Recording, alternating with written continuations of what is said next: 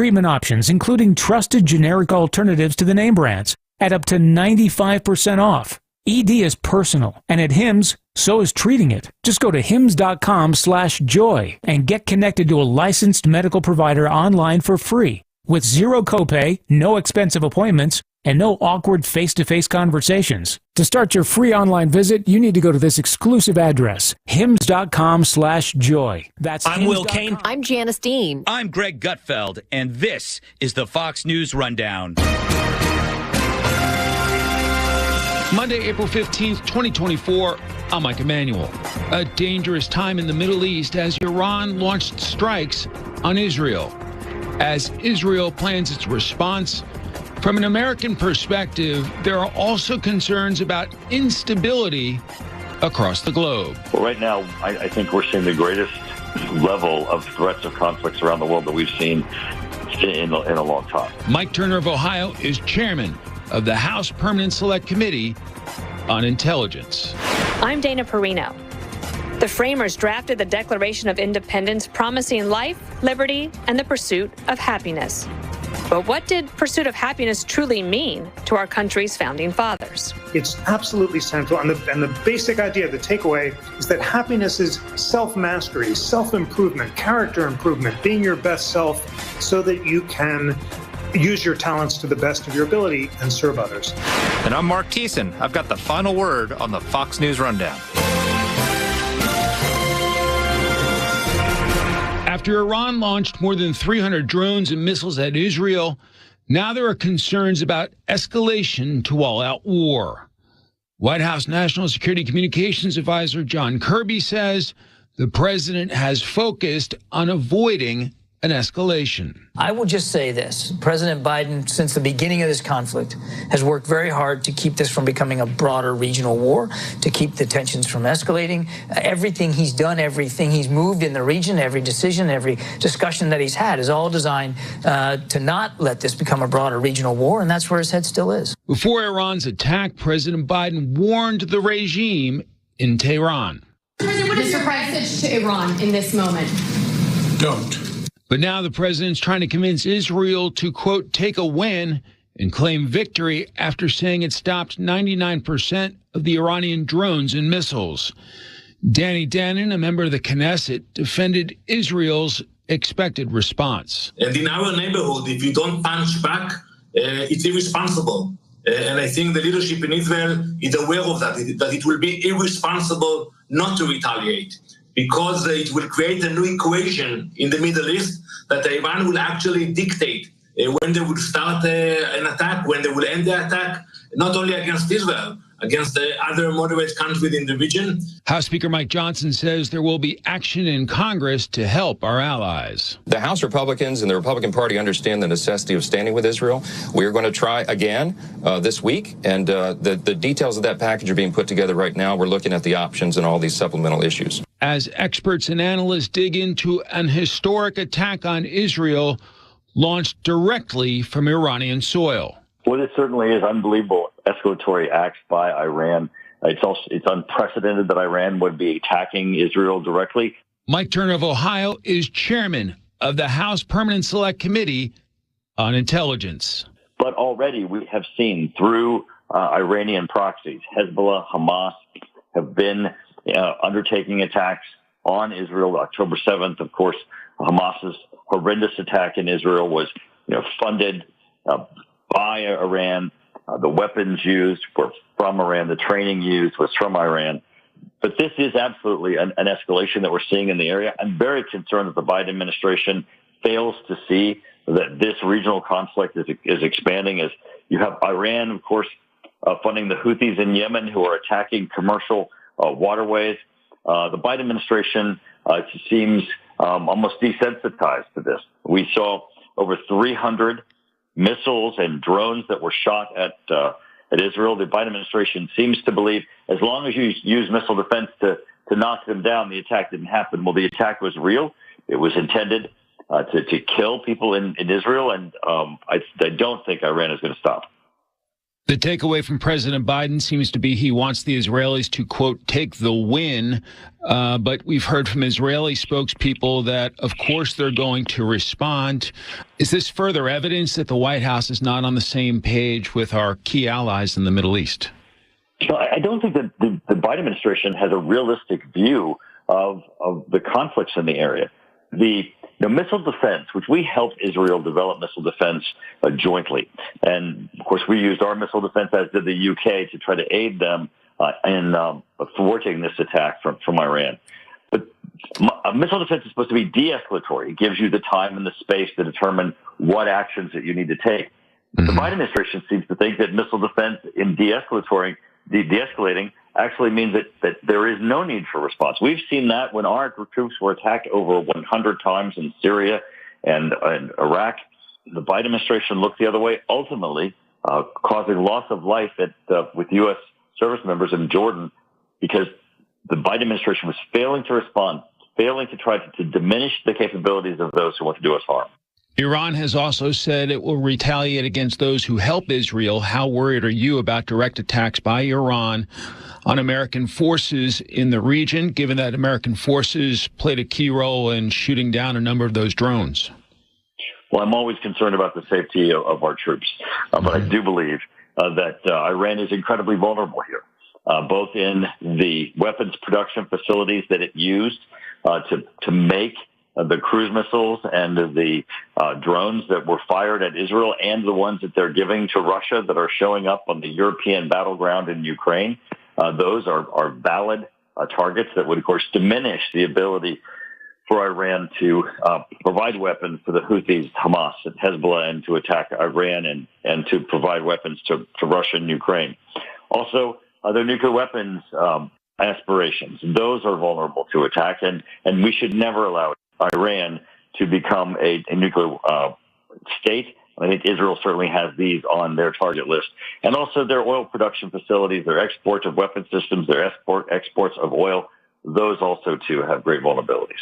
Majority Leader Steve Scalise says that the House legislative schedule will change next week to, quote, consider legislation that supports our ally Israel and holds Iran and its terrorist proxies accountable.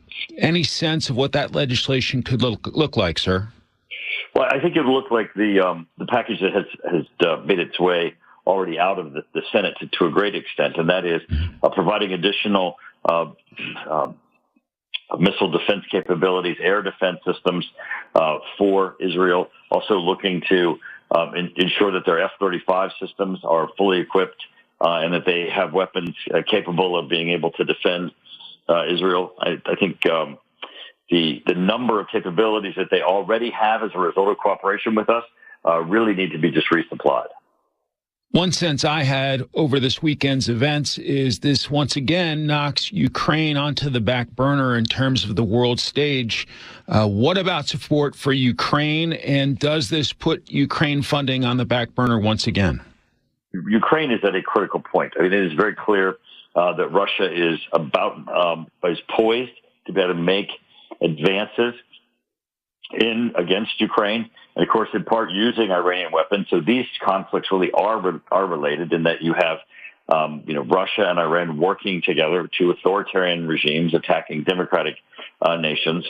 The speaker has made it clear that he would bring forward legislation to be able to provide the necessary defensive funding to Ukraine, and I believe we're to a point where that needs to occur. There will be, I believe, overwhelming support for a package for Ukraine on the House floor, just as there will be for Israel. It struck me there was overwhelming support for Israel in the days after the October attacks by Hamas, but we've seen that soften from some of the folks on the progressive left. We've seen the president change in tone about Israel. How much of that is about domestic politics in a battleground state like Michigan, where there's a huge Arab American, Muslim American population? It is very disheartening to see the White House weaken its overall support for Israel as they get critics who lean on the side of being anti-Israel. This goes to the basic values of democracy and standing up for our allies. the United States needs to stand strong for Israel. Mr. Chairman, obviously there are a lot of complicated situations across the globe, including as we look at China and its ambitions toward Taiwan. What are you seeing there, and how alarmed are you by the potential threat by China against Taiwan? Well, right now, I think we're seeing the greatest level of threats of conflicts around the world that we've seen in a long time. The fact that this administration has shown weakness, both in pulling out of Afghanistan, tolerating Iran's efforts in the Middle East, and and supporting Iran by giving them, access to additional $6 billion in exchange for detainees. All of these are seen as a weak administration. Certainly, their weakness with respect to Russia and Ukraine, not fully standing up to Russia. And of course, that gives a signal to China, where China thinks, this may be an environment that the United States' weakness would benefit them. Do you think China is looking at the situation in the Middle East, the situation in Ukraine, and thinking the United States is distracted, and so maybe they should go forward? I don't think it's an issue of just distracted, because we certainly have the full capabilities. I think it's an issue of just weakness at the White House. John Kirby, in giving the White House response to this attack from Iran, was very weak. He said he did not indicate there were any red lines. He acted as if because we were able to defend against over 300 drones and missiles fired directly at Iran, we should just pretend as if nothing had happened. We are facing escalation because the White House continues to portray weakness. Mr. Chairman, as you know, FISA, the Foreign Intelligence Surveillance Act, has become a bit of a political football here in Washington. Congress did reauthorize it with new reforms that were touted by former President Trump. What's the significance of the reauthorization, especially in a time where there are numerous foreign threats? Absolutely. So FISA, the Foreign Surveillance Act, has within it a Section 702, which was expiring this year. 702 are provisions that are targeted toward collecting intelligence on foreigners abroad. It has to be both a foreigner and a person abroad. It's not Americans abroad. It's not foreigners here. It is foreigners abroad. This was still abused by the FBI. There were horrific abuses. So we put together a package of reforms that overwhelmingly passed the House to be able to put in place restrictions and real penalties, including criminal penalties on the FBI if they continue to violate the basic principles of intelligence of our targets, our foreigners abroad. Obviously, some Americans worry about abuse, but you sound confident that the reforms will make sure there's not abuse of FISA against Americans both here and abroad. We have included increased reporting requirements, oversight, and criminal penalties, which are severe. I believe that this is a reform package that's the most significant since FISA was first adopted. FISA having been adopted so that intended to protect Americans, we have now made it stronger, and I think it certainly will be something we're going to continue to monitor, hold the FBI accountable to make certain that American civil liberties are protected. He is the chairman of the House Permanent Select Committee on Intelligence, Mike Turner of the great state of Ohio. Thank you so much for your time today, sir. I wish you a great week. Thanks, Mike. You too. Free speech lives here. Talk Radio 1210 WPHT.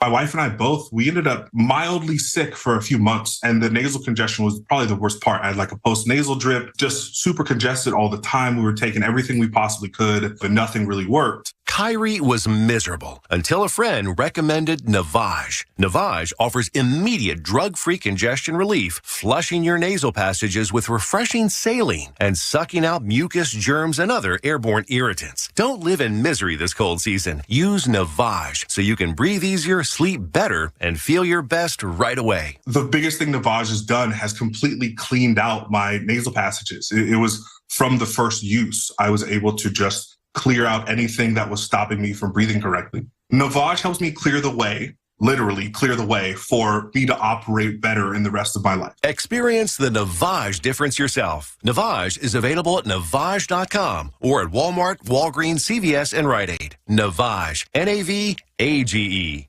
Hello, everyone. For all of you who suffer from calcium oxalate stones, here is some free advice. Tip 1, drink plenty of water. It takes a lot of water to dilute and pass the substances that lead to stones. Tip 2, modify your diet. You'll need to limit sodium, cut your meat.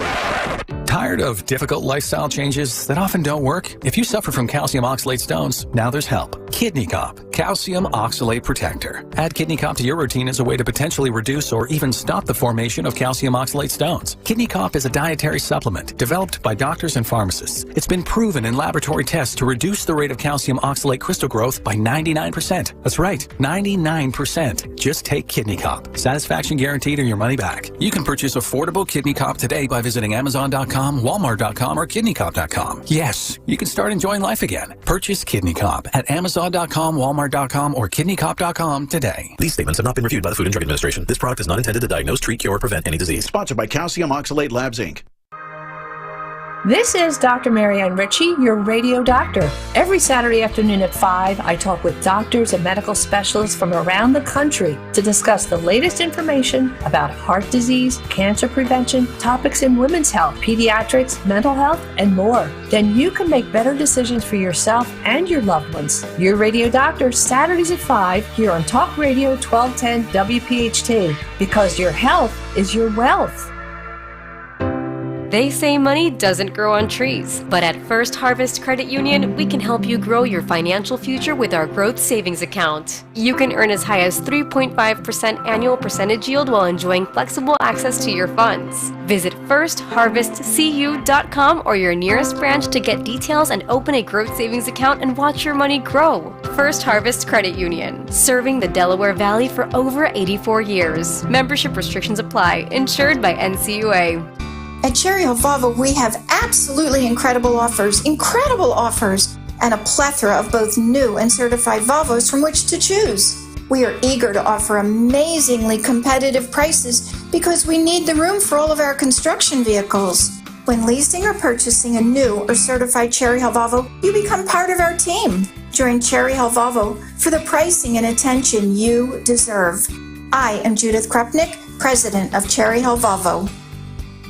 Spin, cuddle, repeat, and help save a veteran's life. Rough Ride Philly is a high-energy event raising money to provide accredited, life-saving service dogs to injured and disabled veterans. Rough Ride Philly is June 1st and 2nd, part competition and part festival. During the 24-hour event, you can ride for 5 minutes, 15 minutes, or 5 hours. Create your team for Rough Ride Philly and learn how cuddling a puppy can help save a veteran's life at roughride.org. Your floors can go from clean to dirty fast. From juice spills, whoops, to muddy paw prints, to little sticky finger marks. Good thing your Swiffer Wet Jet works fast too. Swiffer Wet Jet easily cleans everyday messes as quick as they happen. The next mess is right around the corner. So grab your Swiffer Wet Jet and just spray, push, all clean. Now there's a simple, easy, and effective way to clean your nose and protect your health. It's called Navage. Navage. Available at Navage.com. What if being in recovery from a mental or substance use disorder was something we proudly showed the world? Millions of people are in recovery, sharing hope and support with family, friends, and community. Join the Voices for Recovery. For confidential information for mental and substance use disorders, call 1-800-662-HELP. Brought to you by the U.S. Department of Health and Human Services. Don't let them silence you. Follow 1210 WPHT on the free Odyssey app. Download it now. Now, a look at what's happening from the Fox News Rundown. Good morning. It's Monday, April 15th, tax day. I'm Ted Linder. This is the Fox News Rundown. Uncle Sam says it's time to pay up. If you haven't filed your 2023 taxes, you have until 11:59 p.m. tonight to do so. Failing to file on time could mean a penalty. And 2 New York officers shot and killed while investigating reports of a stolen car Sunday night. And the victims included a Syracuse cop and a sheriff's deputy. This happening in the Syracuse suburb of Salina on Sunday evening. The suspect also dead. I'm Ted Linder on the Fox Fox News Rundown. This is the Fox News Rundown.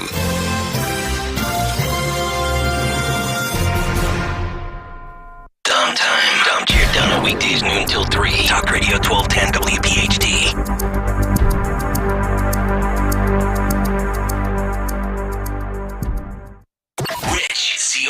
So I just want to make sure my take on Woodrow Wilson is strong and clear and nobody has any questions. I hate the man's guts. What about Edith Wilson? What do you think of her? I hate her too. Okay. When I can't sleep, I sit there and remind myself of all the reasons why I hate Woodrow Wilson.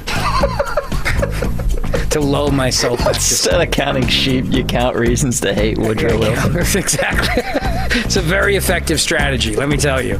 Rich Cioli, weekday afternoons 3 to 7. Talk Radio 1210, WPHT, and on the free Odyssey app. Navigation. Take me to Turnersville Jeep. TurnersvilleJeep.com is your zero-down Jeep and Ram headquarters. Come to Turnersville and get up to 15% off select Jeeps and Rams. That equates to over $12,000 in savings on select models. We have over 300 vehicles available for immediate delivery at TurnersvilleJeep.com, located on Route 42 in Turnersville. Drive a little, save a lot at TurnersvilleJeep.com. That's TurnersvilleJeep.com. Trying to find a way to thank Mom for all she's done, but having trouble deciding? Something handmade was nice when you were a kid, and chocolates and flowers are fine. But if you want to get Mom something unforgettable, get her a unique piece of jewelry from Cozy. Nothing beats Cozy's 5 C's: color, cut, clarity, carat, and cozy. Stop in at Cozy Jewelers' family-owned and operated showroom, and they'll help you pick out the perfect Mother's Day gift. Step up to the 5th C at Cozy Jewelers in Newtown Square or online at cozyjewelers.com. Do you have 3 ex-wives and your current trophy wife wants a life insurance policy 3 times the size of the policies you had to purchase for your previous mistakes? If so, you need to call Big Lou at Term Provider, 800-700-6898. Big Lou is intimately familiar with your problems, and if you're 50 or 60 years old and in reasonably good health, a $1 million policy should only cost about $100 to $200 per month. Big Lou may have a solution for your previous policies as well. You may even save enough money to lighten the load on your new $1 million policy. Remember, call Big Lou. He's like you, except he's only on number 2. Call Term Provider at 800-700-6898. That's 800-700-6898 for $1 million in term life insurance that you can live with. Call Big Lou at 800-700-6898. 800-700-6898. Click this link now to review my bank transfer. I didn't make a bank transfer. Ugh, another phishing message. Are you frustrated by these too? So much of our lives are online today. To make sure my information is protected, I checked out CISA's Secure Our World resources. They've got 4 simple ways we can stay safe online. First, learn to recognize and report phishing. Next, create a strong, unique password for each online account, and use a password manager if you can. Then turn on multi-factor authentication for extra security, and you'll receive a code when logging in. And finally, turn on automatic software updates for convenience and safety. Click here to track my delivery. Another phishing message. But now I know how to protect myself from scammers, and you can learn too. Go to CISA at CISA.gov/Secure Our World for more quick, easy tips to be safer online. Children are the greatest joy and our best hope for a better future. Friends, they are the future. But did you know that millions of kids right here in our own backyard are facing hunger every day? Without healthy food, it's harder to grow, to thrive, to feel their best. The impact when children don't have enough to eat is tremendous because when you're hungry and your basic needs aren't being met, you cannot learn. Every child deserves to be fed. This is a problem we know how to solve. Food is not just food. It's energy, health, confidence, hope, and even love. Yes, love. Breakfast in the classroom contributes to kids being more focused, which leads to higher grades, and simply just their well-being. Thank you! Learn more about how No Kid Hungry is helping end child hunger in America at helpnokidhungry.org.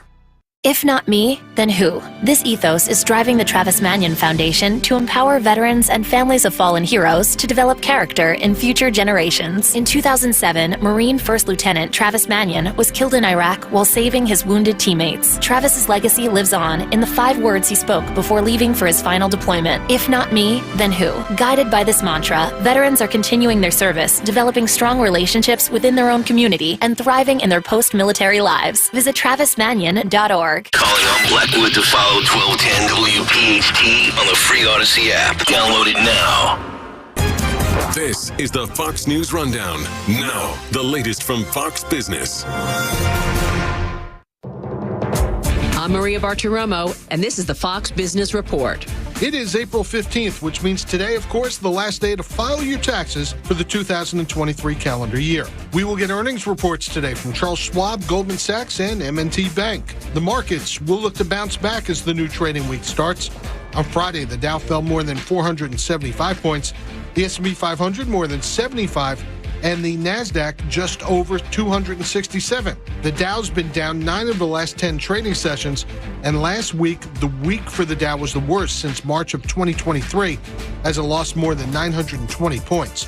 It was the worst for the S&P 500 since late October. Later this morning, we'll get the retail sales figures for March. Tomorrow, news on housing starts in March, and Thursday, the details of the sales of existing homes last month. That's your Fox Business Report. I'm Kevin Uretsky. Invested in you.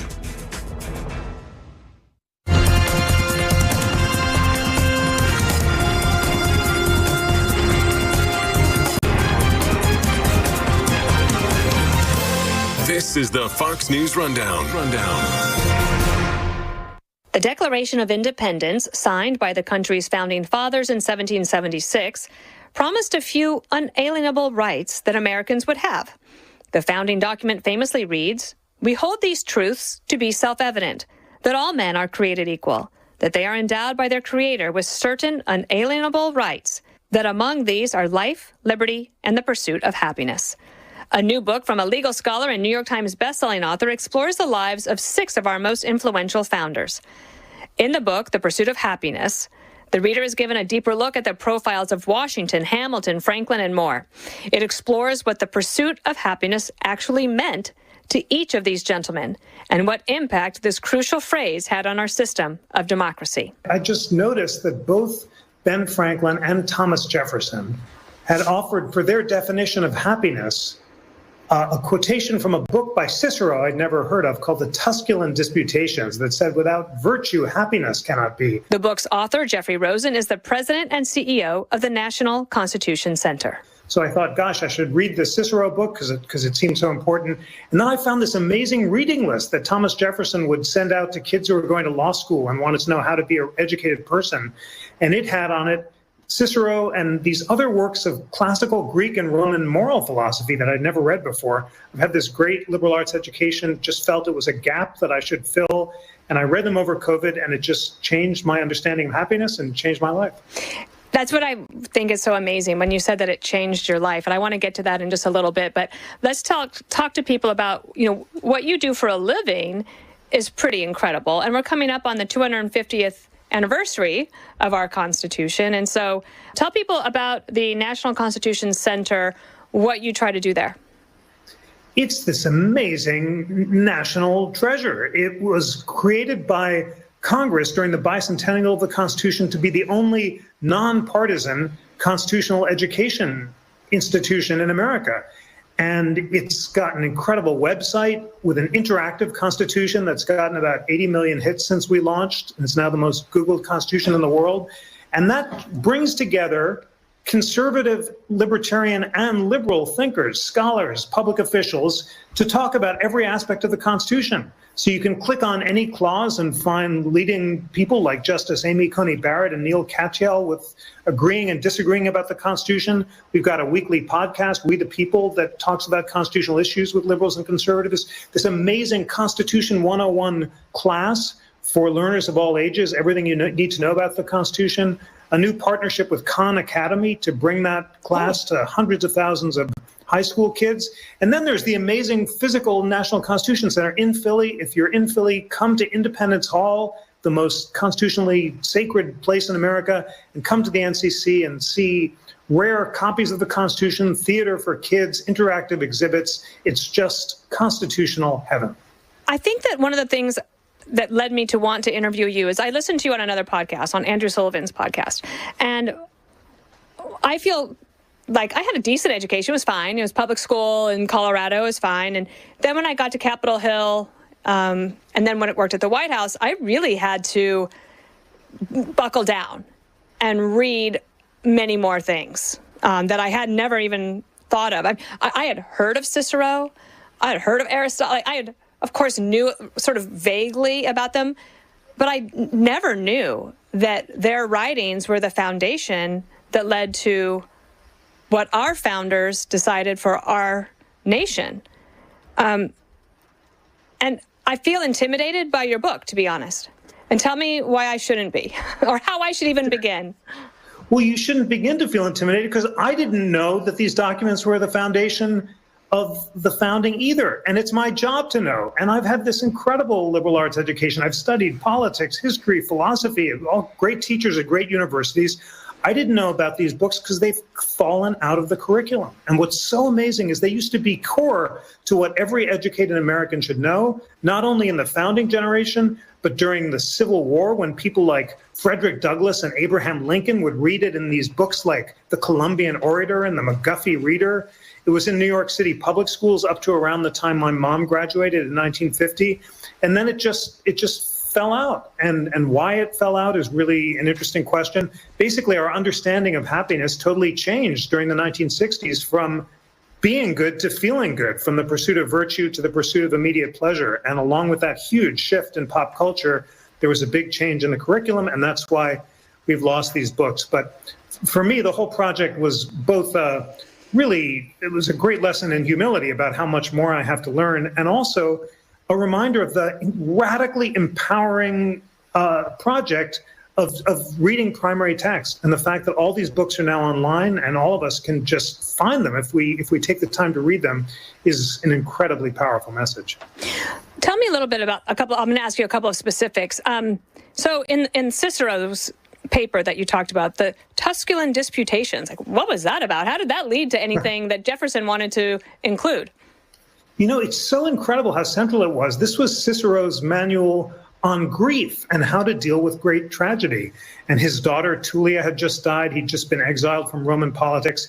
He goes to his villa in Tusculum and he writes this book saying that the way to deal with grief is to achieve tranquility of mind, to use your powers of reason to master your turbulent passions or emotions so you can achieve that tranquility of mind and greatness of soul that defines virtue, which defines happiness. And Jefferson copies it out when his dad dies when he's 14 years old. And then whenever anyone asks him what's the meaning of happiness later in life, he sends it to them. What's so important about the Cicero book is it inspires John Quincy Adams, who reads it in the White House after his son commits suicide, and he uses it to inspire him to be a great abolitionist.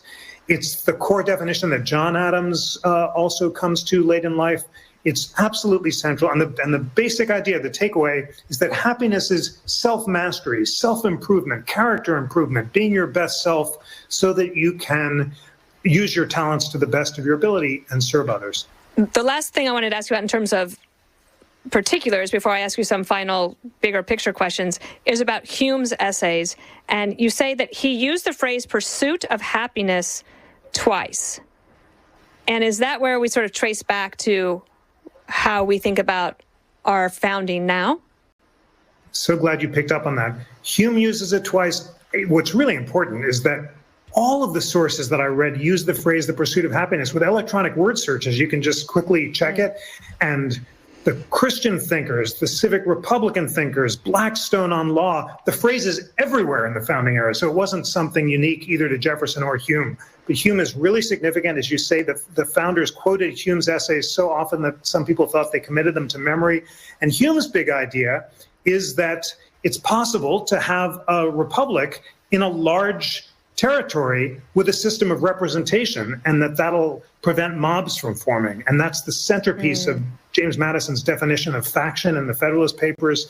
He gets it from Hume, but the happiness part is that Hume says that personal self-government is necessary for political self-government, and unless we achieve calm, tranquility, and balance in the constitutions of our minds, we won't achieve that in the constitution of the state. And that central connection between private and public virtue is central to the founders. Have you been following the reemergence of these classical education schools?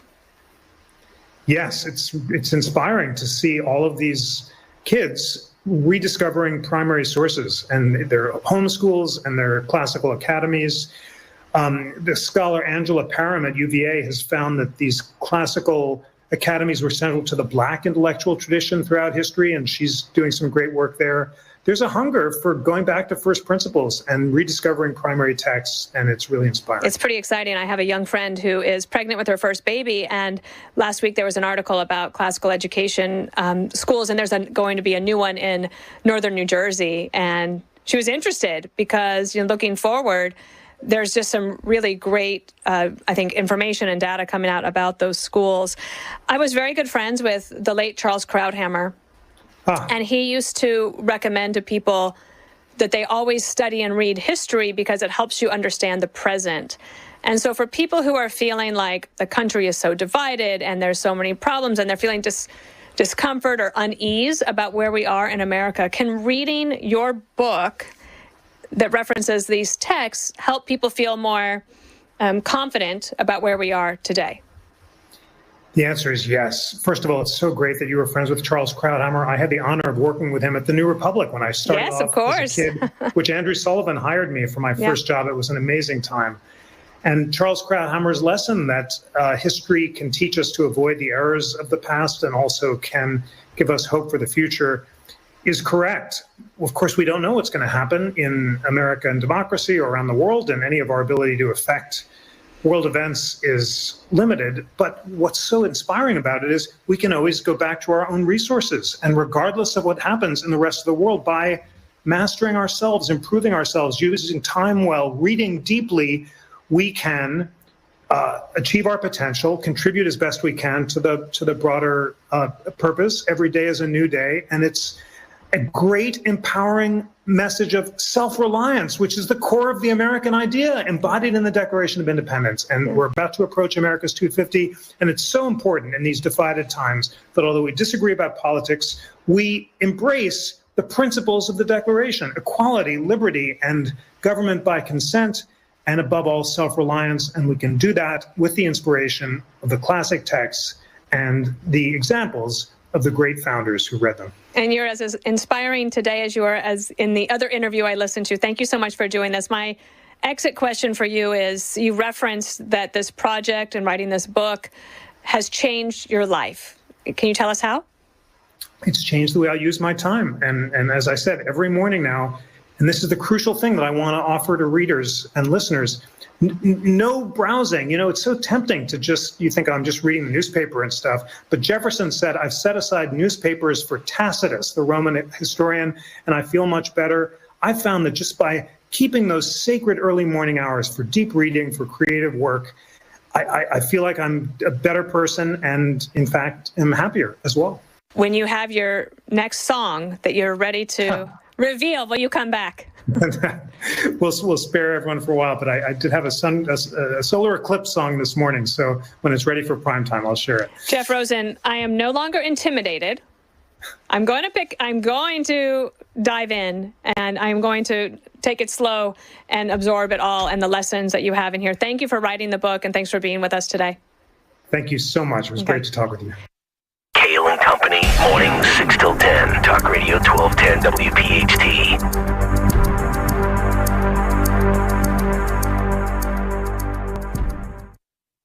Buying a home warranty is one of the best investments you can make for your home. Are you worried about your air conditioning or your refrigerator breaking down? How about your heat, your plumbing, or any other major appliance?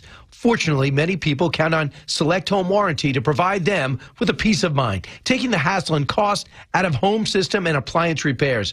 Plans start at $1 per day. Call now at 800-231-5953 or shwvalue.com and save $200. In the event your appliance breaks down, don't worry. Select Home Warranty offers same-day service for repairs or replacement. Select Home Warranty is peace of mind you can trust. Repairs or replacements done by highly qualified service technicians. So I want you to call now. Don't wait for one of your major appliances to break down, for your systems to break down. Then it's panic time.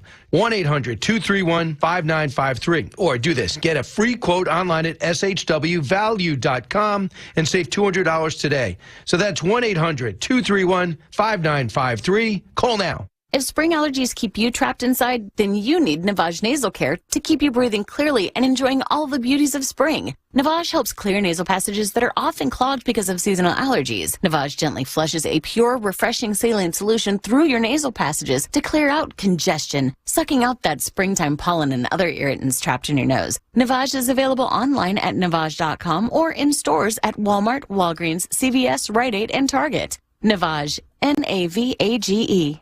Get ready for grilling season with the ultimate burger perfection flight for just $89.99 when you shop omahasteaks.com and use promo code SIZZLE at checkout. That's 24 rich and juicy Omaha Steaks pure ground burgers. They're guaranteed to deliver an explosive combination of tenderness, juiciness, and unmatched quality. Each 6-ounce burger is guaranteed to satisfy with every bite. That's omahasteaks.com, SIZZLE at checkout to unlock this exclusive deal. Hurry, supplies are limited. Omaha Steaks, America's original butcher. This is Bill Hoffman, president of Hoffman's Exterminating. We've been protecting Delaware Valley homes and businesses from pests for 34 years, all while supporting our local community. We also support those who protect us, our veterans. Robert Rutherford, our Director of People and Culture, served 10 years in the U.S. Marine Corps. We at Hoffman's have made a commitment to hire veterans. Our veterans are valued, and the skills they learned in the military are transferable. Join the Hoffman's family and visit us at hoffmansexterminating.com. Jim Cipriotti at Retire Ready Financial Group doesn't need Google to know you're worried about retirement. Between inflation, rising taxes, and the uncertainty about Social Security, he understands. That's why he offers a complimentary retirement second opinion. It's a no-obligation meeting for you to talk about your concerns about retirement. You want to know if you're going to be okay? Let's find out. 610-894-7415 or go online, retirereadyfg.com. Insurance and annuities offered through James V. Cipriotti, NPN number 2083768. Standing at the edge of a rocky shore, you breathe in the cool, salty air, watching the sun disappear on the horizon. Across the globe, someone begins their day along a sandy beach, listening to the rhythm of the crashing waves. You each envision a world beneath the water, vibrant life in every imaginable form. Now, imagine it's all gone. What was once a place of wonder and beauty is now a dull, lifeless wasteland. Food, jobs, medicine, all gifts from the ocean, all gone. Time is running out to protect our oceans, and without our love, everything the oceans provide can and will disappear. It's our choice. Love it or lose it. Help protect our oceans. Visit World Wildlife Fund at wwf.org/love. Fox News, I'm Sue Guzman. Donald Trump's criminal hush money trial gets underway in New York City today. Jury selection in former President Trump's criminal trial is expected to take a week or two, and the trial could last 2 months. He will become the first former president to stand trial in a criminal case, charged with 34 counts of falsifying business records, a felony. Fox's Tanya J. Powers. Trump allegedly paid hush money illegally to porn star Stormy Daniels to keep quiet about an alleged affair. The UN holding an emergency meeting Sunday after Iran attacked Israel. Israel demanding Iran be punished for the attack. The Islamic regime of today is no different than the Third Reich. And Ayatollah Khamenei is no different than Adolf Hitler. Israeli ambassador to the UN, Gilad Erdan, an official with Israel's war cabinet, met Sunday without a decision on the next steps. America's listening to Fox News.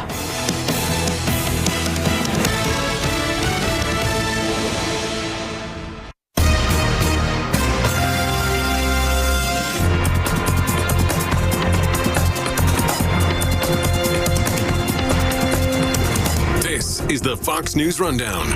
Now a look at sports. Scottie Scheffler won the Masters by 4 shots over Ludwig Oberg. This was Scheffler's second Masters triumph in 3 years. He became just the 18th golfer with multiple Masters victories. Chase Elliott snapped the 42-race winless streak. He took the Auto Trader Echo Park Automotive 400 at Texas Motor Speedway. The Oklahoma City Thunder clinched the top seed in the NBA Western Conference playoffs by knocking off Dallas 135-86. The Denver Nuggets overtook Minnesota for the second slot. Denver beat Memphis 126-111. T-Wolves fell to the Phoenix Suns 125-106. And the New York Knicks won the second seed in the East with an overtime victory over Chicago 120-119. That's sports on the Fox News Rundown. I'm Bob Mortale, Fox News.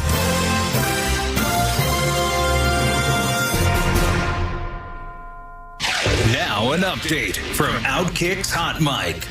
John Calipari, the head coach at Arkansas, and Kentucky, they get what they want without having to pay the buyout, and Arkansas levels up with Musselman leaving. Who do you go and hire right now? As far as success in college basketball, John Calipari, as much as we've seen him fail recently in the tournament, has had a lot of success as a head coach. And if we're just judging based on recruiting alone, look at the number of NBA All-Stars that participated in the All-Star game. Tell it for you because you didn't watch. They had 7 players in the All-Star game of the NBA that came from Kentucky. That's a new record. The previous record was 4 or 5 from the same school, which is also Kentucky, by the way. That's John Calipari. Arkansas has now hired that coach. They gave him more money, and they gave him the same NIL funds that he had at Kentucky. $5 million per year. From Outkick.com, I'm Jonathan Hutton for the Fox News Rundown. Hey, Dawn Stensland here. You've heard me talk about Chapman Windows, Doors, and Siding, how much I love my new patio doors. You know by now, if I needed windows, doors, or siding, I'd only trust the Chapman team. If you're thinking of updating your current siding or removing your current stucco and replacing it with siding, think Chapman. With the new updated siding choices available, the curb appeal of your home will pop. If you currently have stucco, updating it with James Hardy plank or vinyl siding will truly add value to your home. If you're looking to sell, you can bet buyers will value updated new siding. And right now would be a good time to get ahead of the ball and plan your siding project for 2024. The certified Chapman installers are the folks you want on the job. If you or someone you know are looking for windows, doors, siding, stucco remediation, shutters, or hardware, give them a call or text them 610-431-8898, ChapmanWindowsDoors.com. Chapman, the name I trust. Tell them Dawn sent you. It's time for your Fox News commentary. Mark Thiessen. What's on your mind? Donald Trump is under fire from some in the pro-life movement for his decision to oppose a federal abortion limit, declaring instead that abortion should be left to the states. As a pro-life conservative, I get the disappointment, but Trump is right. Let's start with the reason why we can restrict abortion at all today. Trump is the only pro-life president in 6 decades with a perfect record in Supreme Court appointments. The decisive 6-3 conservative majority he created overturned Roe v. Wade, the seemingly impossible goal of the anti-abortion movement for nearly half a century. As president, he defunded the UN Population Fund over its support for abortion in China, allowed states to withhold federal funds from Planned Parenthood, implemented the Protect Life rule, prohibiting Title X family planning funds from going to clinics that perform abortions, and defended the religious liberty of the Little Sisters of the Poor. And Trump was the first president to speak in person at the annual March for Life. No president more openly embraced the pro-life movement or delivered it more victories than Donald Trump. Second, he is being honest with pro-life voters. Passing a 15-week federal abortion ban is not possible in Congress anytime soon. That's because doing so requires 60 votes to overcome a Senate filibuster, and there is zero chance Republicans will win that kind of majority in the next 4 years. So campaigning on a federal abortion limit would be an empty promise to pro-life Americans, one that Trump would be powerless to fulfill. That has not stopped Democrats from demagoguing the issue.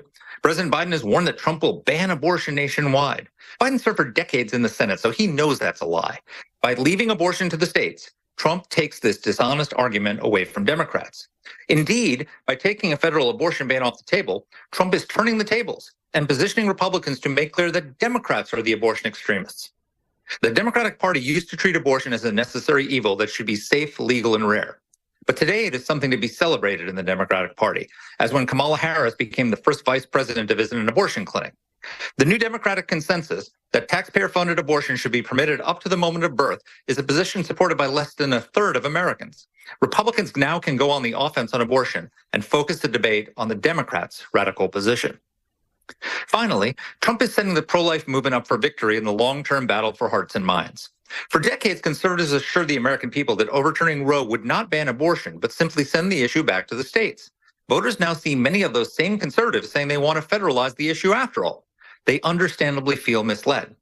The pro-life movement needs to meet Americans where they are, not where we wish they were on abortion. Polls show that most want to keep abortion legal, but 66% support placing limits on abortion, according to a Knights of Columbus Marist poll in January. Support for restricting abortion has slipped as Americans have grown concerned about Republican overreach. The best way to bring those numbers back up is keeping the debate in the states, our laboratories of democracy.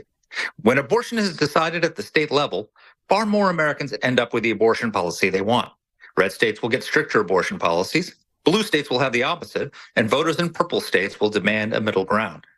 And even at the state level, the pro-life movement should focus on incremental change as it seeks to convince more Americans over time of the sanctity of unborn human life. If pro-lifers push too far too fast, they will end up electing more pro-abortion Democrats who will take our country in the opposite direction. At the end of the day, this is all about the will of the people, Trump correctly said. And the best way to persuade more people to support the cause of life is to leave abortion decisions where conservatives once promised they would be decided, in the states. I'm Mark Thiessen.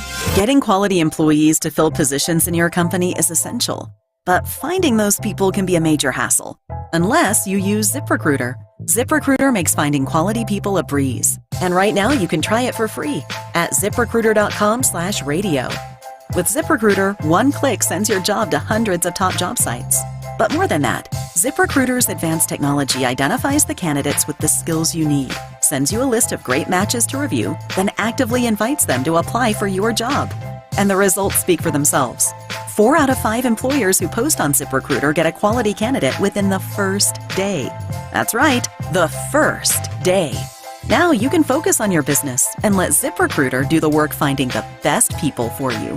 See for yourself. Experience the ease, efficiency, and power of ZipRecruiter for free. Just go to ZipRecruiter.com/radio.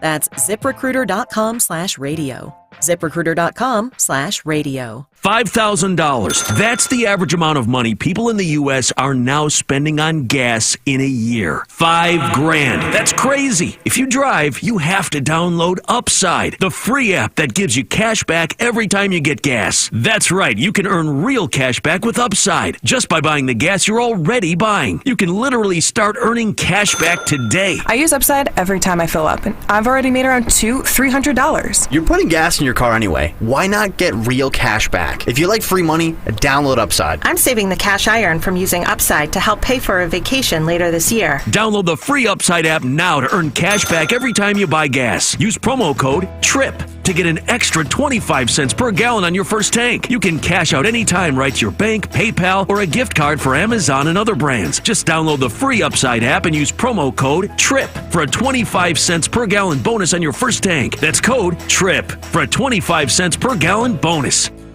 Hey, Philly. Jason Kelsey here. Even though I won't be playing on Sundays anymore, you can still find me at Lincoln Financial Field on Saturday, May 18th for the Eagles Autism Challenge, presented by Lincoln Financial Group. This event raises millions of dollars to support autism research and care and gives you the chance to walk, run, or ride your bike beside your favorite Eagles players. Together, we can transform the lives of individuals affected by autism. Register today at eaglesautismchallenge.org, and I'll see you there. I'm John Morgan of Morgan & Morgan. If you've been injured in a car accident, call America's largest injury law firm. For over 35 years, my mission has been to deliver more for our clients, to deliver more for you. If you or anyone in your family has been injured in a car accident, call us now, as the time to file a claim may be limited. Last year, more clients hired Morgan & Morgan than ever before, protecting America, fighting for you. Morgan & Morgan. Visit forthepeople.com for an office near you. I spray and scrub, but the soap scum in my bathtub is still there. I spray and scrub, but the burnt sauce on my stovetop sticks around. Sprays can leave grime behind, but new Mr. Clean Ultra Foamy Magic Eraser combines the scrubbing power of an eraser with the cleaning power of Dawn to melt away tough messes on contact. Just wet, squeeze, and erase. Stop spraying, start erasing, and clean with more magic than ever with new Ultra Foamy Magic Eraser. Mr. Clean, Mr. Clean. WPHT, WPHT HD, WOGL HD3, Philadelphia. Always live on the free Odyssey app. From the Cherry Hill Volvo Studios, where relationships matter. Live and local from Philadelphia. Free speech lives here. It's Kayal and Company on Talk Radio 1210 WPHT.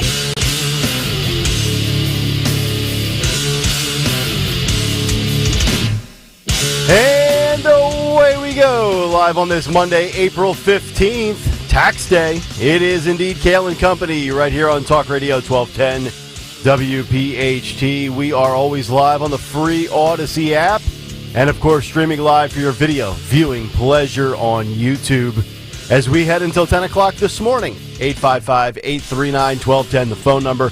On social media at 1210 WPHT. I am at Nick Kayal, Kayal. Mary Walter filling in for Dawn today. Greg Stocker, the chairman of the board. Phil Omquist, Anthony Dorenzo, our associate producers. Action-packed Monday. Good morning, Mary. How are you? Good, despite it being Monday. But it's good because I get to wake up with you guys this morning, and I have a coffee with a peep in it. So it doesn't get better than this. As the kiddies used to say, shout out to all my peeps. That was like a thing there. we said back in like the 90s when we were little and had dreams. But how was your weekend? Everything good? Yeah, it was really good. How about you? It was good. It was really good. Gregory, how are you? Boys in the back, please just move it's too close. Move the camera away from my face. We have encroachment. It's way too close. No, there's too much light. You can actually see Greg's face this morning. There's way too much light. Yeah, there's a lot of light on my face. Yeah. So Stalker doesn't like the close-ups. I'm good, guys. How's everybody doing this morning? Everything is great. Good. We have a lot of good stuff lined up on today's program. The big take, as all hell broke loose again in the Middle East on Saturday. We will get to that with Iran and Israel. Also, some polling numbers, anti-Semitism reports, OJ's in the news, coffee, and there's a lot going on with Donald Trump that we will get to. And right off the top here for a few moments before we get to the big take, very busy weekend for Trump, and it will be a busy week starting today as Donald Trump and his criminal trial in New York begins. That is the hush money case with Alvin Bragg and Stormy Daniels, as jury selection will start today.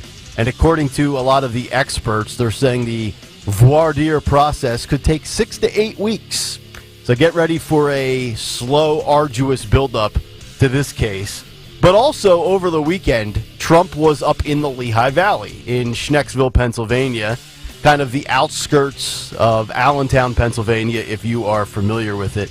And I'm sure you were probably seeing this on social media on Saturday, Mary, and also they cut in and out of the rally multiple times on different networks on Saturday evening. But my sister and her husband went, and there was 42,000 people in attendance on Saturday night. 42 grand. Well, you know what? People love him. This is what scares the left. This is why they call it a cult. It's a cult. Because people wait in line and they have these flags and there's the clothing and everything. They love him.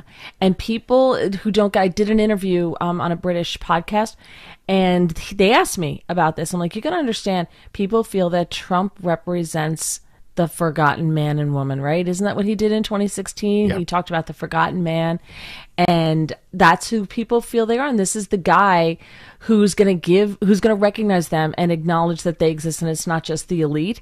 So I get it. I've never been to a rally, but I think it would be pretty cool to go. I have never gone as well. My sister was like, why don't you come with us? They had to put in like this advance notice. You had to sign up. You get an email and a text. Oh, yeah. And you can't just show up? Can't just show up. And she lives only 10 minutes from there. And I think the rally started around 7 or 7:30. She left her house at 3 o'clock. I think she was there about 3:30. She's texting me throughout the afternoon. They waited 3.5 hours in line, and they were given notice that they were accepted, approved to show up, whatever, and still could not get in. So they were on the outside looking in as I'm watching on television Saturday night. Wait, so how? See, this would annoy me. I mean, I can't stand. I like disorganization makes me crazy. So they know you're coming, like you RSVP'd to the party, Correct. and then you get there and they're like, "Sorry, we accepted too much. We invited too many people." They got too many people. Yeah, there was literally hundreds, if not thousands, of people waiting in line over a mile deep. There were people. I'm reading a story from the Morning Call, local paper up in Allentown, that people started arriving 5 a.m. Saturday morning from New York, Illinois, New Jersey, and other places as well. Because I'm thinking, like Schnecksville, Pennsylvania, I don't even know that they have 42,000 residents, to be completely honest. They 100% don't. So, like, where no are chance these people coming from? That's what he said when he said that figure. I was like, are there that many people in the Lehigh Valley? Like, the honestly, entire Lehigh Valley. Where did you hear that number from? That was the announced attendance over the speaker. My sister texted me on Saturday night. Gotcha. Okay. Yeah. Now, that might be people on the outside trying to get in as well, because it was a smaller venue. Well, it was in like a fairgrounds area or something, right? Yeah. Correct. And it was cold. Well, it wasn't cold. It was windy. Well, that's with the wind, it was pretty. windy. Yeah. They were wearing winter hats and gloves on. Trump even said he was freezing his you-know-what off as he was up there. How do they pick Schnecksville? I mean, how does that happen? I have no idea. I mean, we know if you know the Lehigh Valley, you know it's a bellwether area, but it's usually in either Northampton or Lehigh County. I think Schnecksville is technically Lehigh County, although I don't know off the top of my head. But it's a smart move for him because coming to those areas are going to be very dependent upon how this thing plays out, because we know Joe's been to the Philadelphia area 18 times in the last 3 years. Yeah, Joe's done a really good job of planting his flag here in PA, and if Trump needs to do the same, because PA is going to be super important in 2024. There you go. But isn't that part of Pennsylvania already Trump supporters? Aren't they already Trump supporters there? Don't you think? Oh, at the event, yes. Yes, yeah, but in that area in general, isn't that more red than blue? It fluctuates, right? Northampton County and Lehigh County, I think, both went for Biden in 20. Yeah. Oh, okay. But they went Trump in 16, I believe. 16. They're what they call boomerang counties, and I just read an article over the weekend about Erie.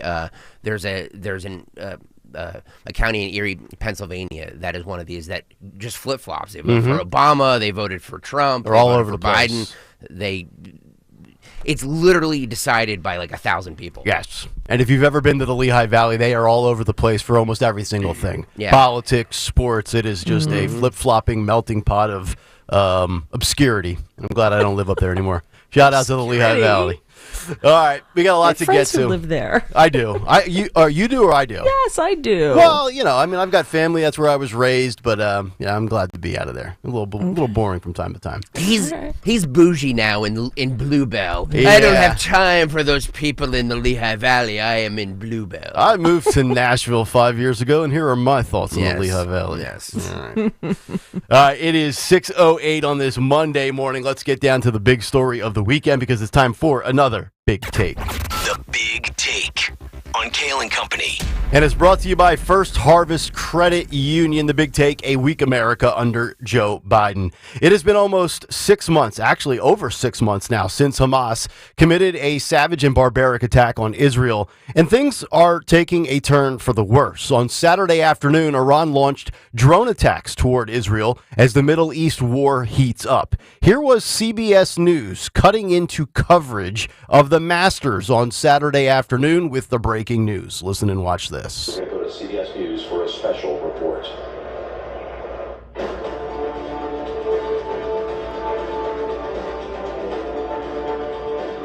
This is a CBS News special report. I'm Mitra Jang in Washington. A major new escalation in the Middle East. CBS News is now learning Iran has just launched a major strike on Israel involving dozens of drones that are still making their way toward Israel.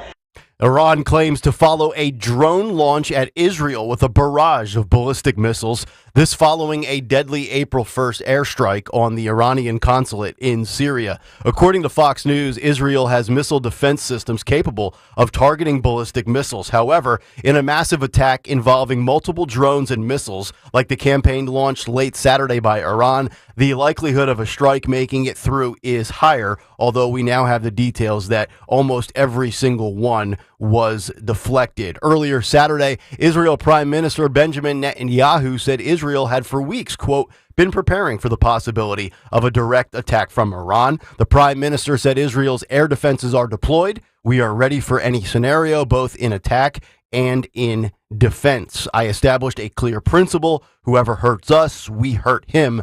We will protect ourselves from any threat, and we will do so with coolness and determination, he said.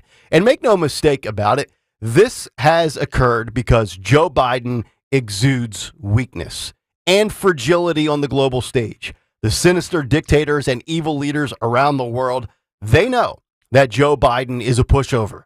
But I want to take you down memory lane with a bunch of clips here in chronological order to illustrate the differences between Joe Biden and Donald Trump when it pertains to being feared and respected compared to being a laughingstock and a softie. Let's begin with 2018 as Donald Trump was in the second year of his first term. This was Trump on Iran with the legendary Rush Limbaugh. Listen and watch. Iran knows that, and they've been put on notice. If you f- around with us, if you do something bad to us, we are going to do things to you that have never been done before. Point blank, period. If you have any dreams, Iran, of engaging in conflict with the United States, we will crush you. Now let's fast forward to election season 2020. Here was Joe Biden saying it would be Donald Trump that gets us into war and conflict with Iran. Listen and watch. The world has changed because of what Trump has done. And the American people, including independents and some Republicans, know how bad he is, know how much he's misrepresented, know how he's getting close to getting us in a war. I said, as the walls close in on this man, I'm worried he's going to get us to war in Iran. Unfortunately, I may have been right. The fact of the matter is there's a lot at stake in this election. Here, let me fix it for you, Joey. As the walls close in on Joe Biden, I'm afraid that Biden will get us into war with Iran. There's a lot at stake this election. Everything they said that would happen under Donald Trump has happened or is happening under Joe Biden. Russia and Ukraine, Israel, Hamas, Iran, the United States, China and Taiwan, on down the list. And why are these wars breaking out? Because much like crime, the Biden administration is soft on global leaders and maintaining peace. It seems as if the big guy's message of don't hasn't worked. Here was Biden in 2022 with Scott Pelley of 60 Minutes on Russia, Ukraine, and again in 2023 with Pelley on Israel and Hamas. How about this for a stern warning? Listen and watch this. And I wonder, Mr. President, what you would say to him if he is considering using chemical or tactical nuclear weapons. Don't. And I wonder, what is your message to Hezbollah and its backer, Iran? Don't. That's the same thing I tell my kids when the water's boiling on the stove. Don't touch it. But Donald Trump is obviously the guy right now that is sitting back and saying, I thought this was supposed to unfold under my watch. Joe Biden tweeted the following in January of 2020, quote, Donald Trump has no strategy when it comes to Iran, no end game. The only way out of this is to get out of his self-made crisis is via diplomacy, clear-eyed, hard-nosed diplomacy grounded in strategy. That's not about one-off decisions or one-upsmanship. No strategy, no endgame. It sure seems like America's involvement with Russia and Ukraine 27 months into that war, does it not? Here was Joe Biden on Friday leading up to the strike. Listen and watch this. Mr. President, to Iran in this moment. Don't. Are American personnel and assets at risk, Mr. President? Mr. President, are American troops at risk as well? We are devoted to the defense of Israel. We will support Israel. We will help defend Israel, and Iran will not succeed. Thank you very much. What would trigger a direct U.S. response, sir? There he goes, waddling off the stage. Joe Biden, in my opinion, just lost even more Jewish voters right there. And this has to be a calculated measure by the Biden administration to perhaps gain more support with the pro-Gaza citizens in America, specifically in a battleground state like Michigan. Anything else doesn't seem to make sense. They had days, if not weeks, to prepare for this. and they did nothing to prevent these attacks. Ask yourself why. This didn't happen under Donald Trump. And the 45th president of the United States was in Schnecksville, Pennsylvania on Saturday night, and he had this to say about the latest attacks in the Middle East. Listen and watch this. Before going any further, I want to say God bless the people of Israel. They're under attack right now. That's because we show great weakness. It would not happen. The weakness that we've shown is unbelievable, and it would not have happened if we were in office. You know that. They know that. Everybody knows that. But America prays for Israel. We send our absolute support to everyone in harm's way. This is an attack that would not have happened. I mean, to think about what we have to go through and the things we put up with the border, with no energy independence, with all electric cars. Would everybody like to buy an electric car for the rest of your life? But we will return the world to peace through strength, and it'll happen very quickly. I will revive American strength abroad, and we will restore American strength at home. We were respected 4 years ago all over the world. Today, we are considered a joke. It's not going to be for long. Believe me, it's not going to be for long. Peace through strength, peace and prosperity. See, Donald Trump is not a threat to democracy. He's a threat to the military-industrial complex. He's a threat to the war machine. He's a threat to lifetime swampers like Lindsey Graham and other old guard Republicans and Democrats who just want to bomb anything and everything under the sun. That's why they want Trump gone. That's why they want him out. Trump's a businessman, not a politician, and war is big business. And the orange man scares them with his track record of peace. According to Fox News, Saturday night's attack came just hours after President Biden cut short a weekend trip to the Delaware Beach House and returned to the White House to monitor the unfolding crisis. Earlier this week, Iran's supreme leader Ayatollah Ali Khamenei had promised to retaliate against Israel, saying it, quote, will be punished for the April 1st strike in Damascus that he described as, quote, a wrongdoing and akin to an attack on Iran itself. Prior to the attack, the U.S. State Department announced it was restricting travel for government employees and their family members outside of major cities in Israel as concerns remained high that Iran could strike. And with Joe Biden, you have weakness on every front, weakness at every turn. That's Joe Biden. And Saturday is just another reason why we can't have 4 more years. And that's the big take. The Big Take on Kayal and Company.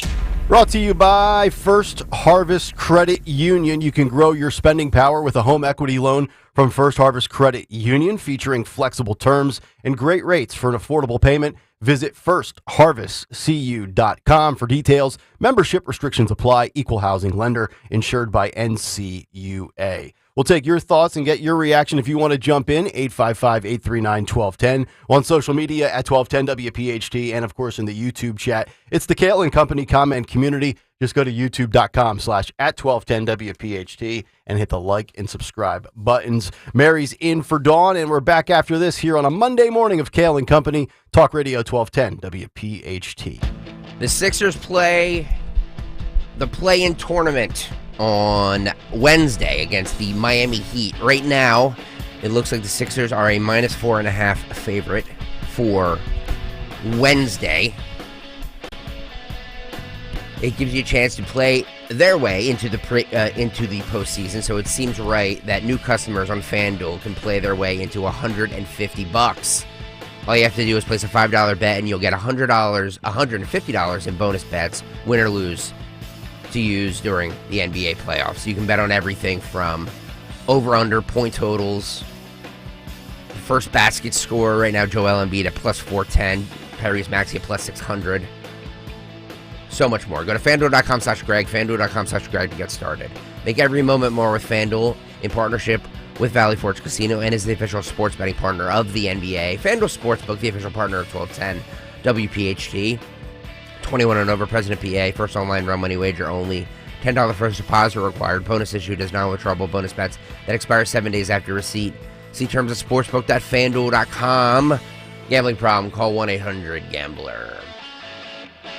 Are you tired of that dated old kitchen or bathroom? Ready for a refresh? Then you need to give Kitchen Magic a call. They've been transforming spaces quickly, beautifully, and affordably since 1979.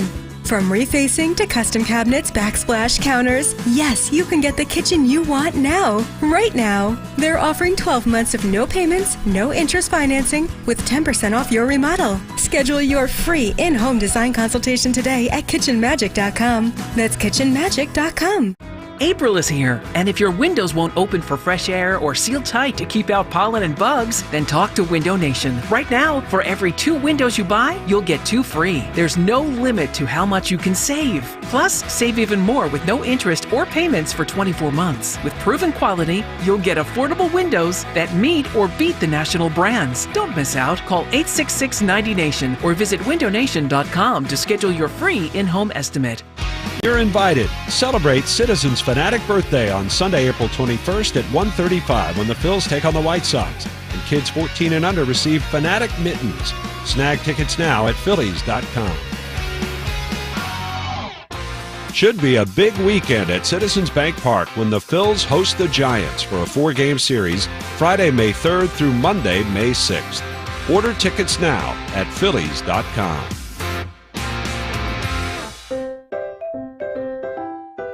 It's time to get excited because new iced honey bun multi-packs are coming your way. Now you can find both delicious Tasty Cake honey bun flavors in 6-count boxes. Whether you love to bite into a soft and cinnamony iced or glazed honey bun, Tasty Cake has got you covered. Pick up a pack for your family today and bring home your favorite tasty treats. Make today tasty with Tasty Cake, except no substitutions. Hi, I'm Henry Winkler. My eyes are very important to me. My eyes connect me with everything I love. I loved my late father-in-law dearly. He always lit up a room, but his vision dimmed with age. He had age-related macular degeneration, or AMD. And since partnering with Apellis, I've learned there's an advanced form of dry AMD called geographic atrophy, or GA. His struggle with vision loss made me want to help others know about GA's warning signs. For some, colors appear dull or washed out. For others, hazy or blurred vision make it hard to see details, like fine print on price tags. Many have trouble seeing in the dark, making driving at night difficult. GA gets worse over time and cannot be reversed. If you think you have GA, don't wait. Treatments are available. Ask a retina specialist about FDA-approved treatments for GA and go to GAWon'tWait.com. Hi, it's John DeMasi, host of Health Watch, a live call-in show airing every Sunday morning at 8 a.m. on WPHT. What would you do to protect yourself this cold and flu season? Well, medical hydration therapy at Innovative Medical Associates could help to boost your immune system. That's because vitamin C and other key nutrients are delivered intravenously right to your cells. Medical hydration therapy may even lessen symptoms should you become ill with a virus or suffer with long COVID or post-COVID conditions. Dr. Molly Fantasia at Innovative Medical Associates prescribes a personalized treatment plan for every patient. We are a medical facility. We treat our IV protocols or our hydration protocols as a medical modality. Learn more about the benefits of medical hydration therapy at innovativemedicalassociates.com. And be sure to join Dr. Molly and me on Sunday mornings at 8 and again at 4 for Health Watch on Talk Radio 1210 WPHT.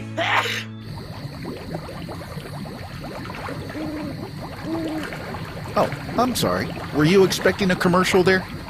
Well, when describing the feeling of owning your own swim spa or hot tub, sometimes words can be hopelessly inadequate. If you like what you hear, Jacuzzi Hot Tubs of Southeastern PA can help by transforming your outdoor living space. Save up to $1,000 in free smart tub system upgrade or special financing. 0% interest for 6 years. Fargo, the new virtual assistant from Wells Fargo, makes banking faster and easier. Like this. Fargo, what's my checking account routing number? And this. Fargo, turn off my debit card. And this. Fargo, what did I spend on groceries last month? And that's just the beginning. Do you, Fargo?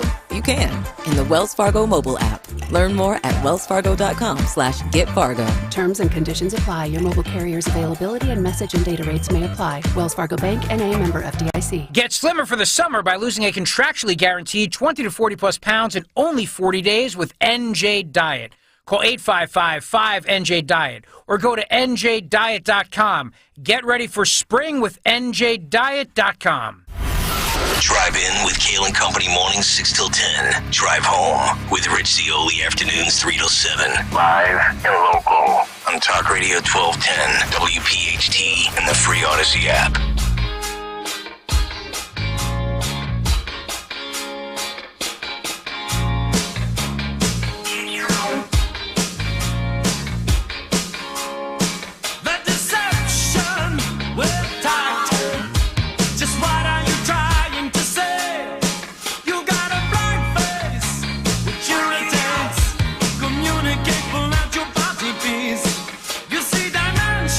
It is Kayal and Company. Happy Monday to all of you. 626 as we continue. Nick, Mary, and Greg on Talk Radio 1210 WPHT. Get us on the free Odyssey app. Watch us live on YouTube. Hopefully all of you had a nice weekend. Glorious, absolutely glorious weather yesterday.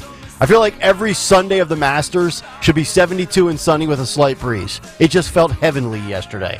Cut sheets coming up 7:45. Also, coffee consumption hits a 20-year high in the United States of America. We're going to get to this story. And also, O.J. Simpson and the Biden family. They share something in common. That story coming up in hour number 2. But Mary, Joe has been a foreign policy disaster for 3.5 years now. And we've all been of the belief, I think, since October that he has a Middle East problem. And I would say that yesterday and Saturday, that's not going to help Joe with the voters in this country with what transpired, especially with the large contingency of Jewish voters in this country that have historically voted D in their lifetime.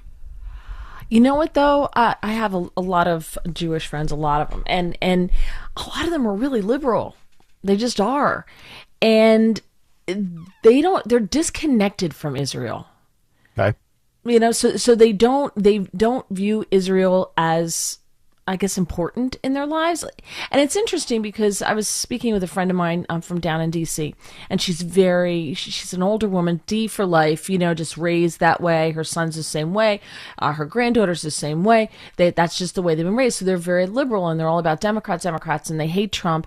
And her granddaughter was on a trip with her aunt in Israel when October 7th happened. Wow. And they were in northern Israel. They got to northern Israel, and they're very wealthy, so they were able to get out.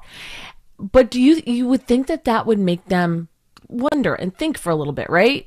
But it doesn't. It doesn't register for them. So you think they are still going to vote Biden, or they'll sit out? Or they could never. Yes, they could never vote for Trump. He's a horrible, terrible man, you know.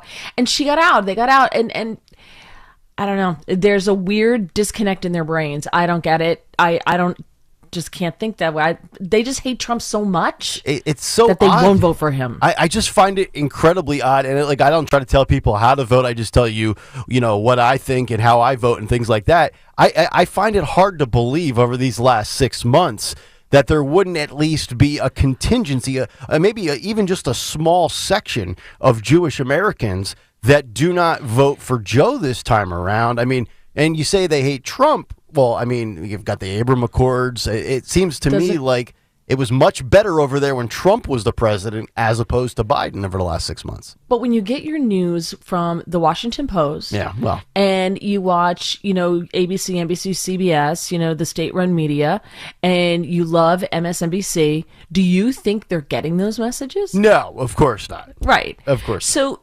you can't have a conversation with them about it. Like I don't even go there. We do not talk politics because I'm just wrong. Like they're right, I'm wrong, and that's that. So, but there are the more conservative Jewish sects are much more likely to support Trump. We have a large Hasidic community, and they are all in for Trump, and they were in 2020. They are all in for Trump. They are much more connected, though, to Israel. Mm-hmm. Yeah, no, that's a good point. If you guys want to jump in, you can do so, 855-839-1210. Thankfully, it seems like even though this attack was carried out, Israel was able to pretty much defeat 99% of the missiles and the drones that Iran launched, thanks to the help of the United States, the UK, and other allies. This is according to the New York Post. Israel managed to shoot down 99% of the 300 deadly suicide drones and missiles that Iran launched. Not a single drone or cruise missile fired by Iran and its proxies made it through. That according to Israeli media, and only a few of Iran's more advanced ballistic missiles struck Israel. Here's a quote. So the numbers are still not 100% clear, but I understand 120 ballistic missiles, around 30 cruise missiles were fired, around 170 explosive drones, explosive UAVs that will rout. That according to Israeli spokesperson Lieutenant Colonel Peter Lerner told CNN. About 40 rockets were also fired into Israel from Hezbollah in Lebanon. And a big factor in this is the Iron Dome, which is famous for shooting down all of these rockets. Nearly all the threats that Israel intercepted were shot down by fighter aircraft equipped with air-to-air missiles. And it's great that you have the Iron Dome. It's great that they were able to prevent 99% of this from, infiltrating and penetrating. And it looks like, I think there was only one casualty on record so far, and it was a 7-year-old girl. But that being said, think about it strategy-wise now for Joe Biden. Joe Biden's got people that are in his own party, the Progressive Squad Dems, that are very pro-Gaza, very much pro-Palestine. And then, of course, you have a big faction of historically Democrats that vote, that vote D, that are Jewish. And it's kind of this delicate balance. And I don't know what the perfect solution is for Joe, specifically based on the fracturing and the splintering of the far left within his own party. But this absurd belief where we have Americans parading around this country from the river to the sea, death to Israel, all of this, it's still, to me, and I can't believe I'm still saying this almost 7 months in, Israel has a right to exist. Israel has a right to defend themselves. And at the end of the day, October 7th was a creation not of Israel. Israel was the one attacked. And there are people out there that will try to portray Israel as the bad guy when all they are doing is defending themselves. I can't believe we have to say that to people in this country, specifically the younger generation, the 18 to 25-year-olds that want to show up and protest, that really have no idea, Mary, what they are protesting when they're holding signs like Queers for Palestine. That's my favorite. It's like, hey, you do realize if you showed up over there, off with your head, right? I'm just saying. I would donate if there was a GoFundMe to send a bunch of them over there on a plane just so they could figure it out. I would donate to that. Sometimes you have to learn the hard way, right? Right. Right. Yeah. Well, but to your point of what you're talking about, this divide that you're pointing out here, which obviously is just getting worse and worse and worse. Joe Biden managed to fracture the DNC. Congratulations. On Saturday, there were in a conference in Chicago, about 300 individuals attended an event at the Teamsters Union headquarters. This is according to the Post Millennial. Mm-hmm. And there, they learned how to disrupt the DNC in Chicago this August. Oh, wow. And they were learning how to chant death to America and death to Israel in Farsi. Oh, wow. Now, this took place at the... Yeah, this took place at the Teamsters Union headquarters, though. Democrats are so big on the union, right? Yeah. Oh, the conventions this year are going to be so much fun. Oh, man. Yeah. I said last year when they announced that it was going to be in Chicago, I'm like, this is going to be shades of 1968 all over again. Yes. With the rioting and all kinds of, like, it's going to be bad, and it's going to be from that pro-Hamas, pro-Palestine faction of the Democrat Party, and it's probably not too far. It's probably not too far of a drive from like Dearborn, Michigan, right? Like from Michigan to Chicago. Sure, maybe absolutely. 6 hours. Yeah. So you're going to have a lot of people that show up ticked off that are going to be protesting. And if you think the first 6 months since that attack in the Middle East is going to die down, it's only going to ratchet up again this summer and when we go into the fall for sure. So I just wanted to give you guys that. That is obviously the big story of the weekend. And, of course, on the other side of the ledger, you have GOP lawmakers that are now saying Iran needs to pay for attacking Israel. All right, here's the question. Can you take a guess as to who was one of the first Republican swampers to come out and say we need to attack Iran and hold them accountable? Anybody want to take a guess as to... Attack them and hold them accountable? Yeah, just retaliate. Greg. You take this one, Greg. I'm guessing it's going to be our favorite senator, the Southern gentleman, Lindsey Graham. That is correct. Yes. Come on down. Lindsey Graham says, you know what, let's go to work and let's start bombing everything under the sun. If John McCain was still alive, he would have been number 2. Yes. So this story, courtesy of Mideast, Republican South Carolina Senator Lindsey Graham praised the decision by House leadership while adding that Iran must face consequences for attacking a U.S. ally. He said the following, quote, prayers for our ally Israel, who is under attack by the Ayatollah and his henchmen. It is long past time for Iran to pay a heavy price for the terrorism they sow throughout the world. I'm glad to see the House will take up the Israel aid package next week. He's referring to something that Steve Scalise talked about yesterday. I'll give you that quote in a minute. And he says, I hope they will do... I flipped my page over here. The same for Ukraine, making it a loan, as President Trump suggested. This is one of these things. And Marsha Blackburn as well, senator from Tennessee, Republican, who I've actually had the pleasure of meeting. Very nice lady, but she loves herself some war as well.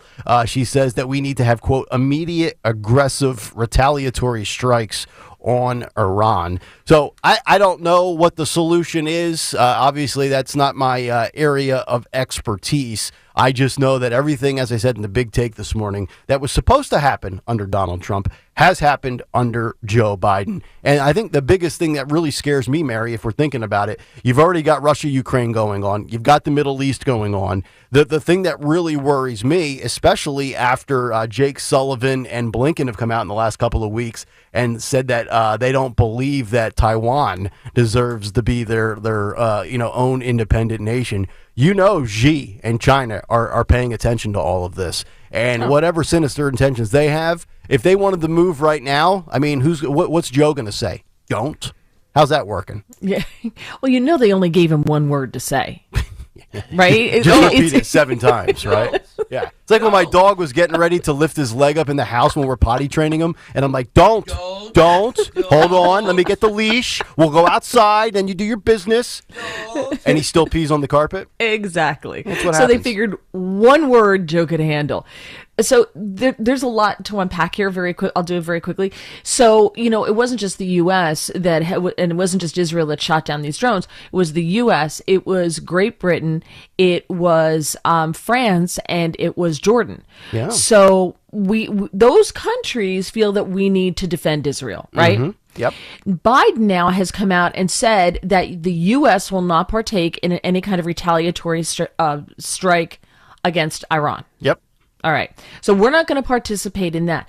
But remember, we have a lot of American servicemen in that area. Mm-hmm. We have to protect them. Yep. You're right. So if he doesn't protect them, that's another problem he has. And you could possibly get around this if they would. Joe gave them all that money, right? And Obama gave them all that money, and then Trump cut them off, and Trump had their economy strangled. They couldn't afford to buy weapons from China. Mm-hmm. But with all the billions and billions of dollars that Biden then gave them, suddenly they have the money to buy weapons, even though they promised they would only use it for humanitarian needs for the people of their country. Yeah. But Trump's former team now is saying, look, lock down the money. Don't make it accessible to them. Yeah. Lock it down. Yep. It's all you have to do is say that's all the United States has to do. You don't have to fire a shot. You don't have to fly a plane. You don't have to drop a drone. Lock the money down. Yep. But Joe Biden is so afraid to do this. As you said, he's trying to thread the needle here. He's trying to walk this line that he can't do. It's impossible. Right. You're exactly right. And I want people to think about this. And I don't know that there are many people on the fence when it comes to Israel and Hamas and what's going on in the last 6.5 months. But if you are on the fence, let me ask you this question. Why is it that nobody wants to take these refugees from Gaza? In the Middle East, we're talking about here.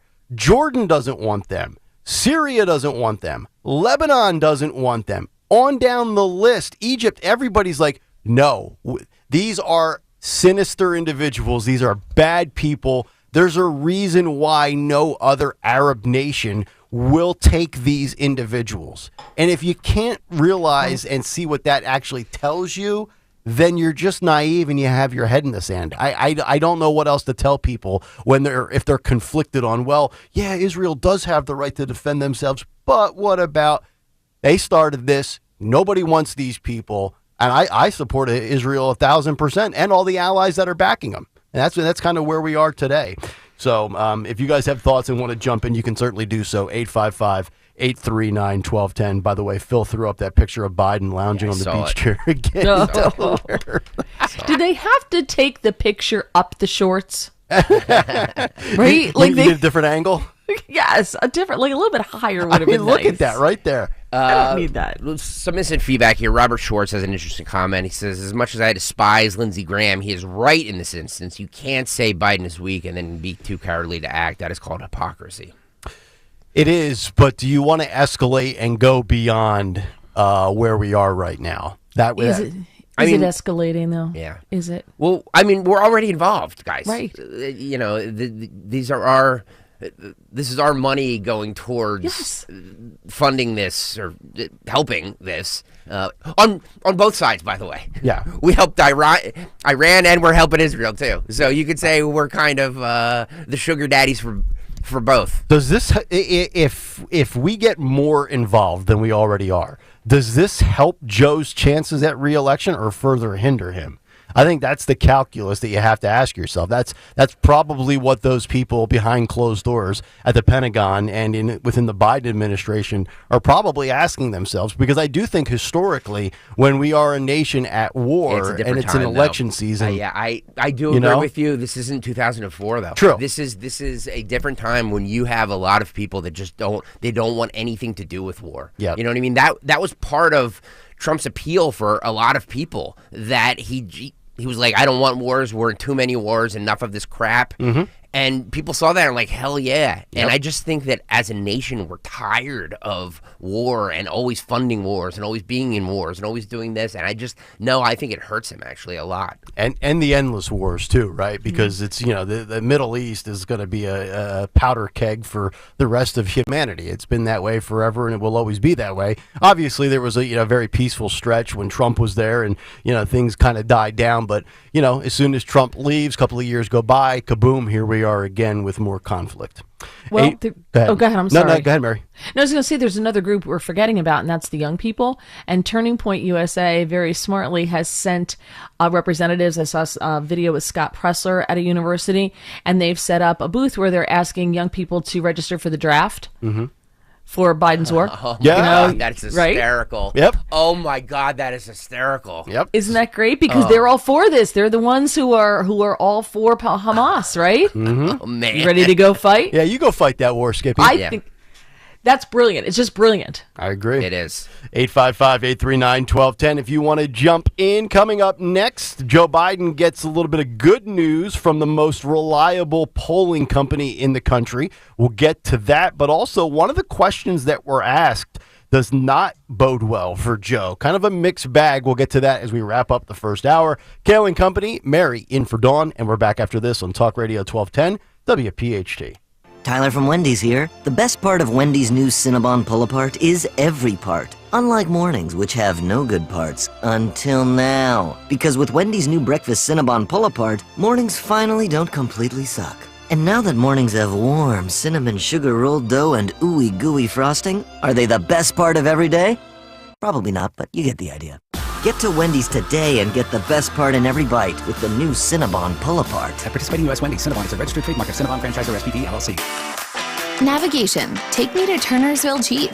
TurnersvilleJeep.com is your zero-down Jeep and Ram headquarters. Come to Turnersville and get up to 15% off select Jeeps and Rams. That equates to over $12,000 in savings on select models. We have over 300 vehicles available for immediate delivery at TurnersvilleJeep.com, located on Route 42 in Turnersville. Drive a little, save a lot at TurnersvilleJeep.com. That's TurnersvilleJeep.com. Hi, this is Dom Giordano. If you're dealing with inflammation or stiff joints, then Glyco Plus from Rescue Natural Supplements can be your ticket to a healthier spring. Glyco Plus features a unique blend of green-lipped muscle complex and UC2 collagen, specifically designed to support joint health. Collagen, a vital component of joint cartilage, plays a crucial role in maintaining strength and flexibility. And right now, Rescue Glyco Plus is buy one, get one free for anyone with our exclusive radio code. Just use the code RELIEF to double up your order for free. Again, that's RELIEF. Call them today at 800-26-ALIVE, 800-262-5483. Speak to a knowledgeable rescue product consultant. You can also use the code online when you visit res-q.com. res-q.com. Get back into action with less pain and more comfort. Again, use the code RELIEF. Buy one, get one free on Rescue Glyco Plus. Are you a victim of the timeshare trap and think there's no way out? I'm Chuck McDowell, founder of Wesley Financial Group, the original timeshare cancellation expert. And I'm here to tell you that there is a way out. All you need to do is give my office a call. I will send you a timeshare exit information kit absolutely free, explaining how the timeshare industry works and your options for cancellation. Call Wesley now for your free info kit. 800-790-1400. 800-790-1400. As a roofer, spring means the start of my busy season, which means I've got to get organized. With help from Beacon, I can save time with Beacon Pro Plus and 24/7 access to live pricing, delivery tracking, order history, and more. Plus, this spring, I can earn $1,000 and the chance to win a $25,000 backyard renovation just by buying my CertainTeed shingles online with Beacon. No purchase necessary. Now that's what I call a spring cleanup. Visit BECN.com for official rules and to start earning entries.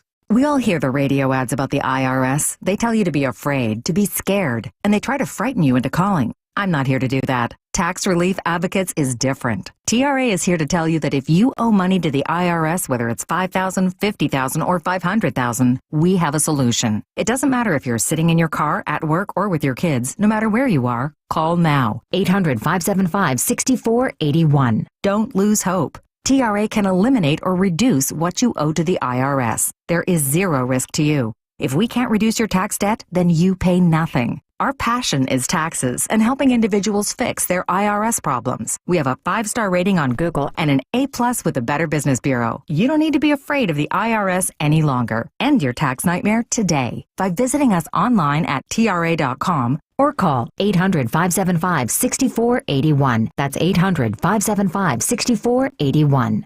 Tax Relief Advocates. Real solutions for real people. Spring is here. Get ahead of summer pricing and availability. Call CNC Heating and Air Conditioning, your local Lennox dealers. Family owned and operated, serving Montgomery and Bucks counties for over 50 years. With 24/7 service and trained technicians, CNC will make sure your system is running efficiently before you get stuck without cooling on blistering hot days coming up. 0% financing options are available. Schedule an estimate today at cc-hvac.com. If you've been dealing with a POS system that just isn't getting the job done and you're in the restaurant, retail, or casino business, you need to call my friends at PDQ Signature Systems. Joe Flynn and his team at PDQ have the fastest and easiest POS system to learn, use, and manage. Their all-in-one POS system will save you time, effort, and money. Whether you have a single location restaurant or thousands of locations, PDQ can help grow your business like never before. Visit pdqpos.com. For more expert appliance shopping advice, here's National Appliance Warehouse's own appliance guru. Hello. Let's talk about prices. At National Appliance Warehouse, we have billions in buying power that we leverage in order to pass dramatic savings to our customers. We're passionate about offering the lowest price, so we developed Price Assured to ensure we always are. Price Assured uses powerful technology to scan chain store prices online and make sure ours is lower. Because Price Assured is connected to electronic tags throughout the showroom, it's able to update them instantly if an adjustment is needed. Our customers enjoy great service that rivals that of a small independent. While shopping with confidence, they're seeing the lowest possible price. Spring into savings at National Appliance Warehouse. Save an amazing 35% on select GE appliances. They have an unmatched collection of GE, Cafe, GE Profile, and Monogram appliances. Click nationalappliancewarehouse.com or visit their easily accessible showroom on 202 in tax-free Wilmington today. Free speech lives here, on the air, and on the Odyssey app. Talk Radio 1210. WPHT.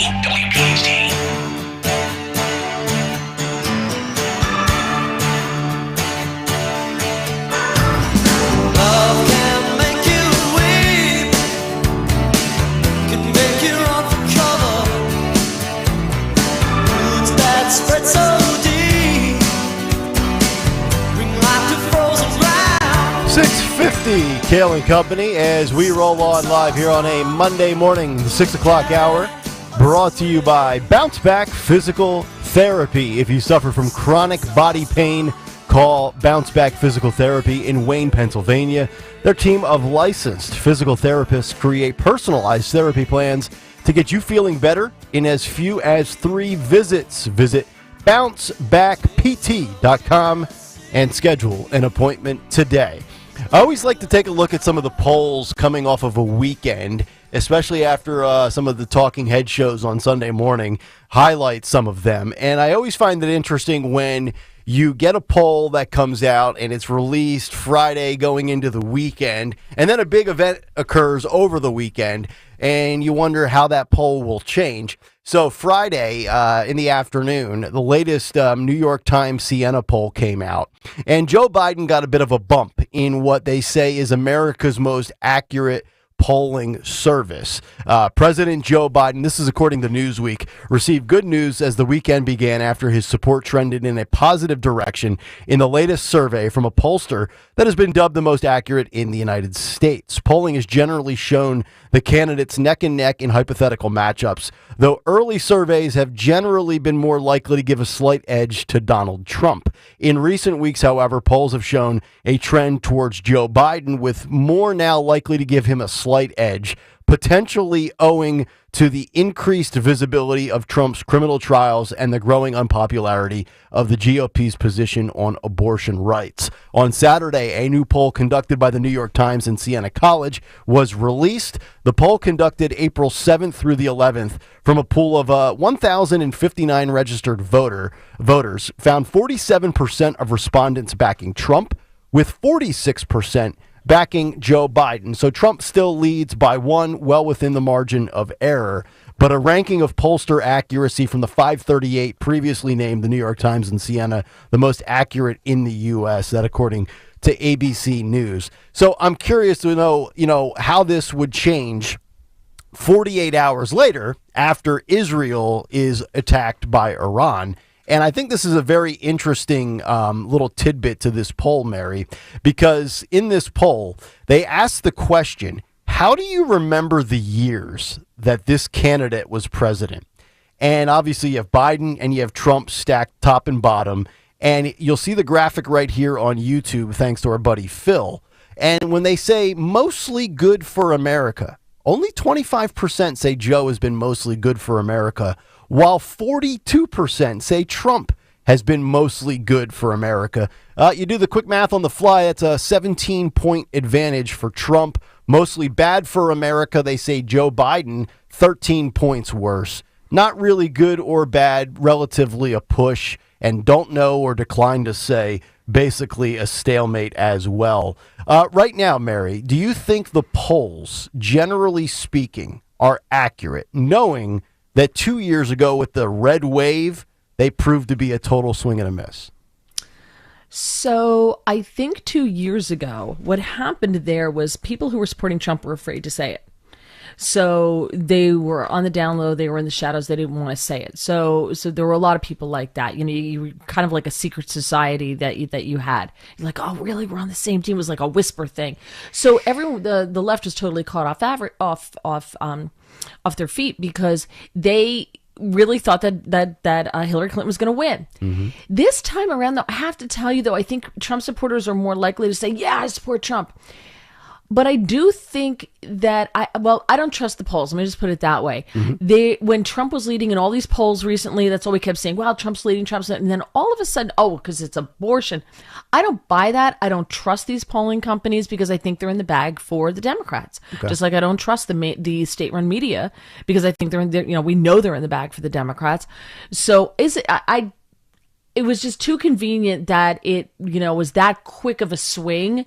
Because Trump said, well, you should have more input into how abortion is controlled in your state. Mm-hmm. So saying that people could get more control is a bad thing. Yeah. Make any sense to me. Yeah.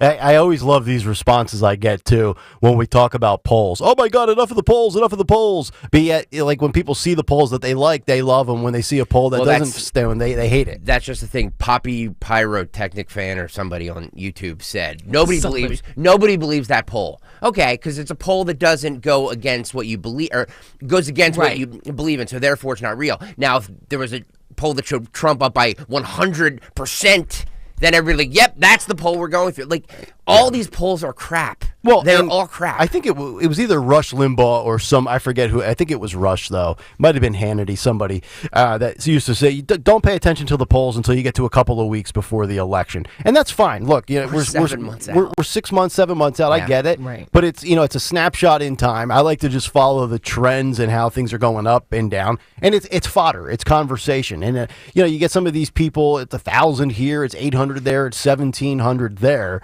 But if you look at all of them and then you start to add up the people, does it represent a sizable, sample of the population?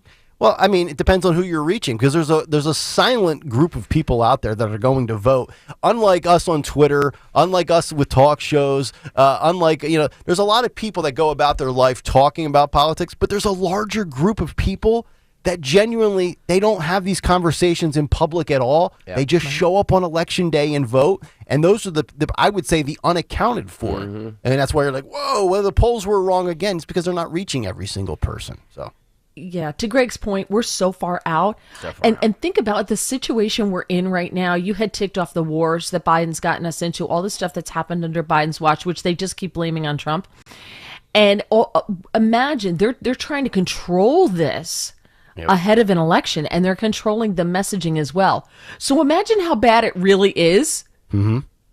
Right? If this were Trump's presidency, you would think the world was ending. Oh. And they would be scaring the younger people into, you're going to be drafted, Trump's going to restart the draft. They would have all of those rumors out there. They would be doing, it would be just, you would think that the world was going to end. And you would vote for Joe Biden, anything but Trump, just to make it stop. So imagine what this is really like if this is their controlled message. If Trump was the president for the last 3.5 years, with the wars, the economy, the crime, the border, inflation, energy, you can take it to the bank. There would never be another outsider elected to office again. Like this is what we're living with, a guy that's been in the swamp for half a century. And that's going to be the beauty of this fall in 2024. You're going to have the current president and the past president, and you can just slap it up on the chalkboard. Resume A, resume B, and you can compare them side by side. You can value shop, right? And you'll be able to see each issue by each issue. Who's the better guy? You're going to be able to see it. Yeah, but people are so emotionally involved in this. I know. So, they're like, yes, but I can't vote for the Orange Man because Orange Man bad. Yeah, mean tweets. I would have taken some mean tweets this weekend over missile strikes, but that's just me. 855-839-1210. We'll come back. Hour 2 is on the way. O.J. Simpson and the Biden administration, they share something in common. Details coming up next. Mary's in for Dawn. Talk Radio 1210 WPHT. Dawn Stensland here. Spring is upon us, and there is no time like the present to get back out on the roads. And my friends at Piazza Premium Automobiles are going to help you find that that luxury vehicle you've been eyeing, Piazza has thousands of new and certified pre-owned vehicles available right now from brands such as Mercedes-Benz, Land Rover, Jaguar, Maserati, BMW, Porsche, and more. Just visit them at PiazzaPremiumAutomobiles.com, or you can stop by one of their Pennsylvania, Delaware, or New Jersey dealers. Tell them Dawn sent you. What's the room again? 1240, down at the end. Ooh, what's that? Sammy, don't touch that. That's someone's old food. Here we are. Do you have the key? You have both of ours. Oh, right. Not working. Rub it. Come on. Try flipping it over. Seriously. Why can't we go inside? I'm tired. Give me yours. You have mine. All right. What? Please, if you Dad, could just... why aren't you opening the door? Can everyone just shut the... Don't go there. Go on a real vacation. Go RVing. Learn more at GoRVing.com. Space may be the final frontier, but it's also what a lot of us lack in our basement or garage.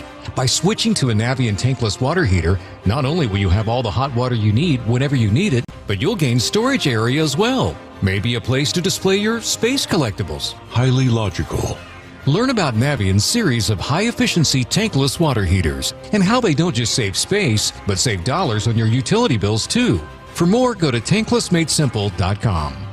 The IRS is the most powerful collection agency on earth, and if you owe back taxes, the news isn't good. The IRS is raising the interest rate it charges on unpaid taxes, and further rate hikes are expected. Most people don't know it, but the IRS adds interest charges to your tax debts daily. So if you owe the IRS today, you'll owe even more tomorrow. And it doesn't stop until you get right with the IRS. The good news is getting right can start with one phone call to Optima Tax Relief, America's #1 tax relief firm. Optima's tax professionals specialize in the Fresh Start Initiative, a powerful IRS program that can save you thousands if you qualify. In fact, the experts at Optima have resolved over $1 billion in tax debt for their clients. Call now for a free consultation. Call 800-354-2840. 800-354-2840. 800-354-2840.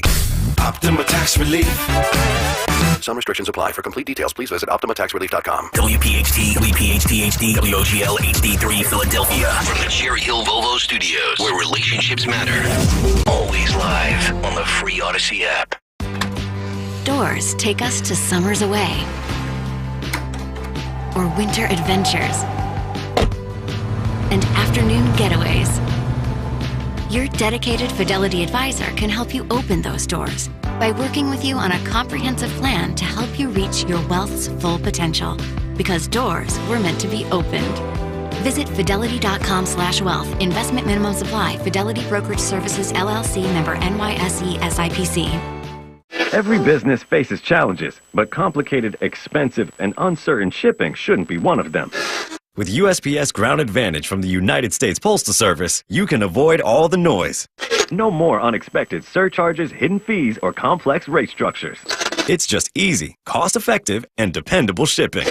Tune your business's frequency to success and turn shipping to your advantage. Learn how at USPS.com/advantage. USPS Ground Advantage. Simple, affordable, reliable. Hey, it's Shota Camry here. Baseball season, it is back. From driving your kids to practice to driving to the ballpark, make sure you are taking care of your car. Schedule an appointment at United Tire. From new tires to oil changes to state inspections and everything in between, the highly skilled technicians at United Tire, they're happy to work around your schedule to do whatever work your car needs, no matter the make or model. Let United Tire help you get in gear for the spring season. Take your car to your locally owned United Tire or visit UnitedTire.com. Don't drive alone. Drive United.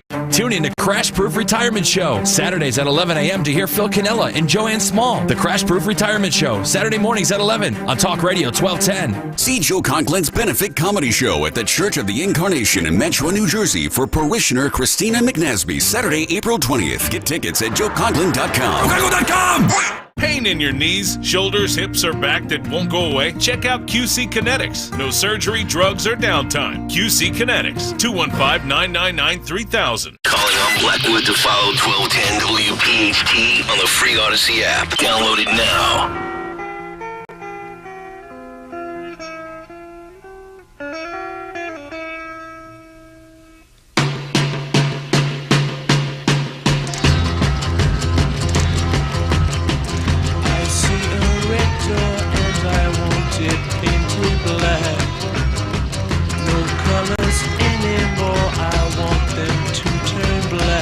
Hour number 2 underway.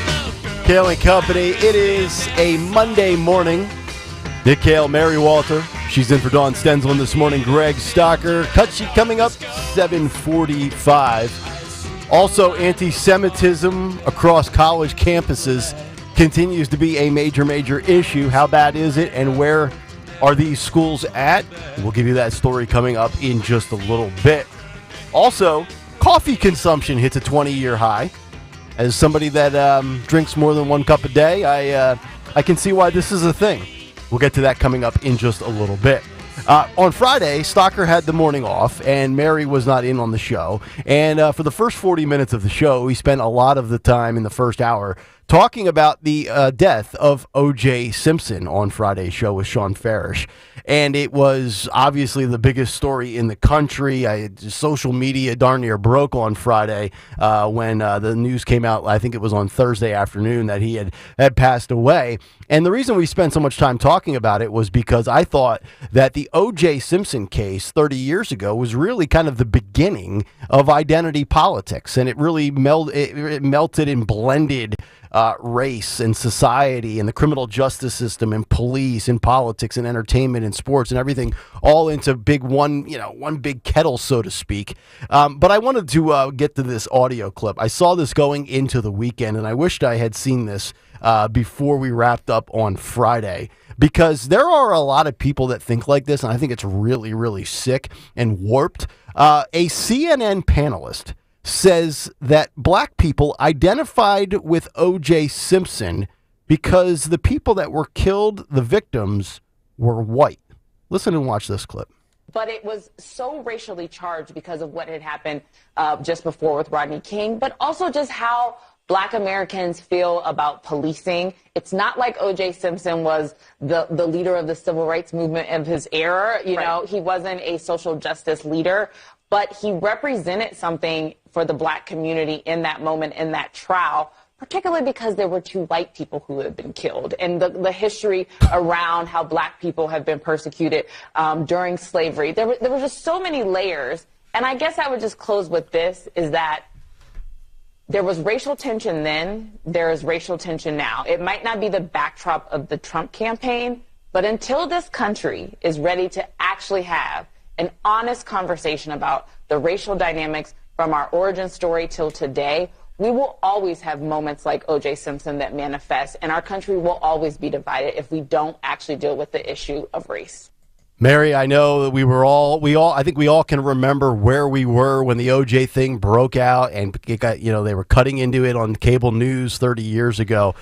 Your thoughts on everything that has transpired in the last couple of days with the passing of what I said on Friday in the Big Take is an absolute scumbag of a human being. Yeah, I was at physical therapy when it broke, and I was like, wait, O.J. Simpson, and everybody's like, O.J. Simpson died. So there's not a lot of politics talked about at physical therapy, which is great. I prefer that. I like a politics free zone every now and then. Yes. So that to me, to be able to say something like that is so accepted nowadays because it's quote unquote reverse racism. I don't think it's reverse racism. I think racism is racism.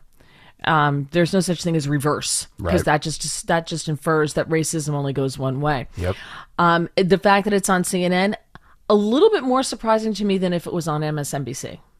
Yes. I think MSNBC plays the race card a little bit harder. Yes. Led by Joy Reid and Rachel Maddow for sure.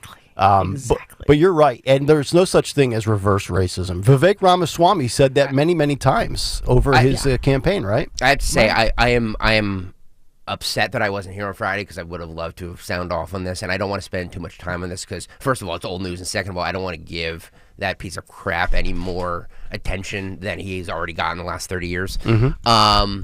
But I was in a weird, sick rabbit hole this weekend, like watching videos, that video that he did with Judith Regan, where he basically confessed. If I did it, this is how. And it's just, you watch that, and it just makes you sick. And I saw a video over the weekend too of a juror who said that it was 100%. They did this. They found him innocent because of Rodney King. It was a make good. It was a makeup That's call. That's exactly right? what it was. Like you blow the call in a Yep. sporting event as a referee, and then you blow the Yep. whistle for and you're like, how did he do that? It's a makeup call. Yeah, that's what it was. Yeah, but enough about that guy. Hopefully he's hopefully he had a very painful death. That's all I can hope.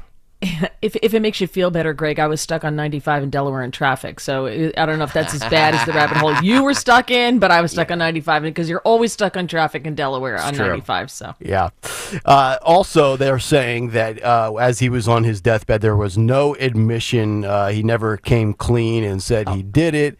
He also had people sign non-disclosure agreements, and they couldn't bring their phone in prior to saying their, quote, goodbyes to him. Yeah, because he was dying. He was a shriveled up mess. You know what I mean? Yes. The cancer was eating away at his body, and I hope it was painful. Yes.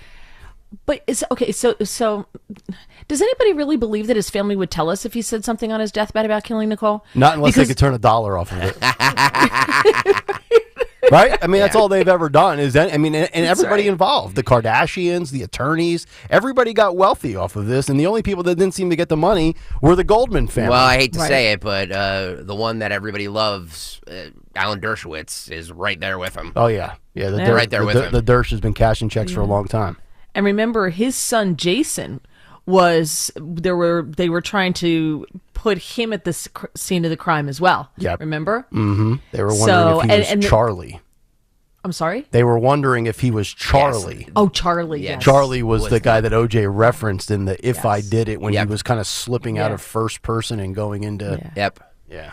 That was the weirdest interview ever. A lot of people lost jobs over that because Judith Regan brought him to HarperCollins, that book. Yep. It got shelved because of so much. She got fired, and Barbara Walters and ABC was supposed to do the interview, and they shelved it, and then she did it, and then the Goldman family got the rights to that memoir and released it themselves in 2007 with all of these disclaimers on it.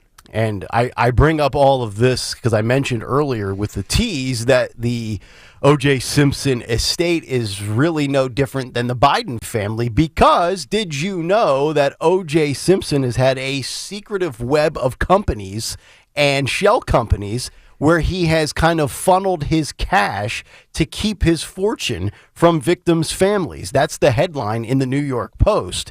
In fact, his finances, the New York Post has learned, are rife with unfulfilled obligations and backed by a secretive networks of LLCs. Simpson, who was found liable in '97 in civil court to the tune of $33.5 million in civil judgments for the killings of Goldman and Brown. And this is a number that actually grew to $100 million with interest.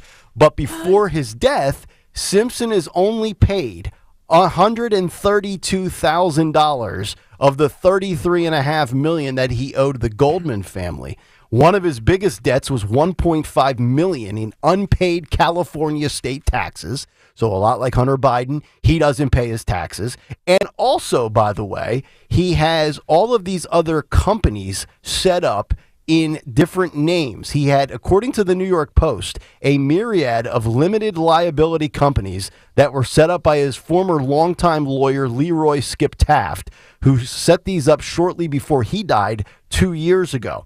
There's a total of 9 companies that are attached to O.J. Simpson, and they are named Orenthal Productions, Sidney Brook Inc., Pigskin Inc., Bruiser Enterprises, Rocking Horse Enterprises, which was named after his home on Rockingham Avenue in his Brentwood estate. So this is a guy that took all of this money that he had. He didn't pay his debts. He didn't pay his taxes. He didn't pay the Goldman family. He's got outstanding legal bills for attorneys that never saw any money for the work that they did. And I was reading this story over the weekend, Mary, and it just feels a lot like the Biden family with the shell companies and all the money being dispersed out and hidden throughout the country here.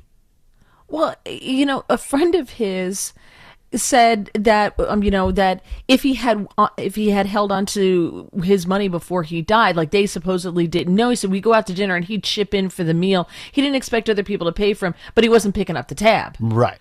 Now, if you owe the Goldman family $33 million in a judgment, and what you have squirreled away is worth with interest, which, by the way, I got to get me one of those accounts, I know. is worth with interest up to $100 million. Why not just give them the 33? Yeah, get it over with, Right? pay it off. And this is a guy that continued to, sign autographs, do memorabilia, things like that. Oh, by the way, he's got pensions from the National Football League. And because he was in Hollywood for many years, he gets a pension from the Screen Actors Guild, which is estimated at $300,000 on an annual basis, and it could not be touched by the Goldmans. Right. Now, You the can't touch payouts end with his death, but I mean, he's making $300,000 a year in his 70s. He could have had all this stuff paid off. Still doesn't exonerate him. He still took the elevator south after he died. He didn't take the elevator north, if you know what I mean. And he was living in a $3,200 a month, 2,500 square foot house on a golf course in Las Vegas that wasn't in his name. It was in his daughter's name, who is now, I think, like 55 years old. So this guy who's been cheating the system for 30 years since he got away with murder. Yeah.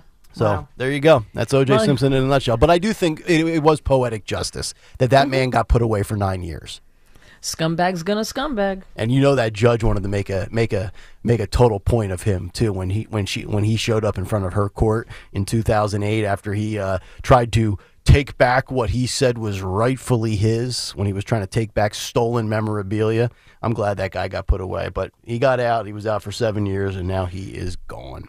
All right, 855-839-1210, the number. Cut sheet coming up in just about 30 minutes. We will hear from all sorts of characters, including John Fetterman, as we continue this morning. But did you know coffee consumption hitting a 20-year high in America? Got a couple of thoughts as to why. We're back after this. It's Kayal and Company. Stay right there.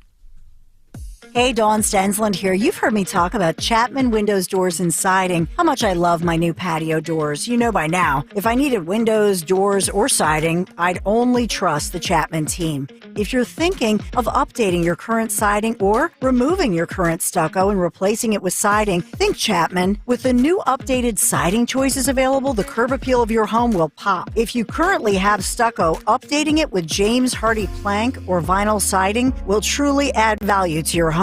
If you're looking to sell, you can bet buyers will value updated new siding. And right now would be a good time to get ahead of the ball and plan your siding project for 2024. The certified Chapman installers are the folks you want on the job. If you or someone you know are looking for windows, doors, siding, stucco remediation, shutters, or hardware, give them a call or text them 610-431-8898, ChapmanWindowsDoors.com. Chapman, the name I trust. Tell them Dawn sent you.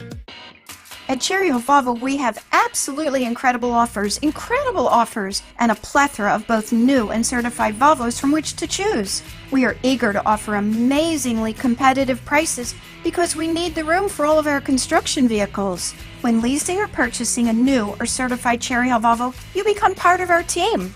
Join Cherry Hill Volvo for the pricing and attention you deserve. I am Judith Krupnick, president of Cherry Hill Volvo. Get ready to hit it out of the park every time you fire up the grill this spring with Hatfield. Swing into action with Hatfield's variety of marinated pork, ground pork and sausage, ham, bacon, and your favorite Hatfield Phillies Franks. With over 24 distinct flavors that can be ready in minutes, Hatfield pork is food you'll feel good about serving. From home or at the ballpark, find your flavor with Hatfield, the official pork provider of the Phillies. Visit simplyhatfield.com for recipes and to find a retailer near you. Hey, Joe DeCamera here. Isn't it time to invest in yourself? Well, how about this? Start a PI Dental Center with decades of experience in complex dental treatment, and I've been a patient of PI Dental for 20 years. Dr. Glenn Wolfinger and Dr. Robert Slough, they're board-certified prosthodontists. They specialize in the restoration and replacement of teeth, and PI Dental Center are the originators of the teeth in a day. It's a revolutionary treatment that delivers fixed teeth and implants placed for a dramatic transformation in a mere one day. So visit PIDentalCenter.com.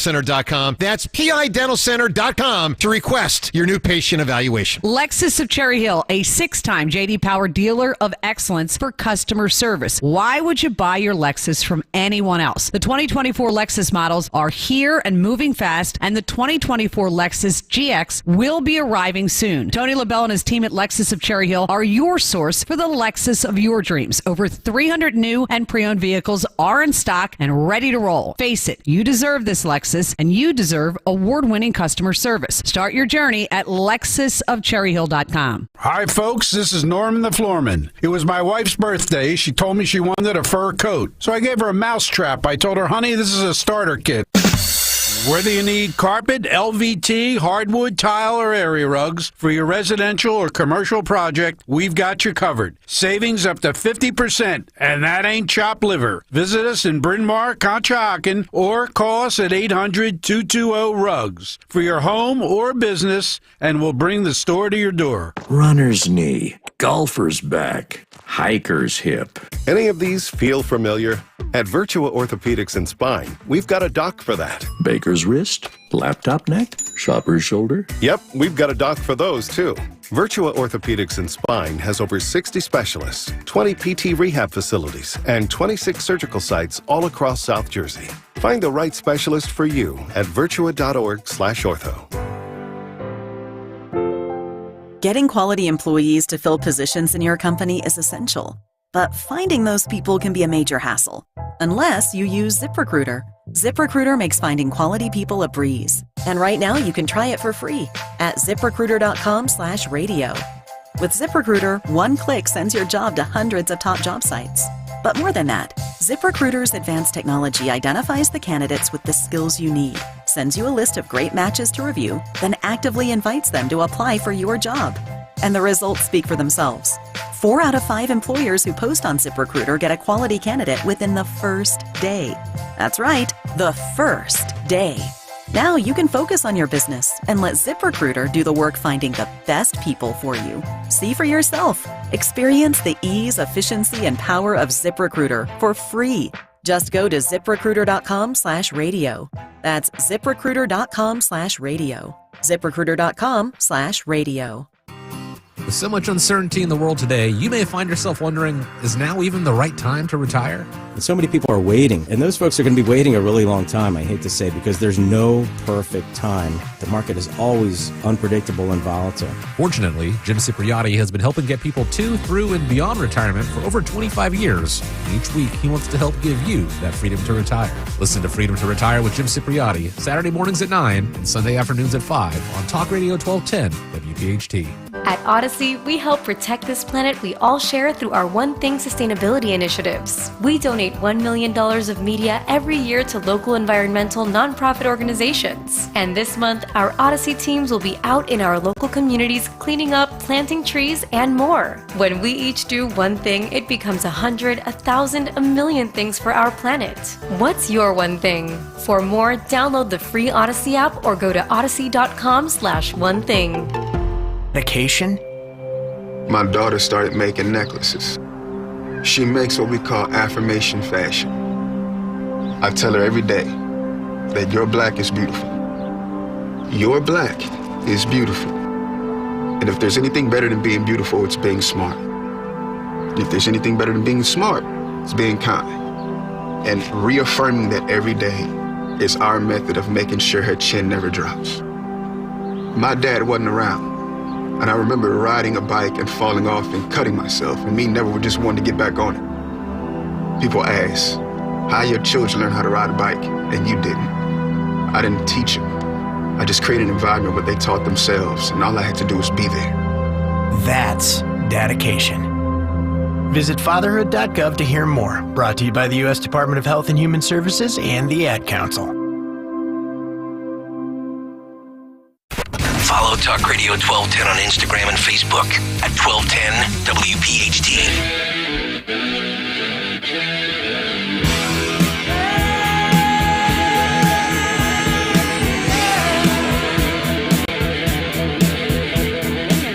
Here come the jesters, 1, 2, 3. It's all part of my fantasy. It's Kayal Company, 7:23. Happy Monday to all of you. What's on the cut sheet in just over 20 minutes' time? Also, anti-Semitism running amok across these Ivy League liberal think tanks. We'll get to that story. Obviously, nothing has changed in the last 6 months.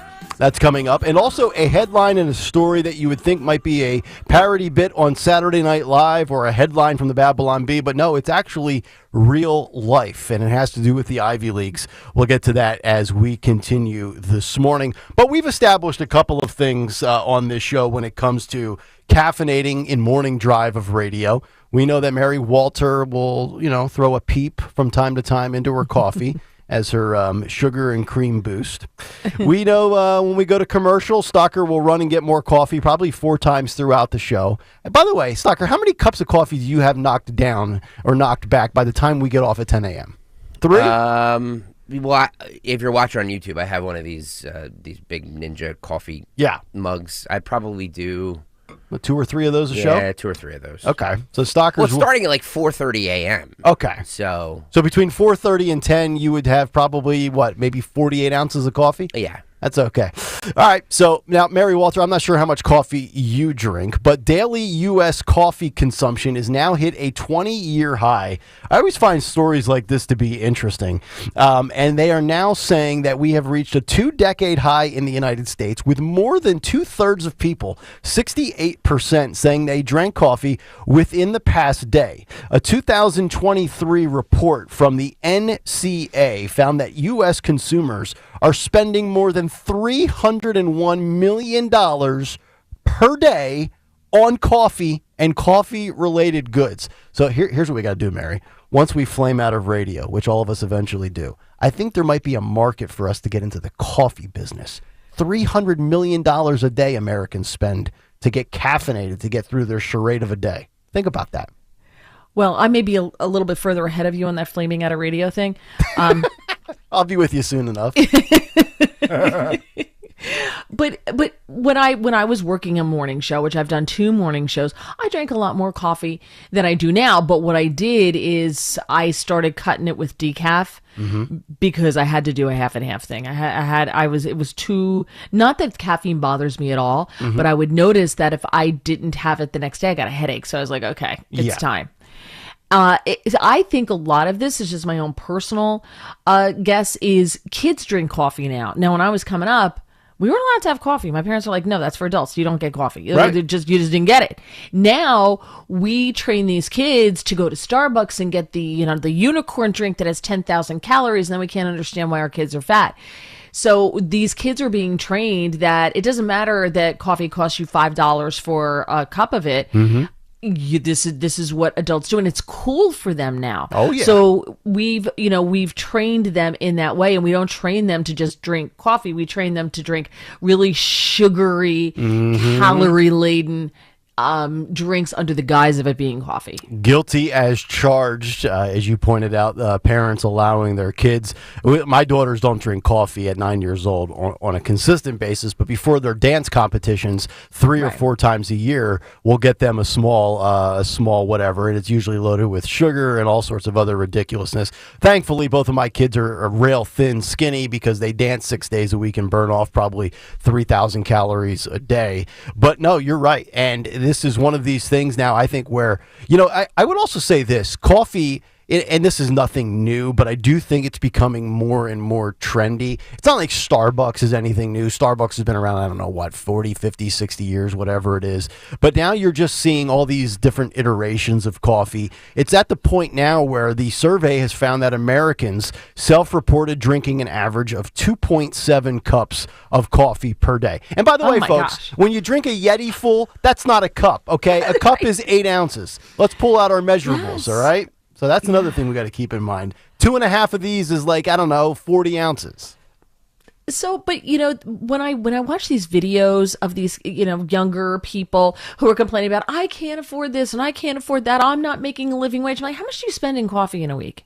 You're just tapping into my life right here. I literally said this on the show, I don't know, about a year ago, that I had to cut back on the drive-through coffee. Because I couldn't do it doing morning drive because none of the places that I would go to are open on the way in here. But there was a stretch when I did mornings in Nashville, Mary, where there was a Starbucks right by our station, and it opened at 5 o'clock every day, and I would go there, and I was spending $5.90, $6 a day, and then of course on the weekend, coffee plus the breakfast sandwich. I mean, I was sitting there, I'm like, I'm spending $200 a month on coffee, and I'm wondering why I don't have any extra money to do some things I want to do. I buy the coffee now in the jugs at the grocery store. I drink the cold brew. And you buy it? You don't make it yourself? No, and that's the other trend. Greg, he could be the laziest person I've ever met. I'm one of them. I am. According to this report, 63% of coffee drinkers say they described it as a traditional coffee drink, while 57% have a specialty coffee drink. And it comes with, I guess they call these the RDAs. I guess that's the pre-made coffee. Like I don't do the K cups at home. I certainly don't have the old school coffee filter Maxwell House like my old man used to do back in the day. I just buy the 2 45-ounce jugs of cold brew. They're at Giant. I get them 2 for $10. I don't even know what the brand is. It's not Starbucks. And I save a ton of money compared to doing the drive-through. But I'm probably still spending more than I should be. You are. But that's why we have the machine down the hallway here at Odyssey. So yeah, because you know what? The coffee you get at work, especially in a radio station, that is top-notch stuff. I will say this. I think our coffee here is pretty solid. It is. They spared no expense for that coffee machine. And it's like it's like one of those huge, big silver metal things like you would see at a Starbucks or a Dunkin'. The only problem is when it's out of service, which it is, I don't want to say frequently, but enough, then it's all hell's breaking and then we're scrambling. You need coffee in a radio station. If nothing else, it's true. Like if they cut the coffee, everybody's getting fired. Oh yeah. Right? Yeah. Like that's the sign. When that goes, everybody knows. Yes. Now, here's some other interesting numbers here. Amongst all past day coffee drinkers, 83% reported having coffee at home, which is actually up 4% since the pandemic.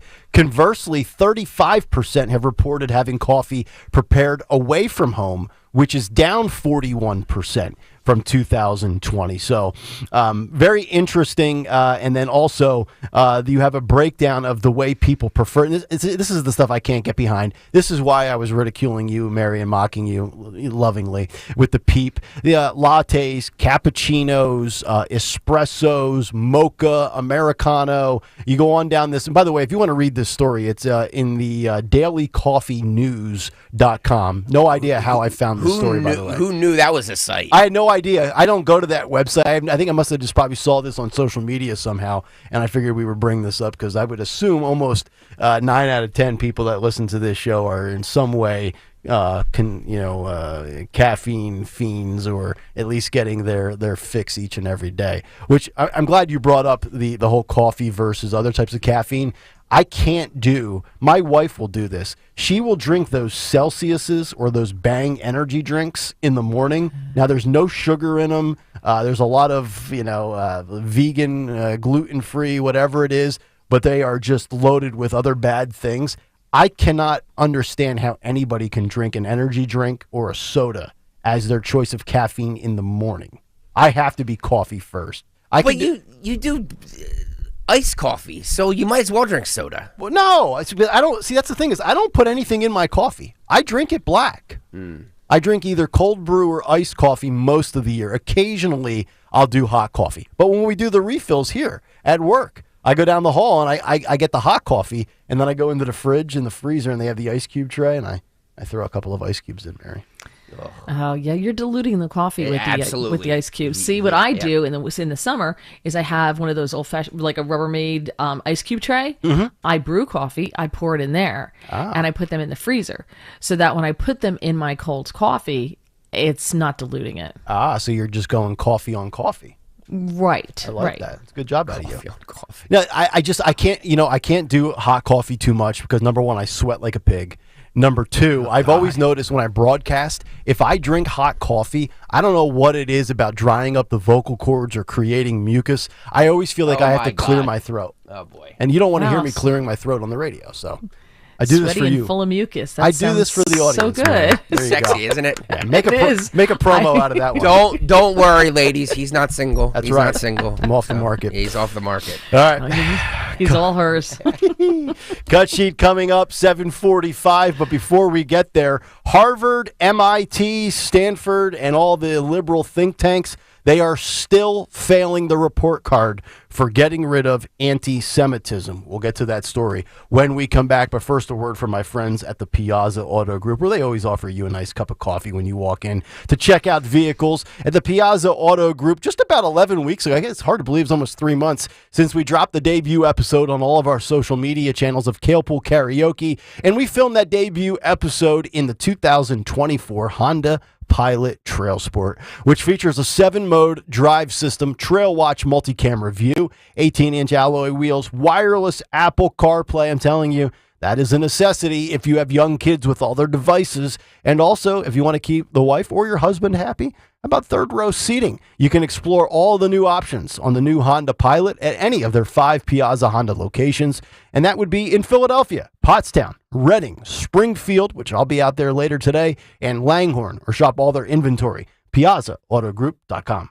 I spray and scrub, but the soap scum in my bathtub is still there. I spray and scrub, but the burnt sauce on my stovetop sticks around. Sprays can leave grime behind, but new Mr. Clean Ultra Foamy Magic Eraser combines the scrubbing power of an eraser with the cleaning power of Dawn to melt away tough messes on contact. Just wet, squeeze, and erase.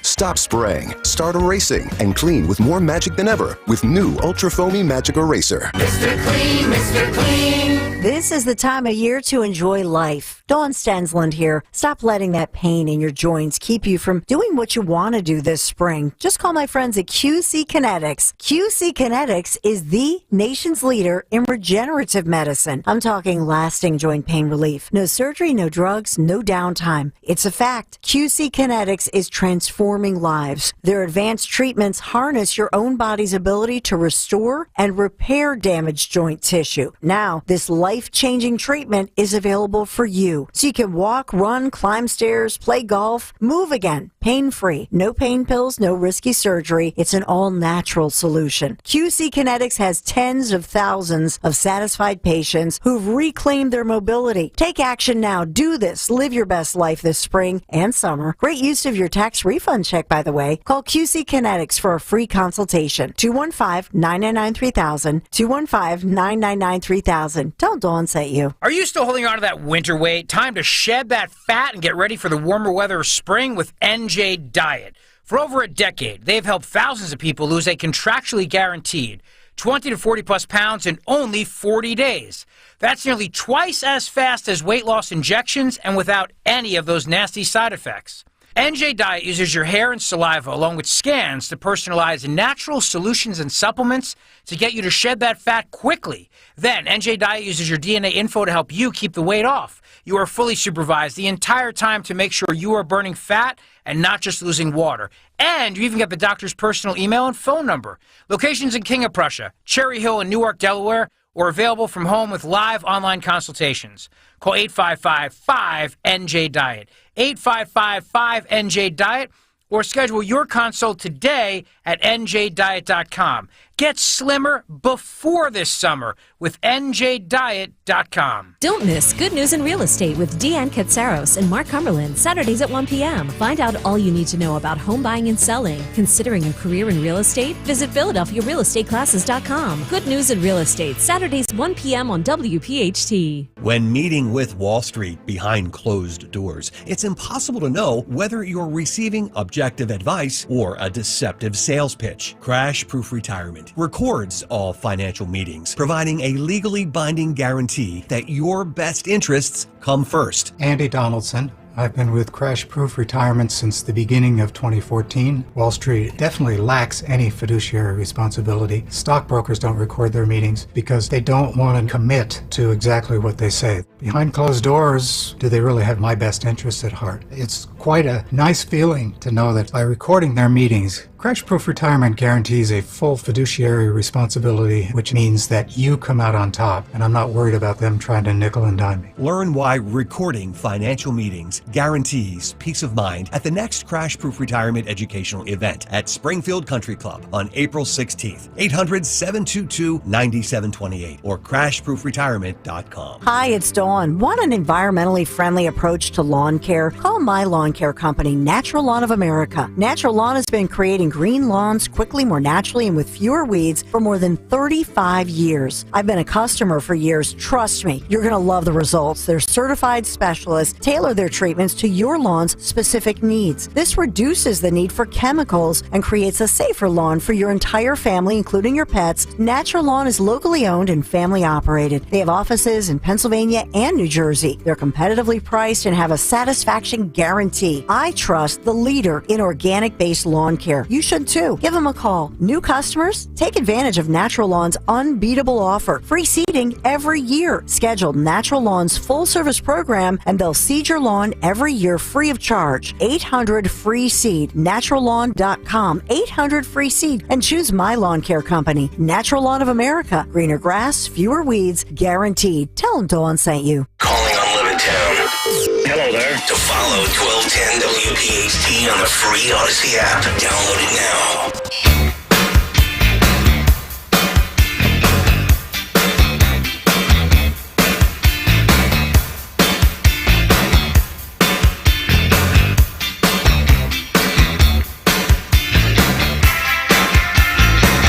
Kayal Company rolling on 7 o'clock hour, brought to you by Anderson Mechanical Corporation. Anderson Mechanical Corporation, they are the people to call to make sure your home is ready to keep cool this summer. Carrie, Bill, and the entire team dedicated to providing the highest quality service. Call them today to schedule a spring tune and save. Visit amcontheweb.com. 855-839-1210. Cut sheet coming up here in about 5 minutes. Nick Kayal, Mary Walter, Greg Stocker. You can get us on the free Odyssey app. Watch us live on YouTube, as many of you love to do.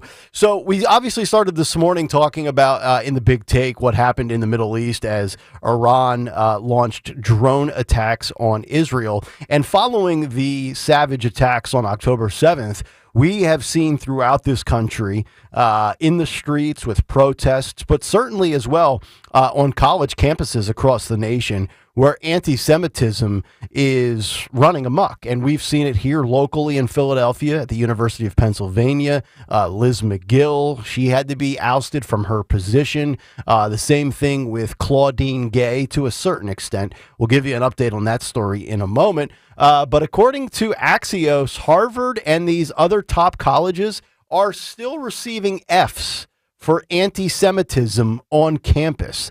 And this is according to Axios' latest story, which was published on Saturday. Elite colleges, including Harvard, MIT, and Stanford, were among a swath of schools on Thursday to receive failing grades from the Anti-Defamation League for the current state of anti-Semitism on their campuses.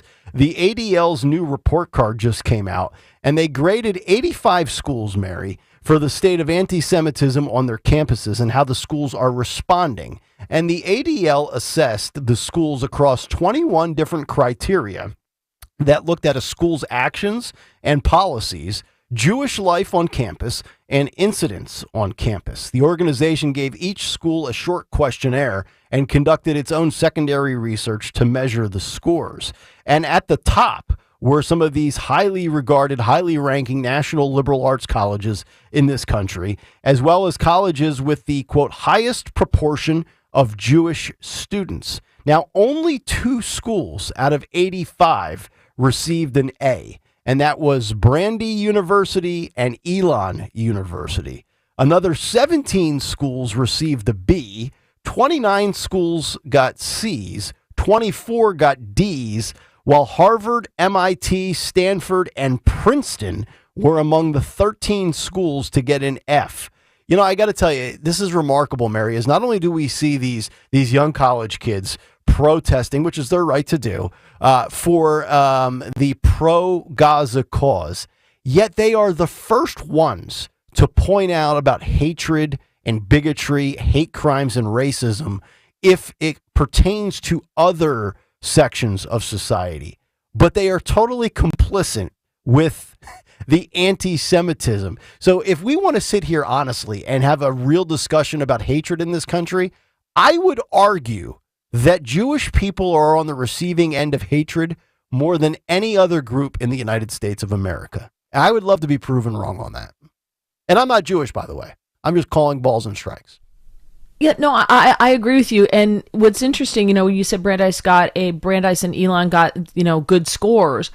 Brandeis, a lot of people don't realize, was actually sponsored by the Jewish community and is named after the first Jewish justice of the Supreme Court. Oh, okay. So it's not surprising that they got a really good score. Okay, fair enough. Right? Yeah.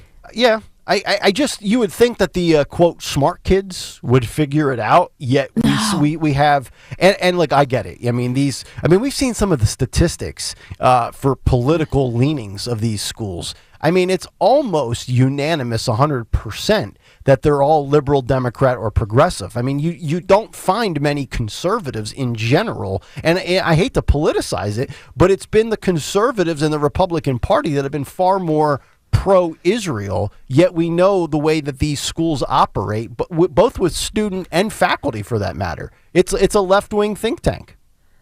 Yeah, just because you're educated doesn't mean you're smart. That's very true. So, and that's what the left does. The left conflates education with intelligence. Oh, well, you haven't been to college, or you didn't go to an Ivy League school, so you're not that smart. I'm from Harvard. The kids, I think, who wind up at Harvard for the most part are very liberal to begin with. Yes. Right? So I think I'd be curious to find out actually how they rated these schools. Like, what exactly went into these ratings? How did they do that? Mm-hmm. The Anti-Defamation League, which, by the way, isn't always, I don't think is always on the right side of things. Sometimes they and I'm sometimes wondering, like, where is the ADL with some of this stuff? Mm-hmm. And you can have, I was looking at one school and they had some protests, some pro-Hamas protests, but it was very peaceful. And they talked to the Jewish kids on campus, and the kids said, yeah, they can have their protests. They've never been anti-Semitic. Like, it's always been pro-Hamas. It hasn't been anti-Semitic. So the Jewish kids didn't feel like they were being targeted. Yeah. So there's a way to do it, but it all depends on what the administration allows. Yes. And then lastly, right before we get to the cut sheet here, this is an unbelievable story. This is a true story. This is not a bogus headline from the Babylon Bee, but we remember at Harvard, Claudine Gay, who was ousted for basically ethics and plagiarism issues and inadequate citations. Oh, by the way, Claudine Gay, who was the president of Harvard in January, as she stepped down and was forced out of that position, she remains employed at Harvard to the tune of a salary of $900,000 per year. And now she has been hired and will lead a class and a lecture on reading and research ethics at Harvard, which is unbelievable if you think about this. I mean, this actually trumps the story we had late last week for you, where ousted mayor of Chicago, Lori Lightfoot, was hired to investigate the worst mayor in America. You can't make these stories up. I gave the analogy last week. That would be like failing as a radio host and then being hired as a consultant to advise radio stations on how to succeed. You can't make this up with Claudine Gay, with Lori Lightfoot, and these people failing in a profession or being outed for the frauds they are, and then they get hired to advise on a subject that they failed at, or they have no ethics to begin with in. Remarkable. When you consider the radio example you just gave, so we all know someone like that. We do. Who failed as a radio host and became a consultant. So, okay, good for them, right? But what I take away from this is you got to admire libs. They protect their own, don't they? They really do. They really do. Yep. They made it seem like Claudine Gay had to go, but she really didn't leave at all. They just kind of reallocated her, gave her a new title, and she gets to keep that nice cush $900,000 a year gig. All right, 7:47. Let's get to a Monday edition of What's on the Cut Sheet. What's on the Cut Sheet? What's on the Cut Sheet on this Monday is brought to you by Cherry Hill Volvo, where they have incredible offers for spring. Choose Cherry Hill Volvo for the pricing and attention you deserve. Cherry Hill Volvo is where relationships really do matter. Judith, Yosef, and the entire team look forward to meeting you. Check them out on Route 70 in Cherry Hill. Cherry Hill Volvo, where relationships matter. Well, guys, getting underway at 9:30 a.m. is the Donald Trump hush money trial. set to begin this morning. Picking jurors, I guess, is the is what they're going to start with today.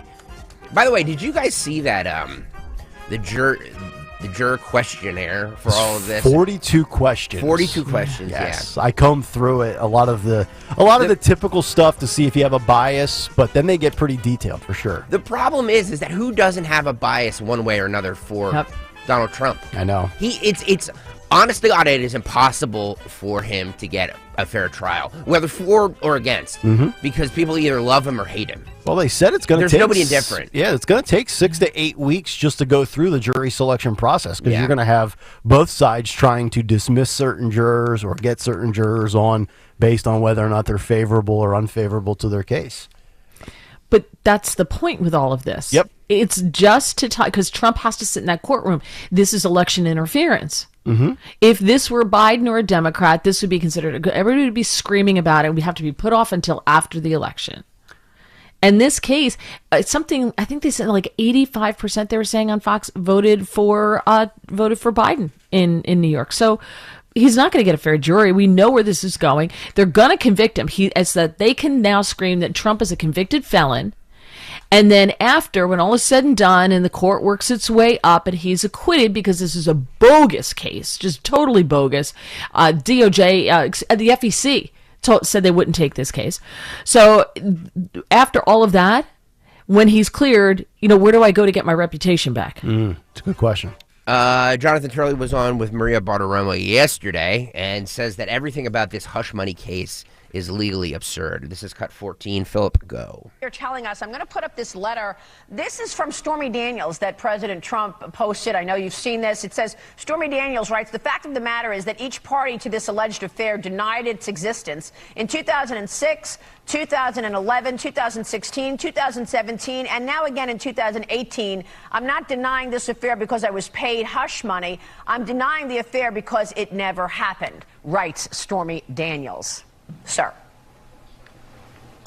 Yeah, everything about this case is, in my view, legally absurd. This case is basically a state misdemeanor that had run out on the statute of limitations. And Bragg was forced, after he declined for a long time to bring this charge, to do so. His predecessor rejected it.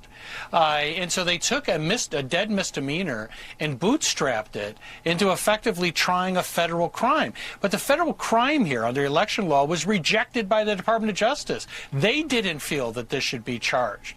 So you have this crazy case that's going to go forward, and it's going to turn on the testimony of people like Michael Cohen. And Michael Cohen just recently had a judge call him a serial perjurer. And he's going to appear as the center of this case. Unbelievable. So your star witnesses are tainted with no credibility. You have countless prosecutors that failed to do this case and said, no, I want no parts of it. I'm not even going to risk my reputation and put it on the line. But I will say this. All it takes is one. That's it. One. Because Alvin Bragg needs to go 12 for 12. He needs 12 out of 12 jurors to see it the way he sees it. It only takes one juror to not buy it with, and I'm going to take Turley's words here, legally absurd case. It takes one person to say, not buying it, and Trump's found not guilty. The burden's on the prosecution, not the defense. I give you E. Jean Carroll. True. Couldn't remember when it was. Couldn't remember the year. They changed the law just so she could bring this case. He wasn't allowed to bring in any of her crazy, wacky texts and tweets and everything else that she puts out there, all the craziness. It was just ridiculous. This is why it was civil and not criminal.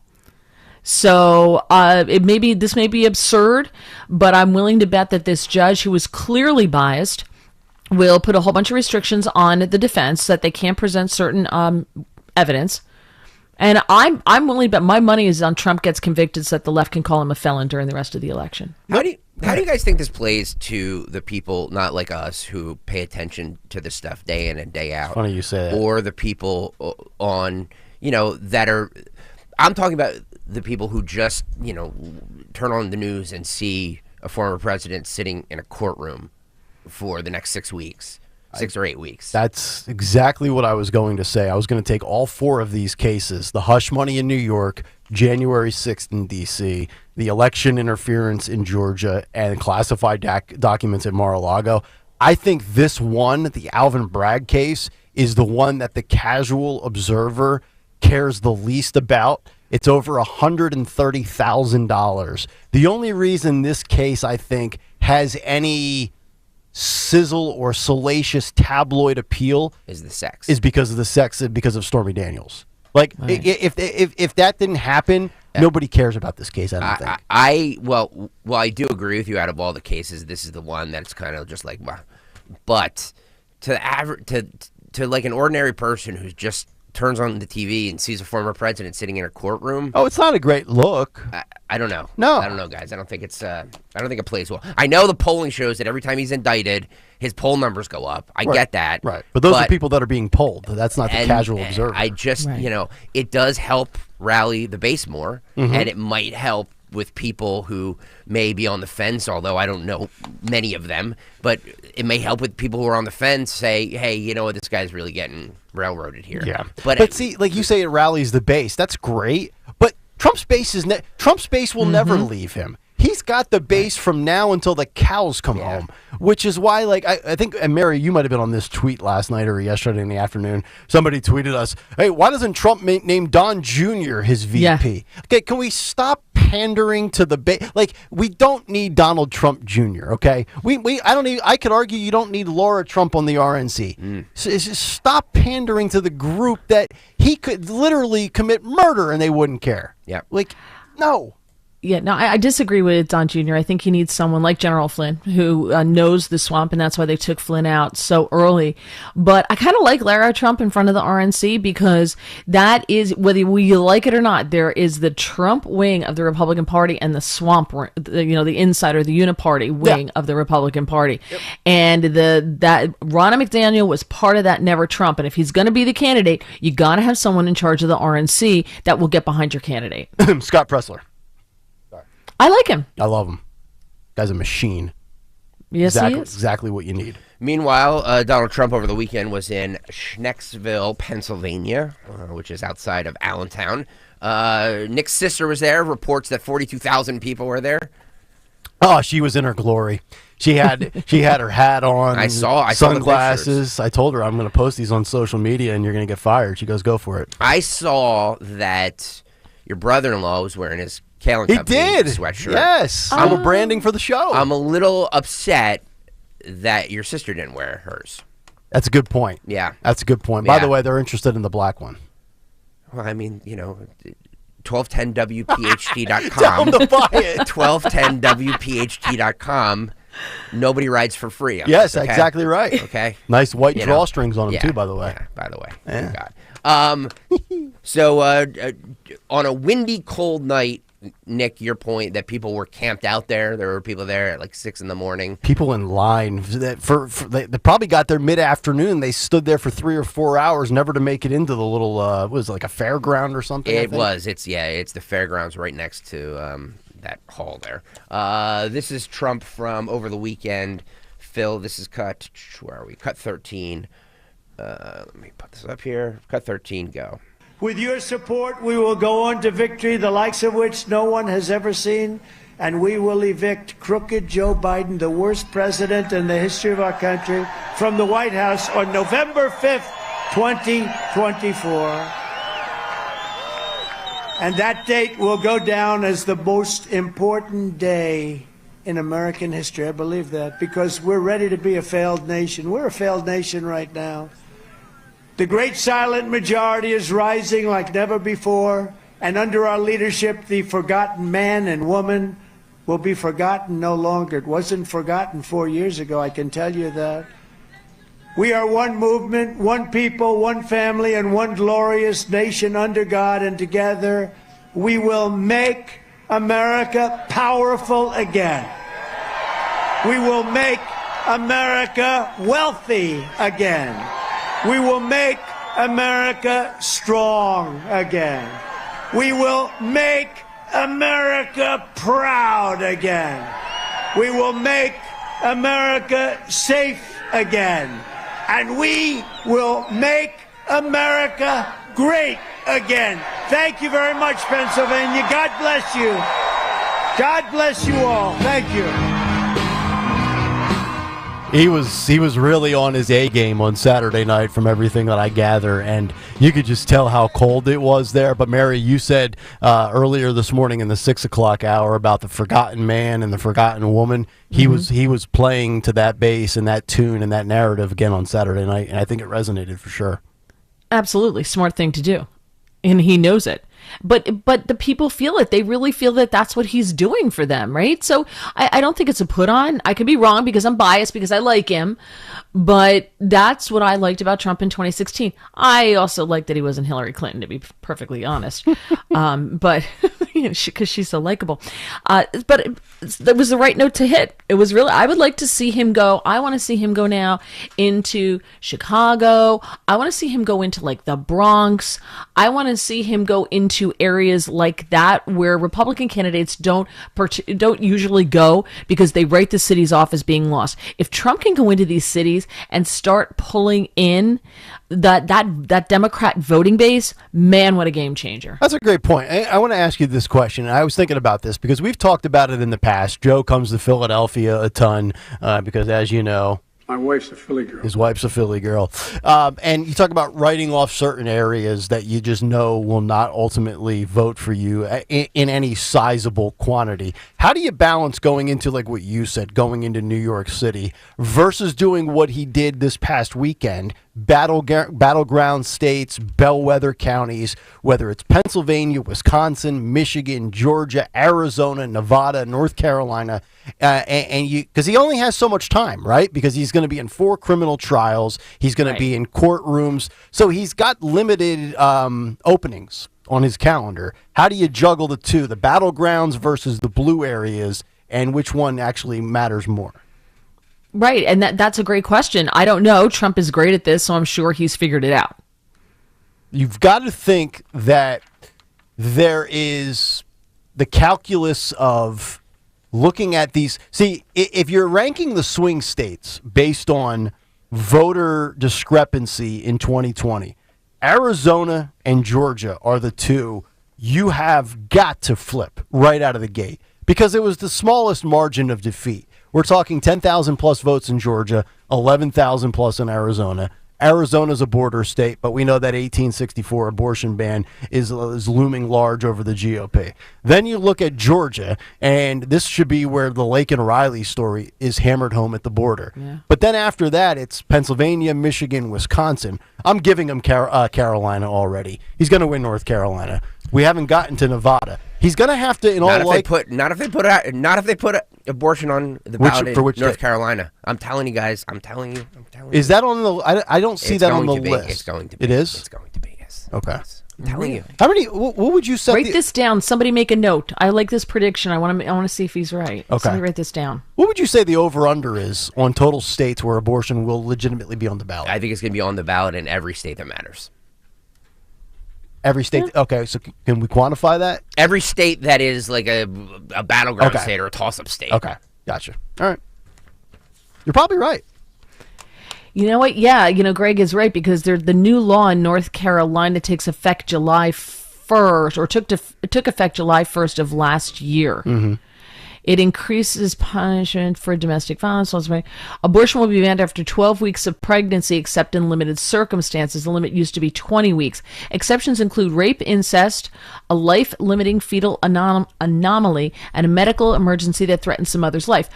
So those things are all things that pull very well with Americans, and the majority of Americans get behind that. Once you get past the first trimester, the support drops significantly. So it may not be as big of a deal because the North Carolina law is pretty much in line with what nationally polls well, as far as abortion restrictions. That'll be interesting. All right, so we've got New York, we've got Maryland, we've got Florida. I know there are 8 others in that process. I think North Carolina's in that as well, so that would be 12 out of 50 right there.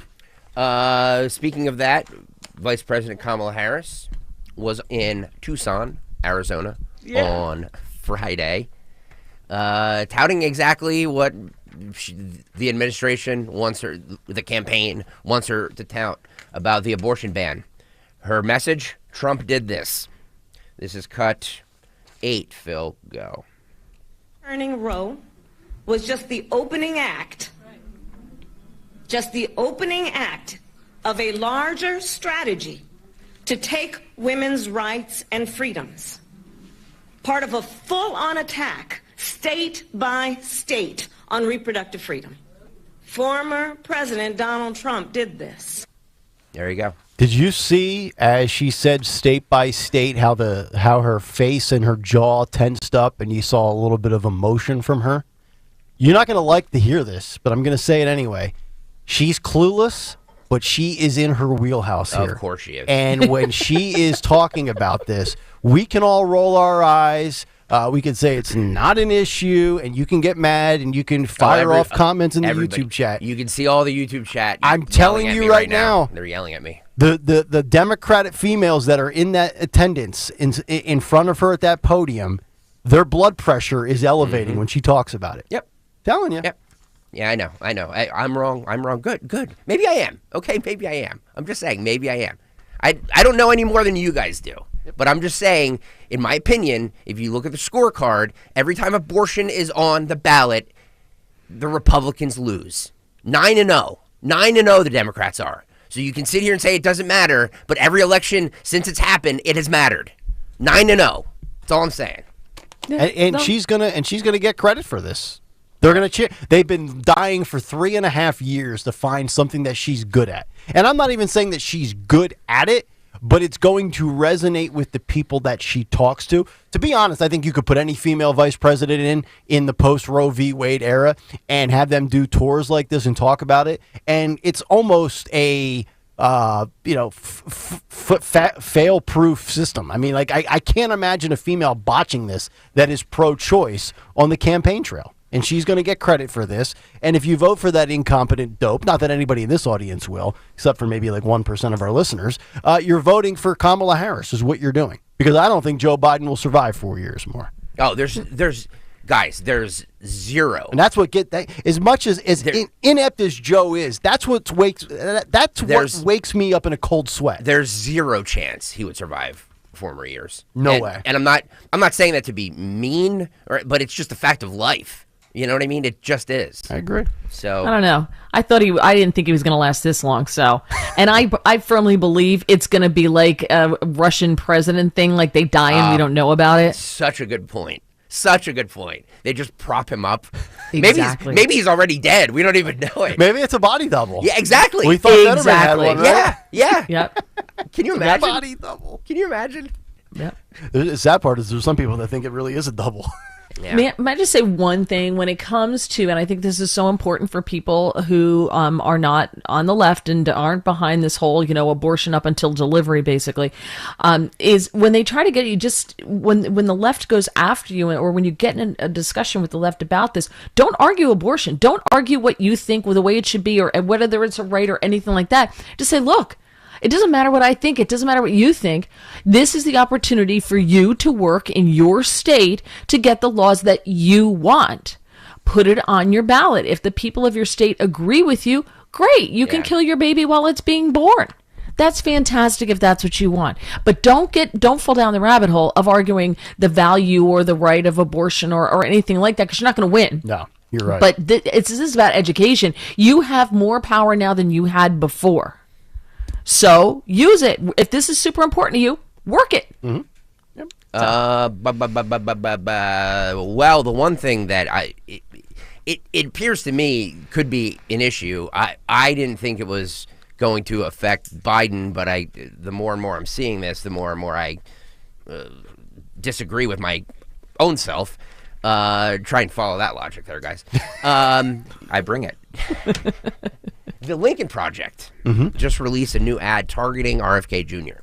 Okay. What will his effect be on the 2024 election? There was a report over the weekend that he is not going to run as a libertarian. Okay. So he's ruling that out. It's all going to be self-funded as a pure independent. We'll see how far that goes. The Lincoln Project release, which we know is a Never Trumper group, they've released this new ad targeting RFK Jr. This is cut 9. Phil, go. John Kennedy was a profile in courage. Robert Kennedy spoke to our better angels, tragic leaders who were the best of America. Ask what you can do for your country. Robert Kennedy Jr. is a different kind of tragedy. A longtime heroin addict, Kennedy is an anti-vaccine extremist who thinks all vaccines are dangerous. There's no vaccine that is, safe and effective. No vaccines? Bring back polio, measles, whooping cough. COVID-19, there's an argument that it is ethnically targeted. Ethnically targeted? That's racist and crazy. If you believe COVID was a conspiracy, if you're an anti-vaxxer, RFK Jr. is your guy. There's no vaccine that is, safe and effective. RFK Jr., a right-wing nut. Wow. A right-wing nut. There you go. Well, they went right for the kill shot with the heroin addiction right out of the gate. They didn't even try to butter him up. They just went right for the throat, right from Jump Street. Look, I've been saying this two things consistently for a while. I do believe he will absolutely be a factor, and I still think at the end of the day that he's a net positive for Trump. Again, no way to quantify it. I just would do basic math. I think if he takes one vote from Trump, I think he's going to take more than one from Joe Biden. So I can live with that. There's a few things I like about him and a lot of things that just scream lefty to me. But far right or right-wing extremist or however they phrased it there at the end, not really sure I buy that. No. He said during an interview with ABC News that they found a loophole to get him on the ballot in all 50 states. Instead of getting the signatures needed to get on the ballots as an independent, a lot of there are laws that allow you to have a one-day convention. And as long as you can have 500 eligible voters from at least 25 of the states, 99 counties, so this is just Iowa, that you can get on the ballot. And they got more than that. They got 686 credentialed delegates representing more than 35 counties. And they found that that's easier doing these one-day events than trying to set out and canvass and get 3,500 or whatever the signature level is needed in your state. So they think that they are going to get on all 50 ballots and without the Libertarian Party label. Yeah. Right. And the other thing is Real Clear Politics. Their latest poll, when you add in Kennedy, Trump is ahead of Biden by 5.3 points. So 41% to 35.7. Kennedy at 11.7%. And I'm assuming that widens with the insertion of Kennedy? It does. Kennedy really upsets it for Biden. He does take a little bit away from Trump, but he takes more away from Biden. Yeah, I mean, look, anybody who doesn't think that a third-party candidate in these razor-thin elections that we have these days is not going to be a factor is just fooling themselves. So I still think, to be honest with you, somebody from the Democrat campaign is going to get to the Kennedy campaign. You think so? I do. Does he know Hillary? I mean, look, the DNC did him dirty.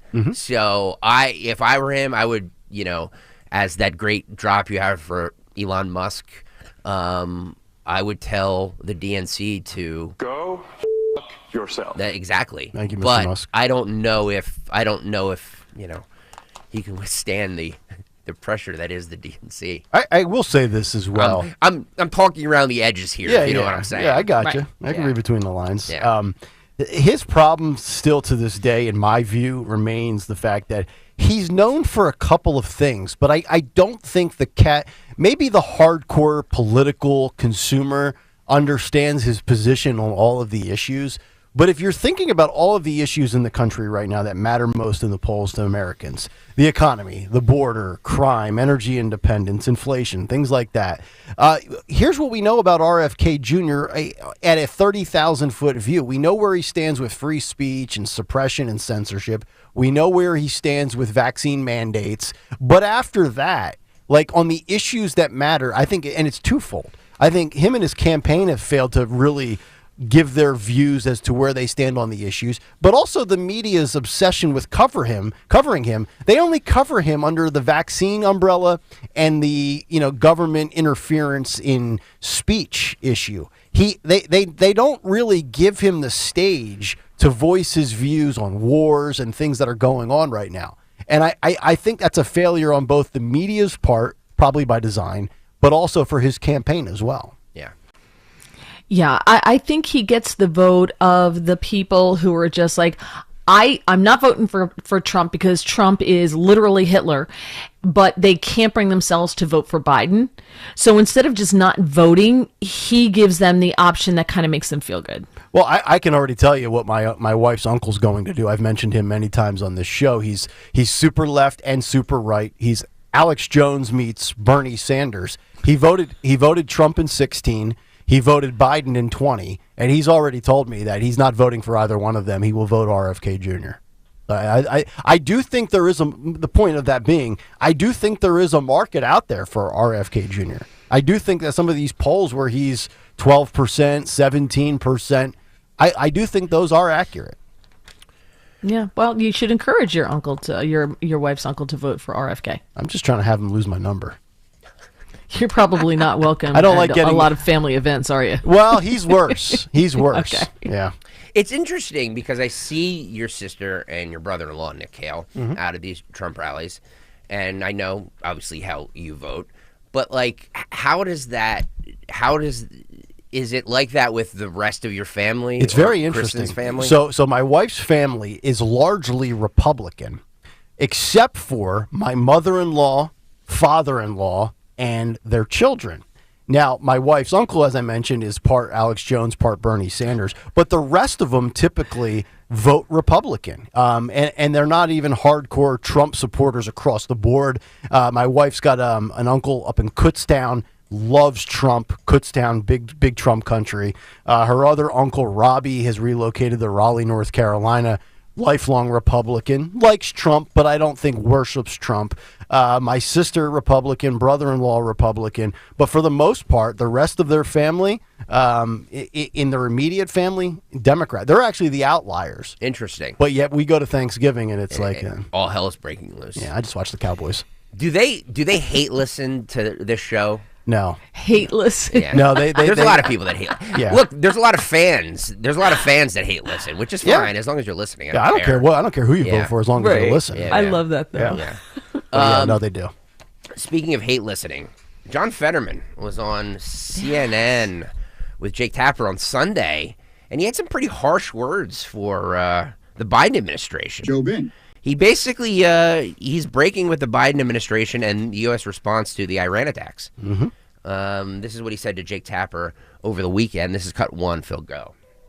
Marco Rubio was just on the show, and he said the White House leaking the fact that Biden told Netanyahu not to directly respond, to take the win, quote unquote, was offensive to him, because it seemed to suggest that it's Biden trying to appease the far left in his party. What's your response?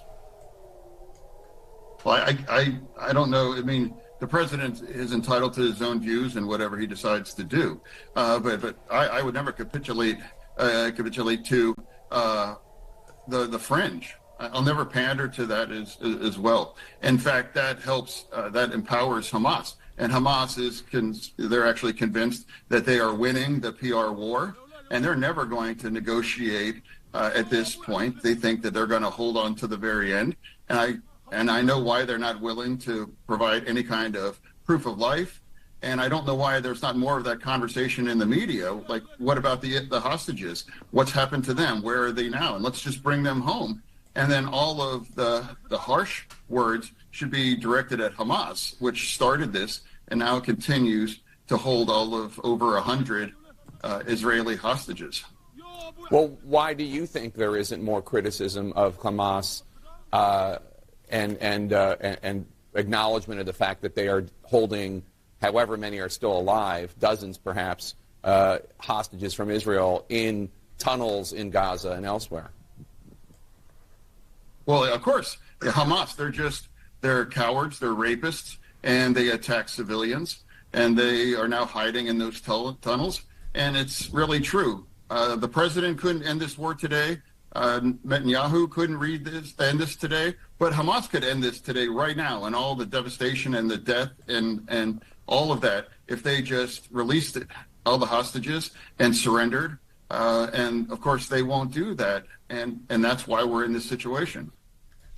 Well, I will say this: two takeaways. One, his speech has really improved. I mean, there was barely a gaffe or a hiccup in either one of those long-winded answers that he gave. But I just never thought, going back to September, October, November of 2022, right before I started doing this show, and then when we started it, and then when we had the midterms, I never thought that this guy would be the thorn in the side to the progressives that he has become.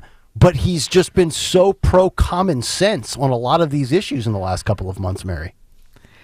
Yeah, I find myself agreeing with Fetterman, and I have to sit down and just question my life choices. But part of me doesn't buy it. Part of me doesn't buy this everyman common sense act from him.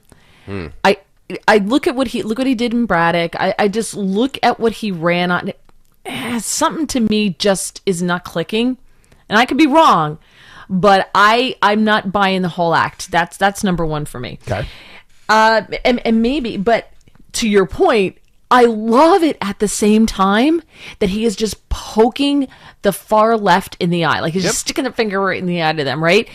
So part of me kind of loves that because it just exacerbates the problems, the division on the left. Which is so refreshing to see and hear and read about, because for so many years it's, well, the GOP's fractured, the Republican Party's broken, it's MAGA versus never Trumpers, and now you have all of these progressive squad Dems, all their failed policies, and you just know that there's a lot of people that are just liberal to moderate on the Democrat side that don't agree with the fringe, and they want to get away from the fringe. But the Biden administration, this was their whole package 4 years ago. So yeah, it's a juggling act. I mean, Joe's got so many balls right now that he has to juggle. He can't even comprehend how to catch one and toss one in the air at this point. Yeah. I don't think Joe's juggling anything except maybe an ice cream cone here and there, but I think other people are doing that for him. So, speaking of what happened over the weekend with Iran and Israel, John Kirby was on Meet the Press on Sunday, and this is Cut 7, Phil, and he said, "We made it clear to all parties, including Iran, on how seriously we would take any potential threat to our personnel." Don't. Is basically what he's telling them. This is Cut 7, Phil, go. Are you, as we sit here right now, aware of any threats to U.S. troops in the region? We are staying vigilant to exactly that potential threat, but we have not seen any attacks on U.S. troops or personnel in the region or our facilities, and nothing to report to you this morning, but we're going to obviously watch that very, very closely. Just to get a sense of how this came together, did the United States have any back-channel communications with Iran, if only to deconflict the airspace over Syria? I would just, not in terms of the operations, but I mean, obviously in the lead up to what happened yesterday, there were back-channel communications. I would just say we made it very clear to all parties, including Iran, what we would do and how we would continue to defend Israel, and also how seriously we would take any potential threat to our personnel and our facilities in the region. Are you... Translation, we are very, very weak, but Israel's got the Iron Dome, and 99% of the missiles will not penetrate the state of Israel. You know, I've noticed this as well. You talk about a division. You ever notice when the S hits the fan, they always send out John Kirby, not the binder, for the heavy lifting? Have you noticed that? You'll never see Karine Jean-Pierre in that spot on things like foreign policy. She's left for, like, you know, the loose ends, what the JV does. You know, they bring out him for the varsity level stuff. But she's good at her job, and her job is to not answer questions, right? Her job is to not answer questions and to just deflect. So she's excellent at her job. So I give her that.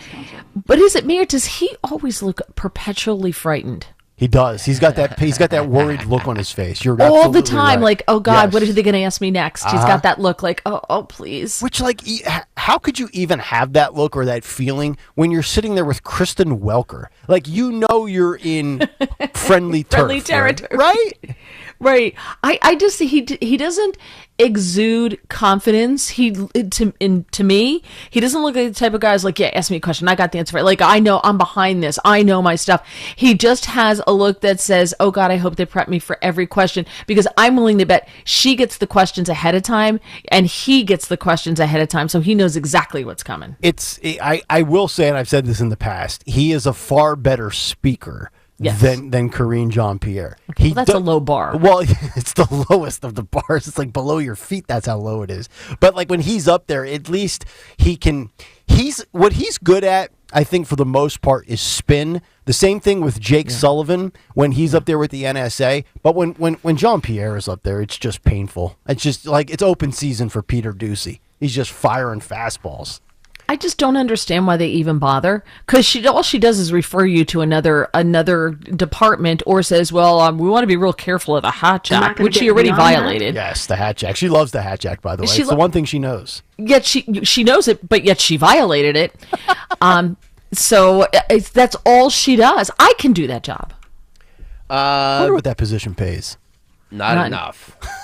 Honestly, like, say what you will about either side, either administration, either press secretary, that's a hard job. Yeah, it is. Because your job is to go out there and spin the crap out of your administration, whatever the administration is, and take questions from the press. It's not an easy job. And I've said this in the past about Jean-Pierre, as bad as she is, but she can only do so much with the facts that she's provided. She's residing over an administration that's got a lot of bad facts, and you can put lipstick on a pig, but at the end of the day, it's still a pig, right?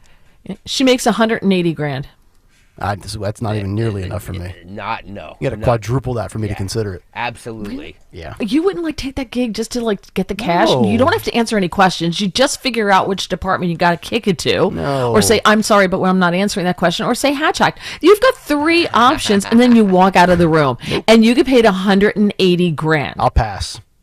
Really? Yep. I so would take that. I so would take that. I can't afford the pay cut. Nick, you won't have to get up at 4 a.m. anymore. Yeah, I think I'd rather be done at 10 a.m. than have to go up there every day at 2 o'clock and spin Joe's nonsense. What will be the U.S.'s involvement in this?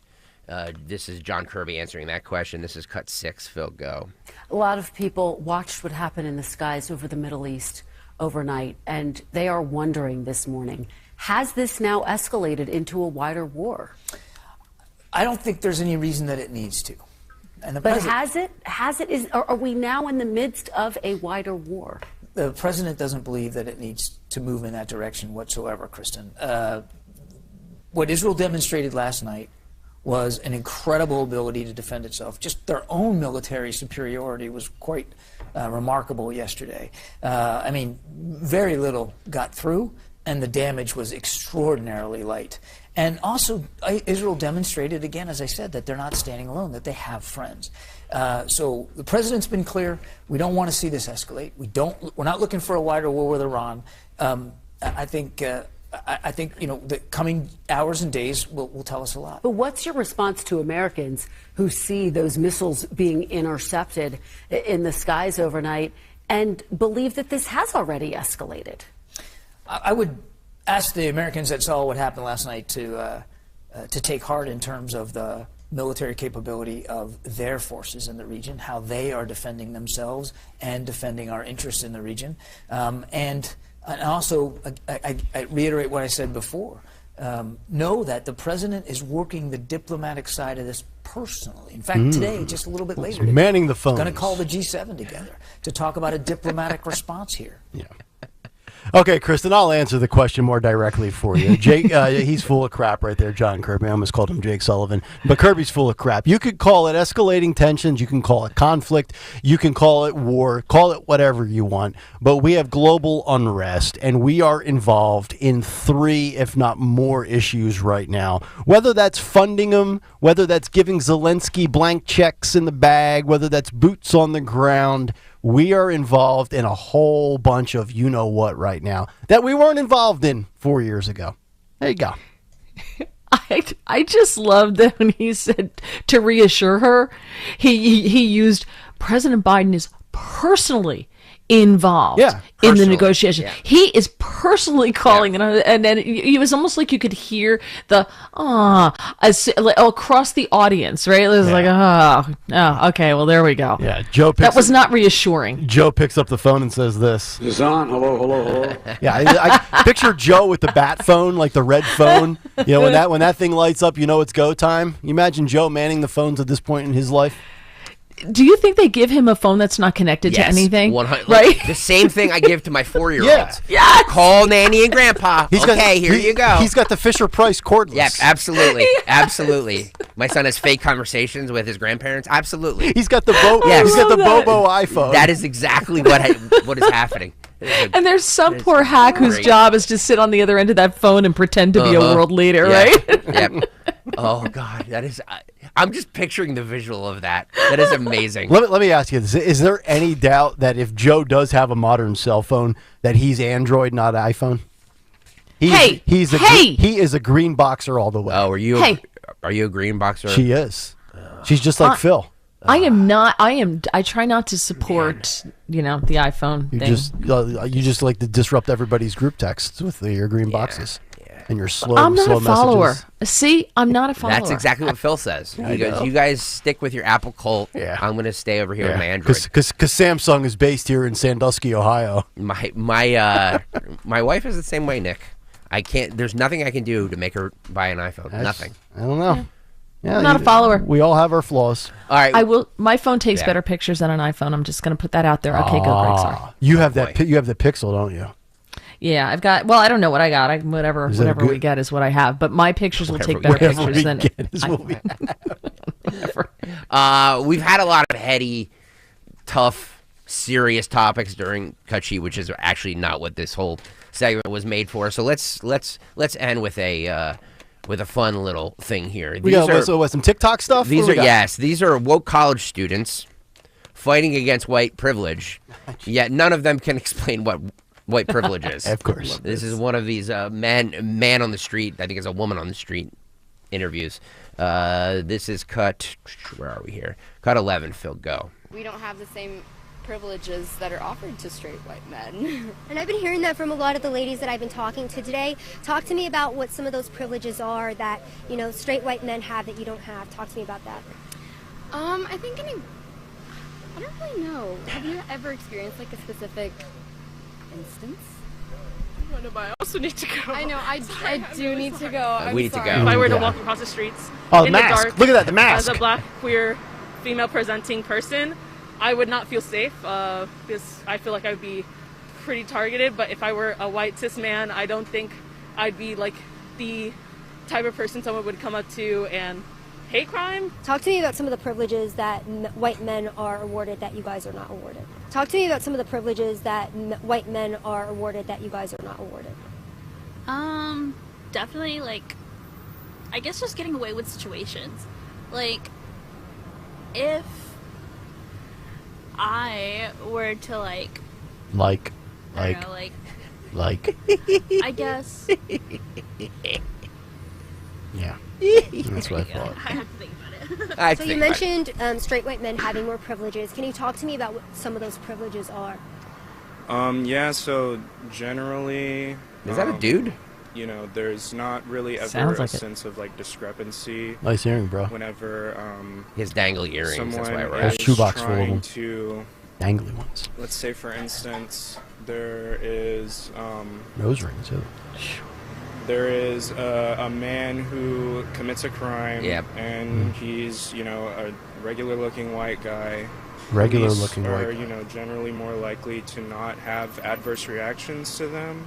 There you go. So once again, the young generation, they love to protest. They love to stand up for the injustices of the world. They just can't seem to define what these injustices are. Mary, I would say as a straight white man, we are the oppressed group in 2024. Everywhere you turn, the straight white cis male's the boogeyman. He's Hitler. He's the devil. He's a Trump supporter. He's what's wrong with the world.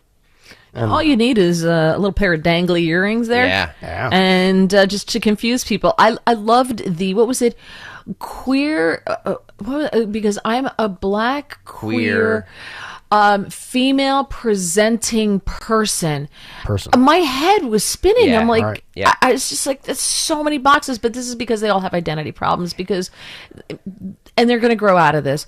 But I thought, Hopefully. how does anybody, if you're walking across the street, how does anybody know that you're queer? And why would people care? Because I'm just like, get out of the crosswalk before I have to hit you in order to go.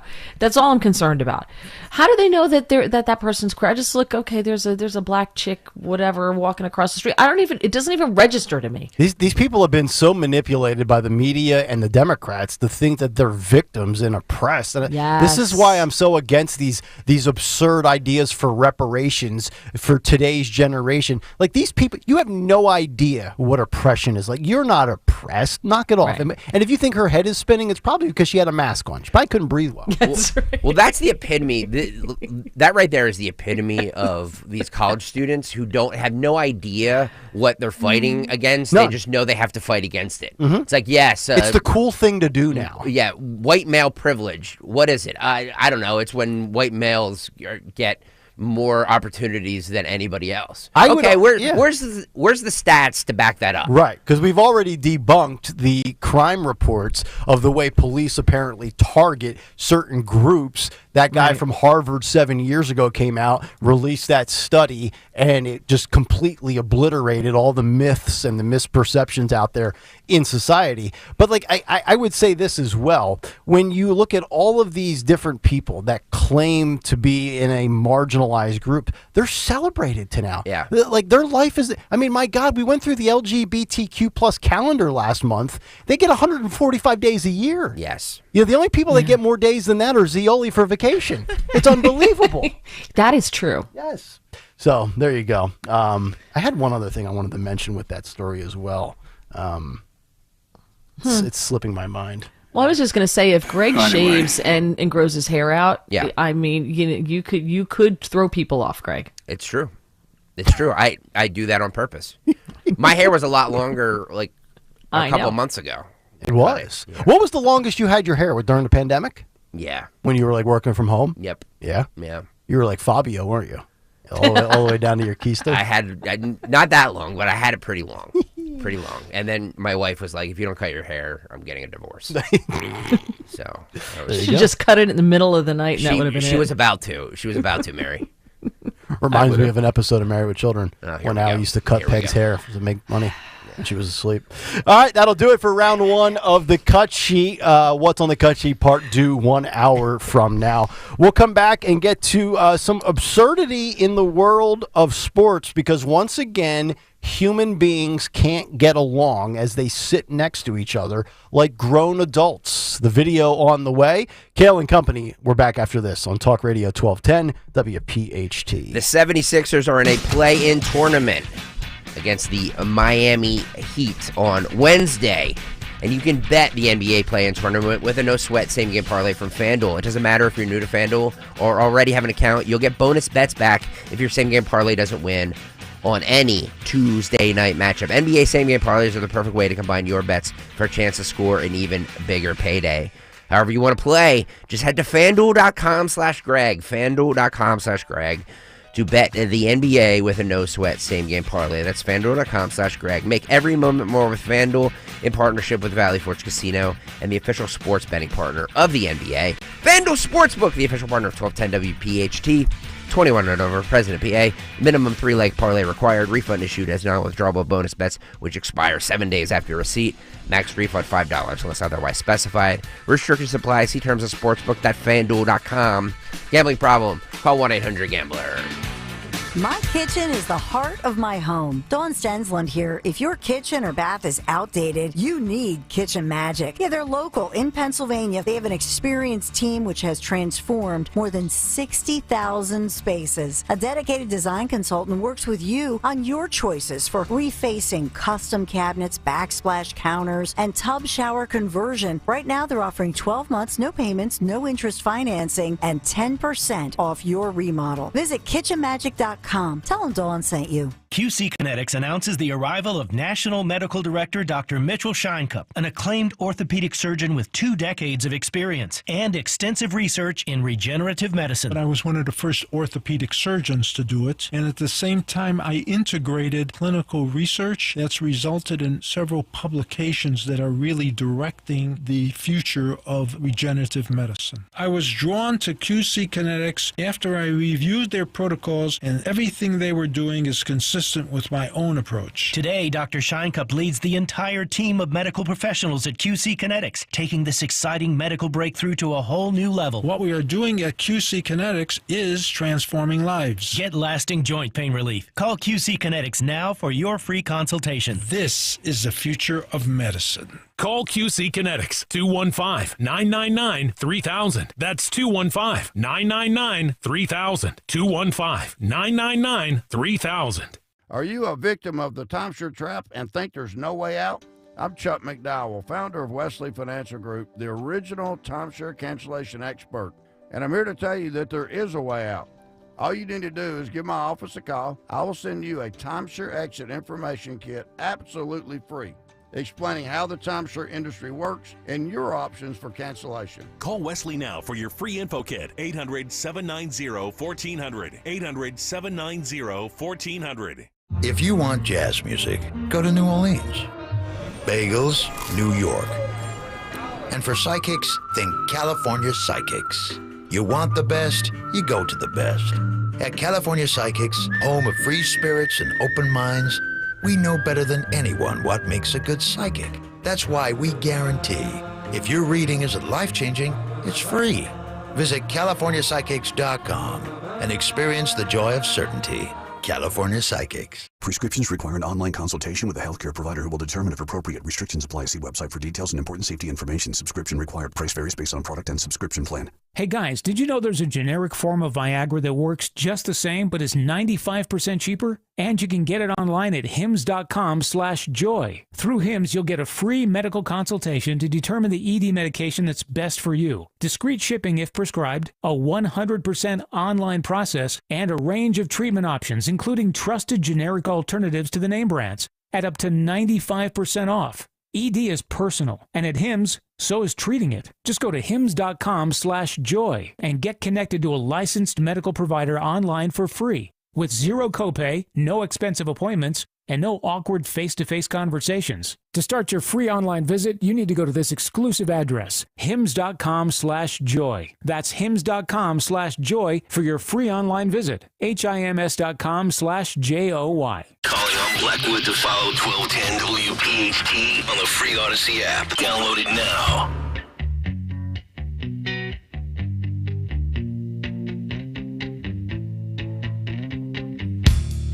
I'm so happy, 'cause today found my friends are in my head. I'm so ugly, that's okay, 'cause so are you. Book on ears, Sunday morning is every day for all I care, and I'm not scared. It's Kayal and Company, 8:40 as we roll on. Nick Kayal, Mary Walter. She's in for Dawn. Greg Stocker. 855-839-1210 is how you jump in. On social media at 1210 WPHT. Get us on the free Odyssey app. Watch us live on YouTube. Donald Trump's hush money trial begins today in New York. That is the Alvin Bragg, Stormy Daniels case. So we'll keep an eye on that. They are expecting about a month and a half to 2 months of jury selection. And this will be a long, drawn-out process. 8 o'clock hour brought to you by the Piazza Auto Group. Get special financing as low as 2.9% for up to 48 months on the 2024 Honda CRV and Passport. Visit Piazza Honda in Philadelphia, Langhorne, Pottstown, Reading, and Springfield, or online at piazzahonda.com. Coming up in the 9 o'clock hour, some interesting polling numbers with Joe Biden and his diminished support within the black community. We'll get to that story courtesy of the Wall Street Journal. And then also, there are people that were polled that actually believe if Donald Trump wins re-election in November, that he will extend his term beyond January of 2029. Isn't that what they said last time? Isn't that what they said last time? That's exactly right. He's just going to stay there forever, people. This will be the end of elections, democracy as we know it, right out the window. We'll get to that story coming up as well. All right, but I do want to get to this because this is not really a sports story per se. I think this is more of the de-evolution of society. And you can argue that, well, sports fans have always had these types of issues in the stands. As long as there's men and alcohol, the boys will be boys. But I want to play you this video. Now, full disclosure, there's no audio for this because Phil Almquist said there were so many curse words that if we played the entire 45-second clip, it would just be one censor noise. Oh, that's amazing. Which is really painful, yeah. right, on the ears. Either that or he just didn't want to insert all the bleeps and he was trying to be lazy. But I'm gonna take him at his word. So let's roll this footage and we will tell you what happened. So this was, okay, so you have a bunch of Flyer fans and Devil fans fighting in the stands. Look at that. Looks like it's probably towards the upper tier of the lower bowl. You've got Flyer fans and Devil fans. Guys are shouting. We've got some fisticuffs. I think there'll be some more haymakers here. And then the guy gets tossed, I think, over the... look at this. Oh, wow. Over the chair. And now he's fighting somebody else. And now he's knocked somebody else's popcorn over. You've got some, some Wayne Simmons jerseys, Martin Brodeur. These are all like jerseys from like the early 2000s or 90s. There's a Lindros jersey. People are fighting down the steps. People trying to get down.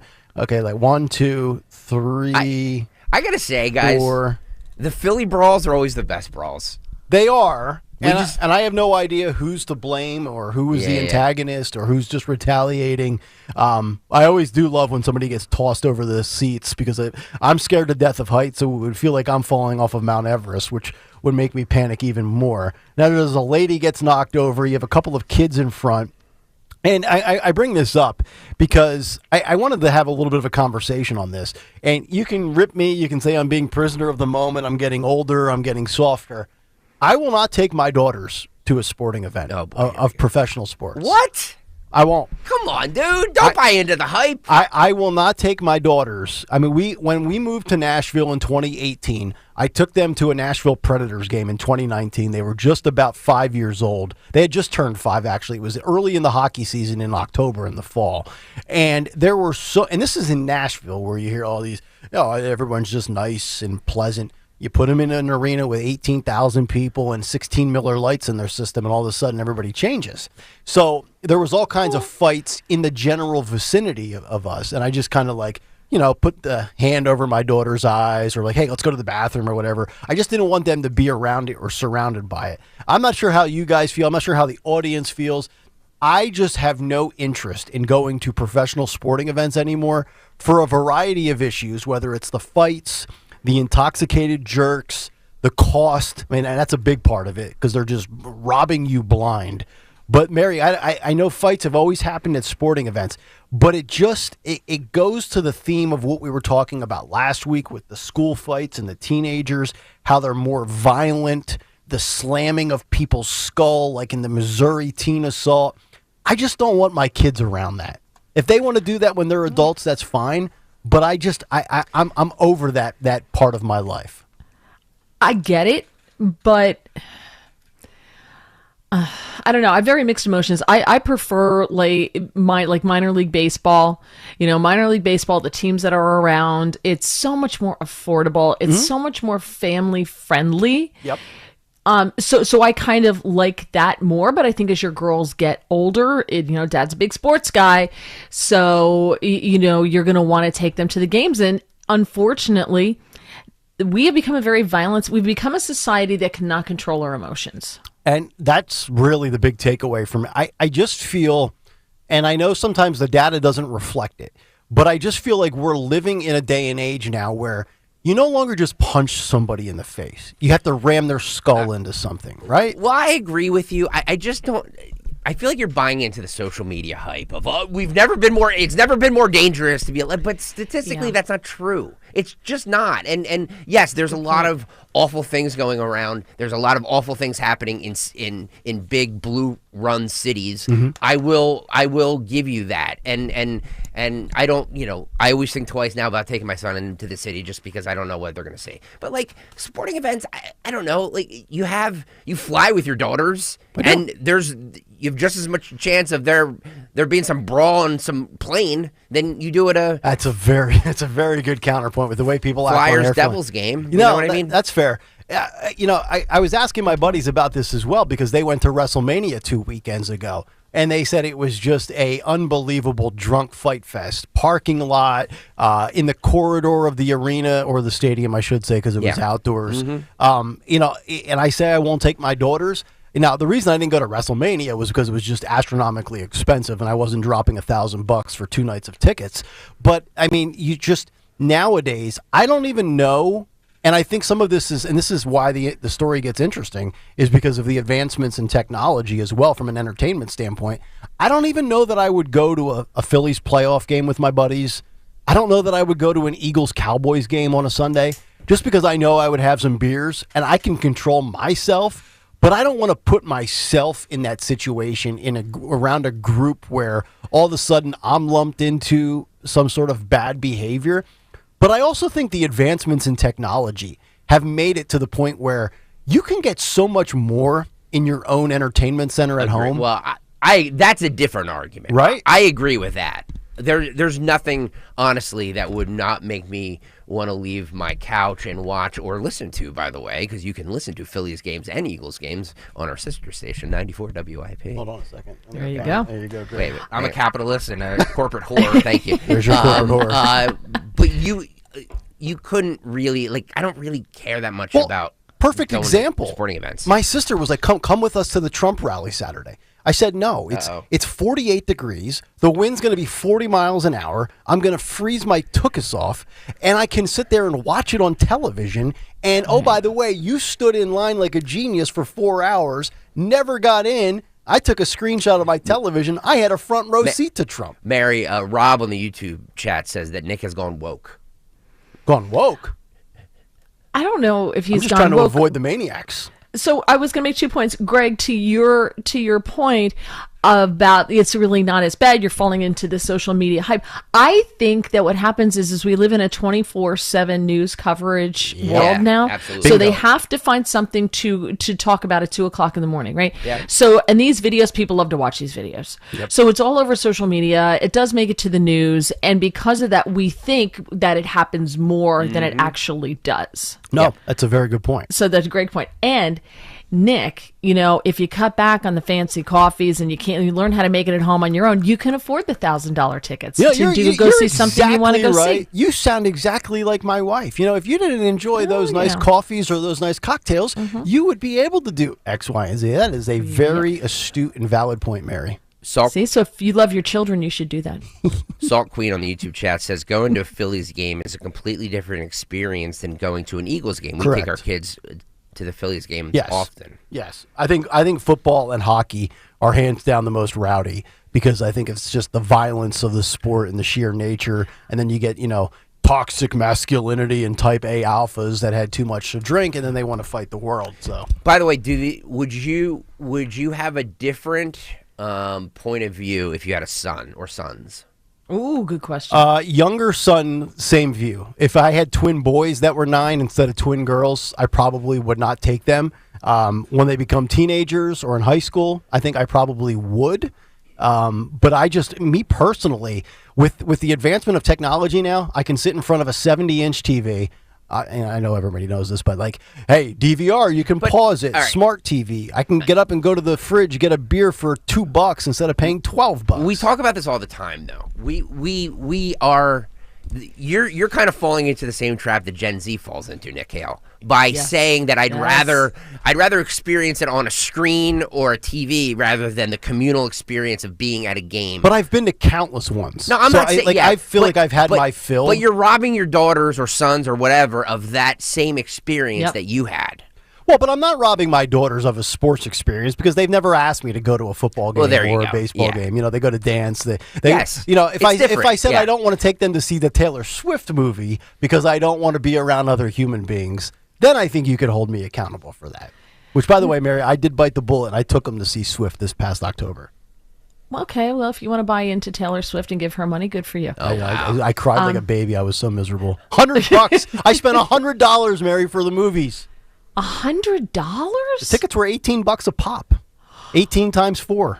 See, okay, totally different. I could go off on that, but I agree with the point that Greg just made. Greg, look, you're back on my good side again. Yeah, look at us. Yay! I agree with the point that he made. The younger generations, and I sound like I'm 10,000 years old right now, but we were just having this conversation this weekend, don't want to leave the house. Yes. Like my nieces, everything is on their phone. They don't even watch TV. Like they can watch a movie on a screen that's this teeny tiny thing. There's a different experience when you go to the movies to watch a movie versus watching it on your little teeny tiny screen on your phone. There's different experience when you go to the game or you go to the Trump rally versus just watching it on your TV. But they don't want to leave the house. They order everything in. They if it's okay, I buy my clothes online. I could just return them. It's just like, you know, it's a totally different mentality, and that's why I think you're going to see a lot of things change in the next 20 years when it comes to experiences, because everything is in my house by myself, and I'll text my friends because they're watching the same thing in their house by themselves. Oh, yeah. And with virtual reality and artificial intelligence, we're going to get to the point. We've seen those people with those meta goggles that walk around in society living in virtual reality. We're going to get to the point where you're not even going to have to book a trip to go to Disney. You're going to be able to take Disney to yourself by just strapping something to your face. When it comes to those people walking around with those goggles, am I the only ones who wonder if they see the dude with the brick who's going to punch him in the face? Right? Do you see that, or is that just a total surprise to them in their little world? I think it's a total surprise because they're actually scrolling and swiping the air because they can see a computer screen attached to their face, which is a whole other story. The disconnect approach that people take in everyday society is infuriating to me. It is. And I always bring up, like, when I'm at the grocery store and I see somebody with earbuds in, it's like their way of advertising, don't bother me, right? Which is why I like to ask those people questions like, can you help me with this? Do you know where this is? But those people on the street with those goggles on, it's natural selection. That's Darwinism right there. It's scary is what it is. 855-839-1210. They're showing, if for some reason, if you're watching Fox News right now, they're showing a blimp aerial footage of Trump en route to his hush money trial case, and you see all these vehicles on the highway. I feel like I'm watching the O.J. Simpson chase in L.A. from 30 years ago. This is why we need 24-hour cable news needs to just stop, because it's just I'm serious. There's just not enough news. We hype things up because it's content, and they need to stop. Yeah, seriously. Well, enough with 24-hour cable news. And it's always tough for the anchors that have to ad-lib, that aren't used to reading anything off of not being on a teleprompter, where they got to fill time here as 7 black SUVs go down I don't know, what is that, the Major Deegan? I don't know what highway that is in New York City, but Trump on his way for his hush money trial case to begin this morning. All right, final hour is on the way. Joe Biden, more bad news with black voters. The details coming up next. Final hour. Stay right there. This is the time of year to enjoy life. Dawn Stensland here. Stop letting that pain in your joints keep you from doing what you want to do this spring. Just call my friends at QC Kinetics. QC Kinetics is the nation's leader in regenerative medicine. I'm talking lasting joint pain relief. No surgery, no drugs, no downtime. It's a fact. QC Kinetics is transforming lives. Their advanced treatments harness your own body's ability to restore and repair damaged joint tissue. Now, this life-changing treatment is available for you. So you can walk, run, climb stairs, play golf, move again, pain-free. No pain pills, no risky surgery. It's an all-natural solution. QC Kinetics has tens of thousands of satisfied patients who've reclaimed their mobility. Take action now. Do this. Live your best life this spring and summer. Great use of your tax refund check, by the way. Call QC Kinetics for a free consultation. 215-999-3000. 215-999-3000. Tell Dawn sent you. As a roofer, spring means the start of my busy season. which means I've got to get organized. With help from Beacon, I can save time with Beacon Pro Plus and 24/7 access to live pricing, delivery tracking, order history, and more. Plus, this spring, I can earn $1,000 and the chance to win a $25,000 backyard renovation just by buying my CertainTeed shingles online with Beacon. No purchase necessary. Now that's what I call a spring cleanup. Visit BECN.com for official rules and to start earning entries. La la la la la la la. La la la la la la la. La la la la.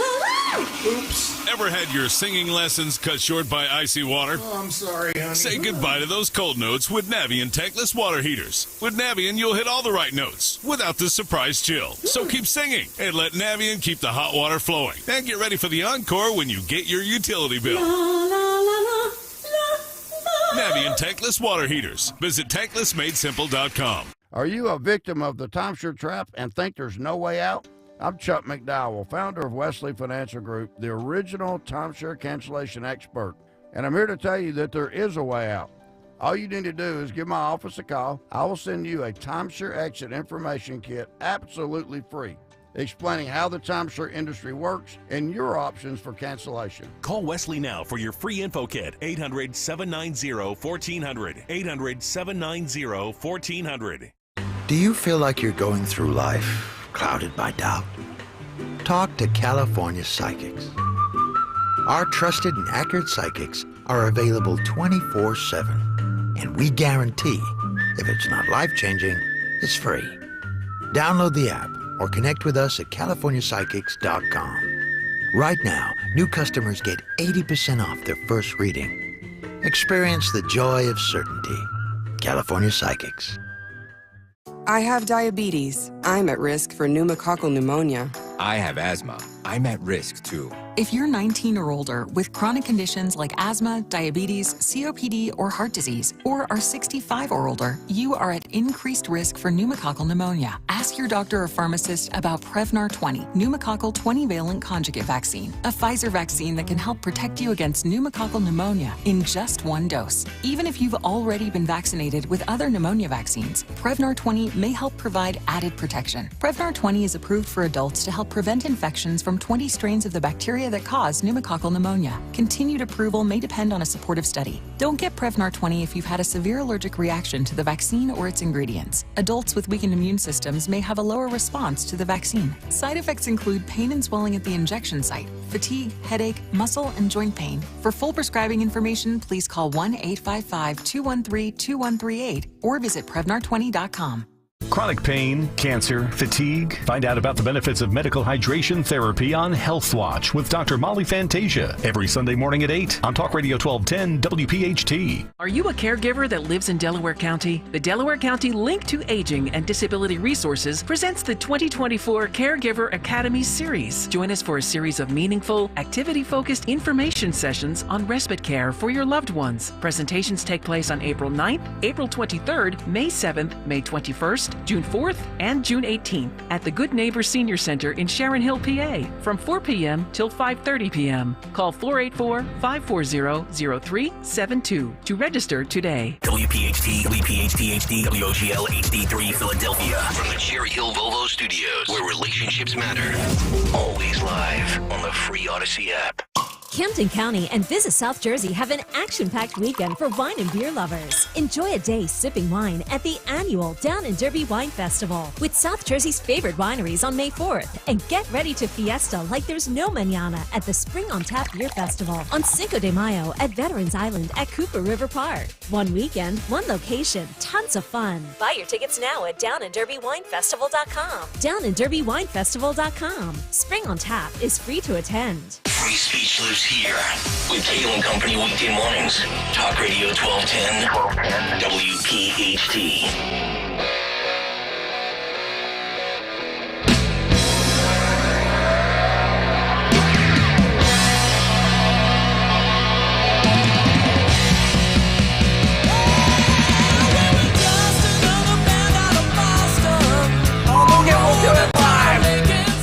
Kayal and Company live on a Monday morning, 9:01. Good to have all of you in as we begin our fourth and final hour. 855-839-1210.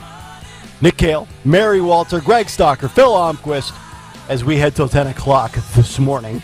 All sorts of big stories we've been discussing this morning. Never a slow day. We've got two other stories I want to get to here, but I was just handed some breaking news during the break. And this is one of the things I truly, truly love, Mary, about live radio is when things break and develop legitimately as we are on air, and you have to just let it rip on the fly. So this, according to 6 ABC right here in Philadelphia, and this just came out 28 minutes ago. The story with the headline reading, "Protesters block major center city intersection during morning commute in Philadelphia." According to 6 ABC's website, protesters blocking a major center city intersection Monday morning during the commute. Chopper 6, excuse me, I'm getting emotional here. Oh, man, I'm not really emotional, but I got something stuck in my throat. Hold on a second. Let me get a little water here. This will help me out here for a second, Mayor. There we go. Chopper 6 is above the group that has gathered at the corner of Market and Schuylkill Avenue. Organizers say it is part of A15, a worldwide economic blockade in solidarity with Palestine, and calling for an arms embargo and an end to U.S. taxpayer funding for Israel. They also said the date is significant since Monday is tax day. The protest apparently broke out just about an hour ago at 8:15 near the IRS building here in Philadelphia. The protesters also say they plan to participate in a, quote, funeral procession along key traffic routes in the city to mourn Palestinians killed in Gaza in the last 6 months. Organizers are claiming that more than $23 million in Philadelphia taxpayer dollars sent to Israel could instead improve city infrastructure and meet the urgent needs of Philadelphians. Mary, I think this is the first time you and I have done a show together where a protest has gone on, either while we're on the air or maybe a few hours ago, in the evening hours the night before a show. I don't know where you are and what your stances are on protests, but the thing that really gets under my skin the most is when these people block mass groups of people trying to get from point A to point B.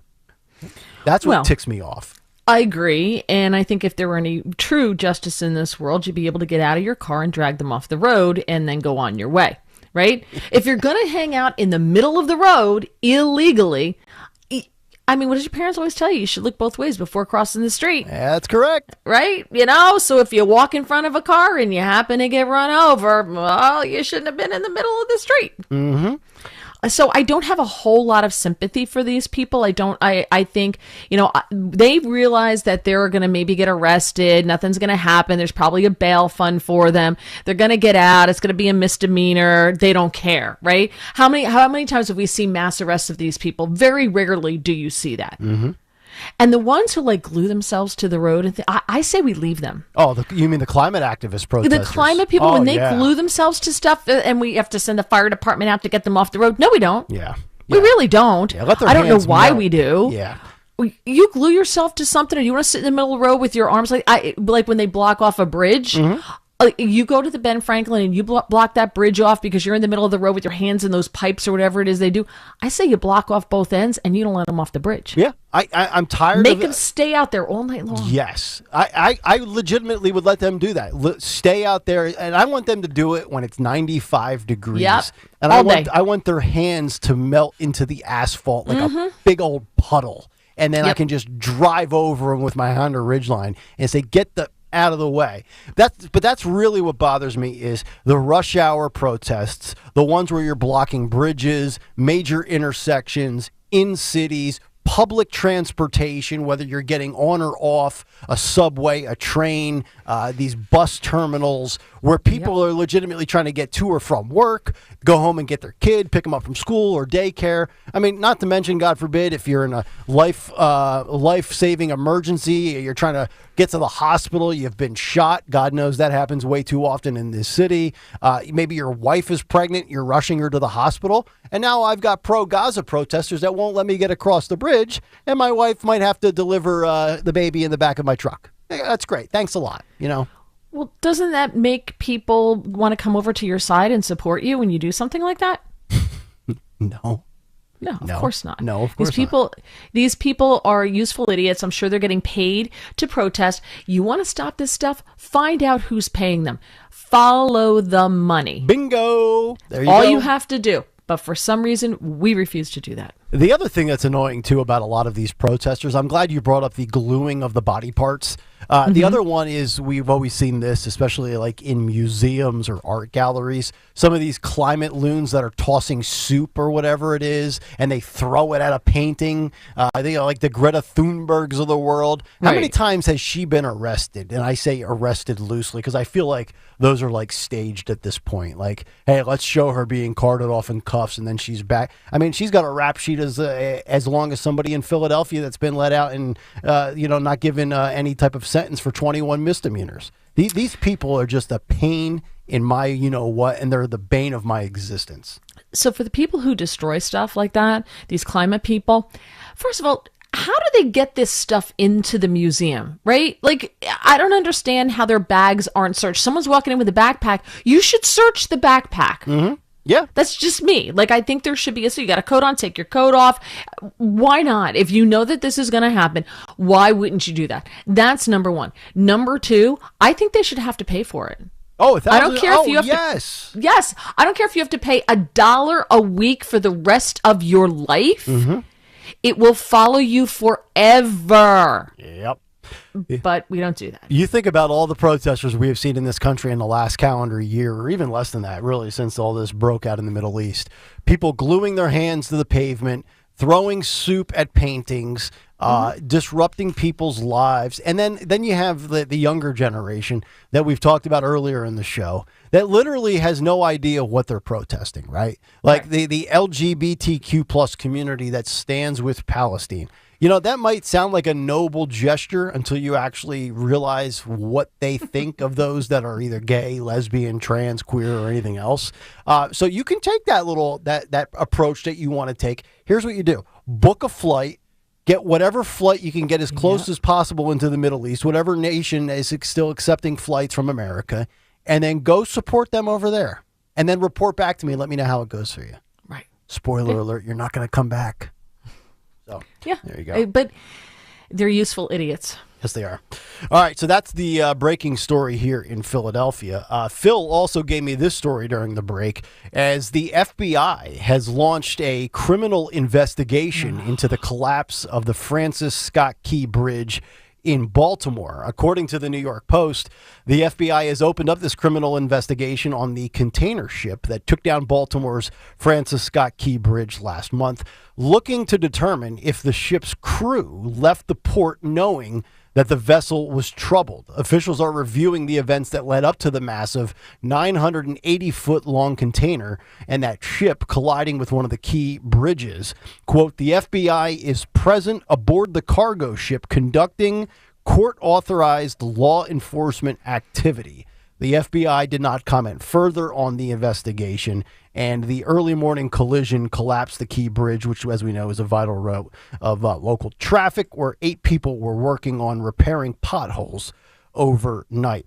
We had a story on Friday that we didn't get to, but there was a Daily Mail poll, and 1/4 of Americans believe some sort of, quote, conspiracy theory as to the collapse of this bridge. I don't think we've actually gotten to the point where we've had that conversation on the air yet, but now's a perfect time for it. The FBI is doing their investigation. And I think at the end of the day, just thinking about this on the fly here as this story was just handed to me, if you are a resident in the Baltimore, Maryland area, you are probably okay with all of these investigations going on if it leads to this not being something where taxpayers have to foot the bill. And that's been the one thing that I've been pretty adamant on. It is ridiculous that taxpayers would have to pay for the reconstruction of that bridge when taxpayers had zero fault and zero liability in that disaster a few weeks ago. It'll be interesting to see what they uncover here. It is going to be interesting, and I think the reason they're doing this is there were originally reports. I want to say that night, I forget the channel that I was watching, and it was on in the background making dinner, and they were saying that this ship had been at port for several days, having problems worked on. One of them being the power system. Mm-hmm. So it losing power, it kind of says a lot. But also the tugs. The tugs had already, left the ship because they couldn't keep up with it because it was going faster than the tugs could go. Mm-hmm. And that's another thing. The way they run that port, maybe that needs to be looked into as well. There's a couple of other details here. So they've now discovered that there was 130,000 tons of cargo and supplies that were on that barge that took down the bridge, and also 2 deficiencies were flagged across 27 inspections of the ship since it was built 9 years ago in 2015. And here's what's interesting. The most recent deficiency that got flagged was just last summer in June of 2023. So I think the logical next couple of questions would be, what was the deficiency? When was it fixed? And did that same problem rear its ugly head again in the days or weeks or even months leading up to that vessel, cargo, barge, whatever you want to call it, taking off and then ultimately colliding with that bridge? It just seems to me, and I try not to be the one that says, it's always something, look, I think sometimes accidents just happen. It's an imperfect world, but this one is starting to smell a little suspect. And now that the FBI is involved, I think you can kind of follow that trail and that path and arrive at that conclusion. So, well, we'll see. I don't necessarily trust the FBI. So. Oh, no. By no means am I trusting the FBI. But the fact that they're launching an investigation now makes me think it's more than just some sort of, technical failure or power outage. Something tells me there might be some liabilities here, and we'll see how that plays out. 855-839-1210. I'm not going to have time to get to my Biden story with the Wall Street Journal, but we'll save that for tomorrow. Morning Mystery Movie Clip is coming up in just about 6 minutes. We've got What's on the Cut Sheet Part Due, and then we'll round back to the big story of the day, as of course we have this protest going on in Philadelphia, and a lot of that stemming from what's happened over the last 6 months, but of course also what transpired on Saturday as Iran attacked Israel. That was the theme of the Big Take this morning. Back after this on a Monday morning, it's Kayal and Company. Talk Radio 1210, WPHT. Hi, it's Dawn. Want an environmentally friendly approach to lawn care? Call my lawn care company, Natural Lawn of America. Natural Lawn has been creating green lawns quickly, more naturally, and with fewer weeds for more than 35 years. I've been a customer for years. Trust me, you're going to love the results. Their certified specialists tailor their treatments to your lawn's specific needs. This reduces the need for chemicals and creates a safer lawn for your entire family, including your pets. Natural Lawn is locally owned and family operated. They have offices in Pennsylvania and New Jersey. They're competitively priced and have a satisfaction guarantee. I trust the leader in organic-based lawn care. You should too. Give them a call. New customers, take advantage of Natural Lawn's unbeatable offer. Free seeding every year. Schedule Natural Lawn's full-service program and they'll seed your lawn every year free of charge. 800-FREE-SEED. NaturalLawn.com. 800-FREE-SEED. And choose my lawn care company. Natural Lawn of America. Greener grass, fewer weeds, guaranteed. Tell them Dawn sent you. Hey, Philly. Jason Kelsey here. Even though I won't be playing on Sundays anymore, you can still find me at Lincoln Financial Field on Saturday, May 18th for the Eagles Autism Challenge, presented by Lincoln Financial Group. This event raises millions of dollars to support autism research and care and gives you the chance to walk, run, or ride your bike beside your favorite Eagles players.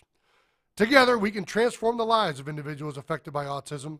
Register today at eaglesautismchallenge.org, and I'll see you there. I'm Bill, and I'm living with idiopathic pulmonary fibrosis, a type of interstitial lung disease that causes scarring of the lungs and makes it hard to breathe.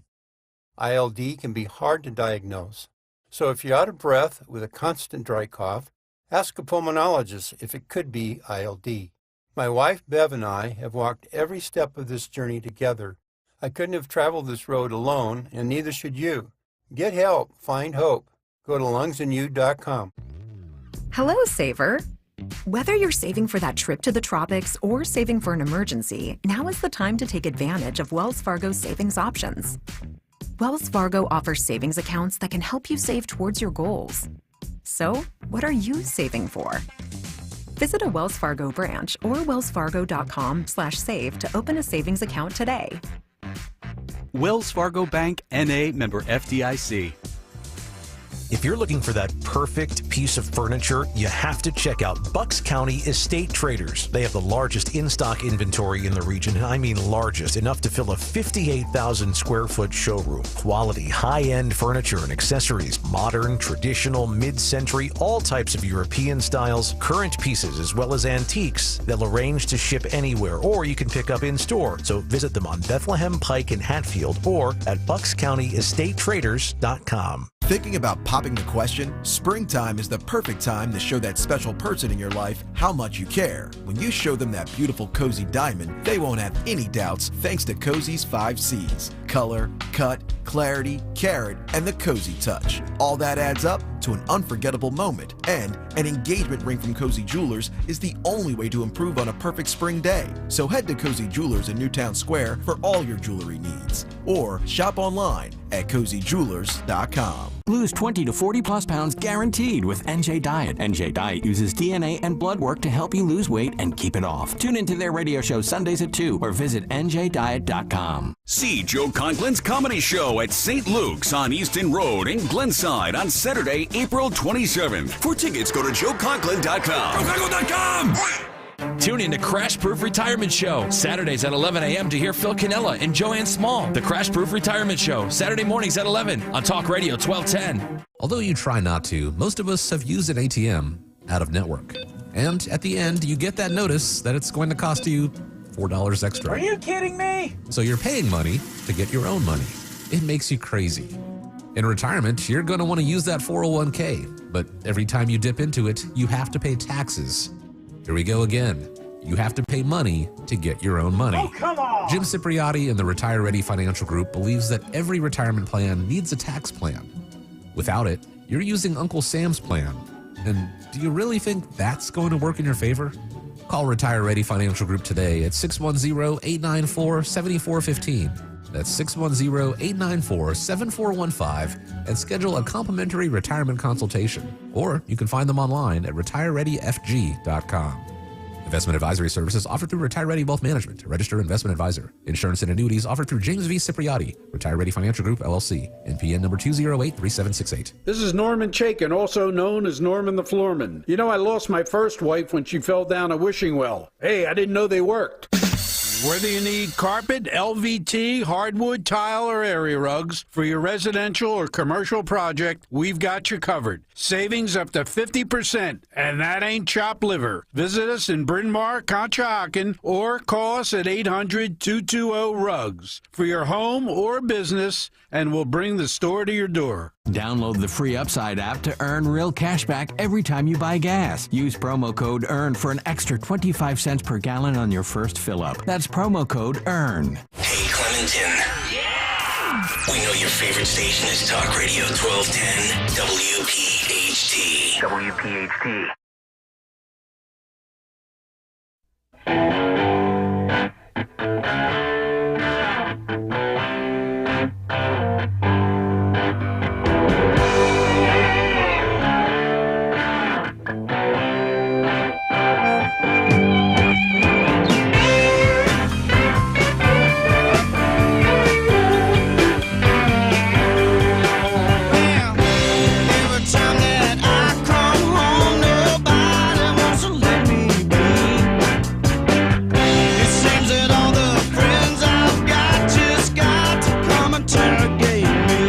Kayal and Company, it is 9:20 as we continue live on a Monday morning. Nick, Mary, and Greg, 9 o'clock hour, brought to you by Wawa, where you can spice up your sandwich routine at Wawa today.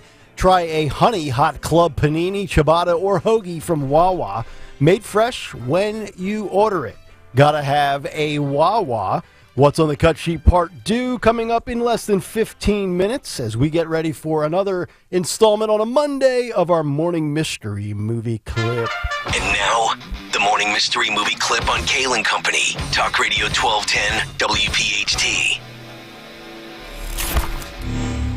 I don't know, Patrick. I can't make this decision. Come on. Where do you want to go? Anywhere you want. Just say it. I can get us in anywhere. What about Dorsia? Dorsia is where Jean wants to go. Oh, I don't know. No, we'll go in wherever you want to go. Dorsia is fine.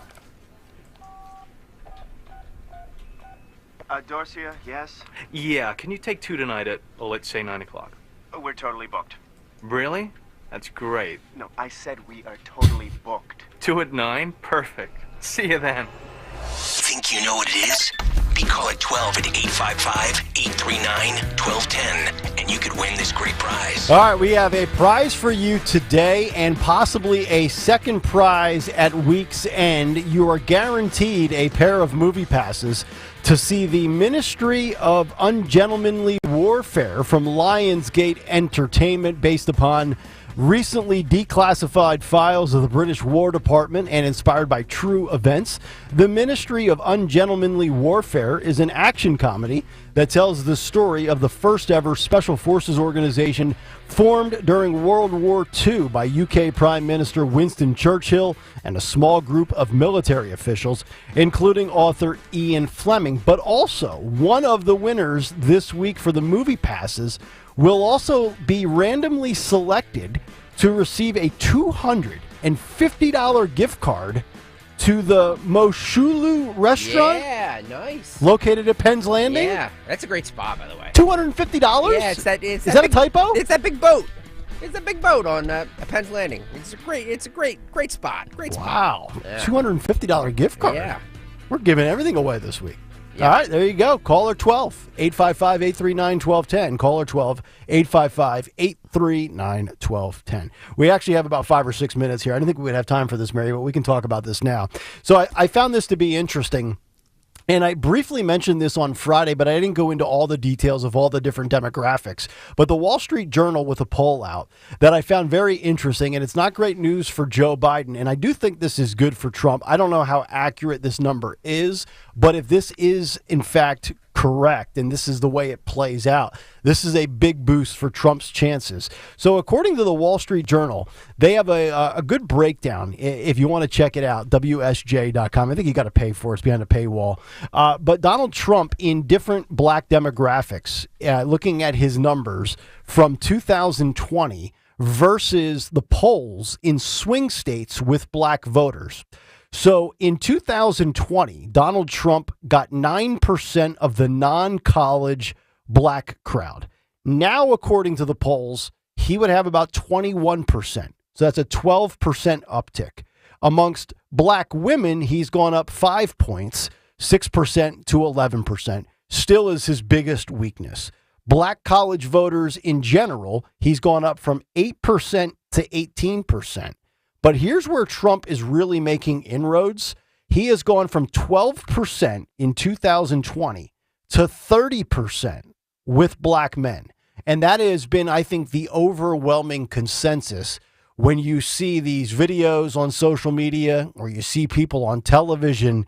There is a growing base of male black voters that not only like Trump, but I think are getting ready to maybe abandon what has been the tradition for them of just being a guaranteed check one off the box for the Democrats. Are you buying 30%, or does that sound a little too high to you? So I don't know that it sounds high to me, and I was just online feverishly trying to find the article where I didn't have to pay for it, and I did. Beautiful. So 30% seems high, and I'm that person who views the glass as half empty as instead of half full. Mm-hmm. So I'd rather be pleasantly surprised by this, but and I know that it's all skewed to what you usually view, and so they send you stuff that, you know, especially on X and things that you would usually view. I think there's a feeling among men in general in this country, black, white, whatever, that you're on the bottom of the victimhood pyramid, right? Just by virtue of being a male, as what do they call it? Cisgender. They can't say straight. They've got to make up the words. So by virtue of that, you're already at the bottom of the heap. And we too often, I think, fall into the stereotype that the left paints that every black person in this country is incapable of having an ID. They're all poor. The men only have low paying jobs, et cetera, et cetera. And I think that that's a dangerous trap to fall into, to have that perception in your brain. There are obviously a lot of people who are black who make good money and are in marriages with children, and their kids have two parents. You know, they don't fall into that stereotype perpetuated by the left. However, across the board, there are men who do have blue collar jobs where they do make fairly good money, but they see the illegals coming in, and they're seeing more and more of them on their construction site or in their workplace.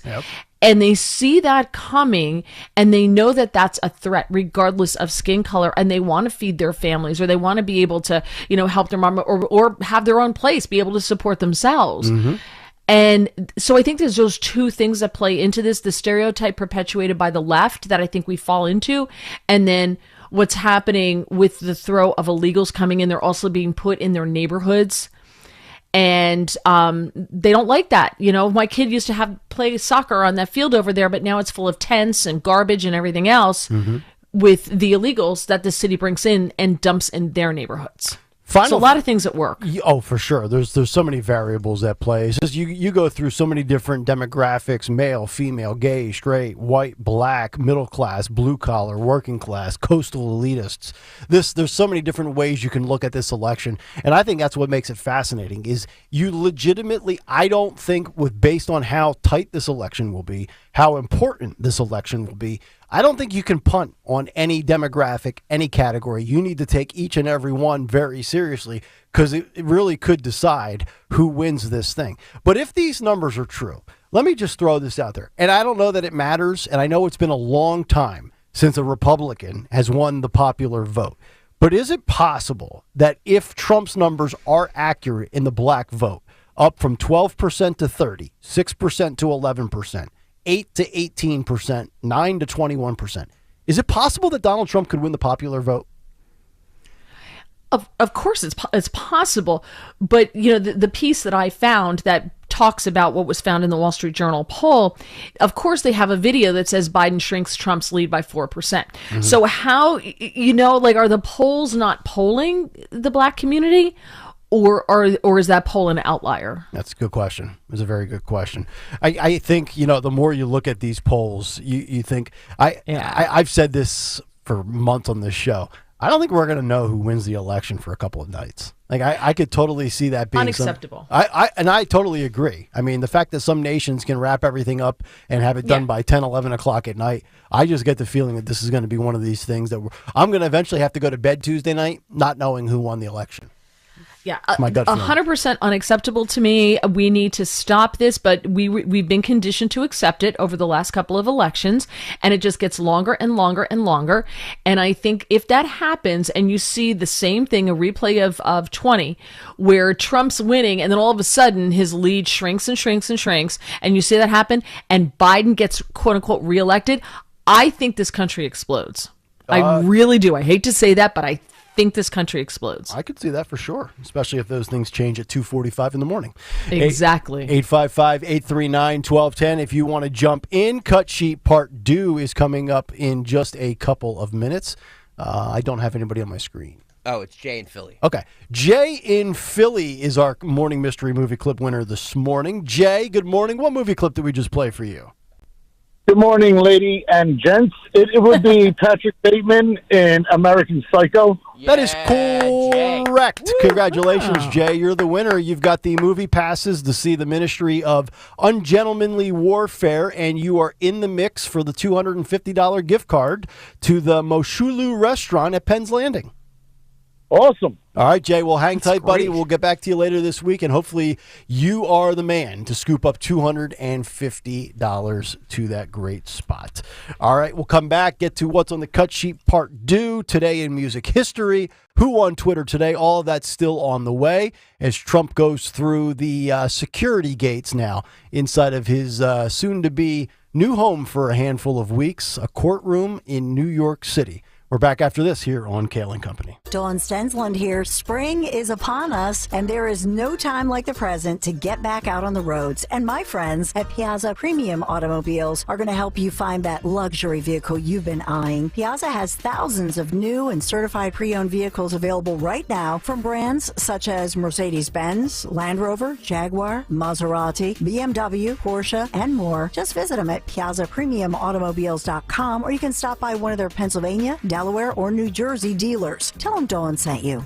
Win a 2024 BMW 740iX Drive sedan during the Race to the Finish promotion at Borgata Hotel Casino and Spa. Now through April 27th, earn entries on slots and table games for your chance at being one of 1,575 lucky winners. Plus, 2 players will win a 2024 BMW. Drawings every Saturday with grand prize drawings on March 30th and April 27th. $1,575,000 Race to the Finish. Only at Borgata.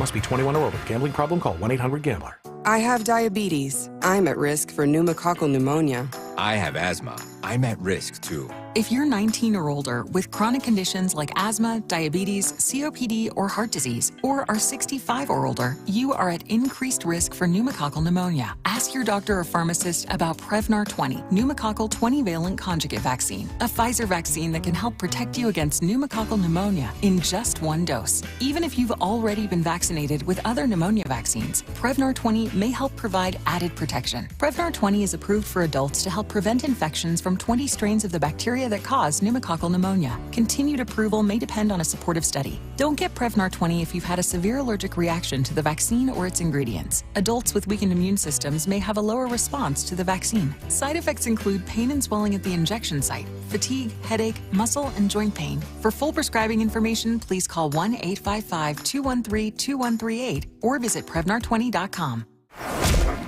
All right, football fans, the NFL Draft is almost here, and the free Odyssey app brings you the latest coverage from the biggest sports radio stations across the country. Which players will help your team the most? Who will make a draft day trade? Will they be ready for Week 1? The local conversations about the team you love. All on the free Odyssey app. AUDACY. Download it today.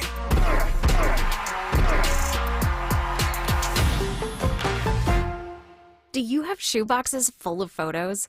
Today only, radio listeners get VIP access to the new Photo Legacy Box. Get your family's photos professionally scanned for as low as 7 cents, which is 76% less than what other brands charge. As the world's largest digitizer, you know you can trust Legacy Box to digitize your entire collection of 4x6 photos. Everything from the embarrassing haircut you had in the 90s to photos of your great-grandma's wedding. Visit legacybox.com/value to get 200 photos scanned starting at just $19.95. Oh, and don't forget, LegacyBox also digitizes over 15 other types of analog media, so you can get your favorite memories on VHS or Grandpa's film reels from the 40s digitized too. Take advantage of this exclusive offer on the new Photo Legacy Box today and preserve your past for as low as 7 cents. Go to legacybox.com/value. That's legacybox.com/value. Diabetes, high blood pressure, anxiety meds, everyone's on them. If you're a 50-year-old male, maybe a bit porky, and you may even have type 2 diabetes, $1 million of term insurance may only cost you about $200 a month. Call Term Provider. Speak with Big Lou at 800-700-6898. Big Lou will find a term life policy for you even if you have type 2 diabetes, are overweight, or have high blood pressure. Term Provider has helped thousands of people like you who think they can't afford term life insurance. To buy $1 million of affordable term life for you, all you need to do is call Big Lou at 800-700-6898. Lou will make sure the scales are tipped in your favor. Call 800-700-6898. Big Lou will answer your call and work to fit you into a term life policy that you can afford. Remember, Big Lou's like you. He's on meds too. Call 800-700-6898. 800-700-6898 or biglou.com. Listen on your schedule. Anytime. Just go to 1210 WPHT on the Odyssey app and search the Kayal and Company podcast.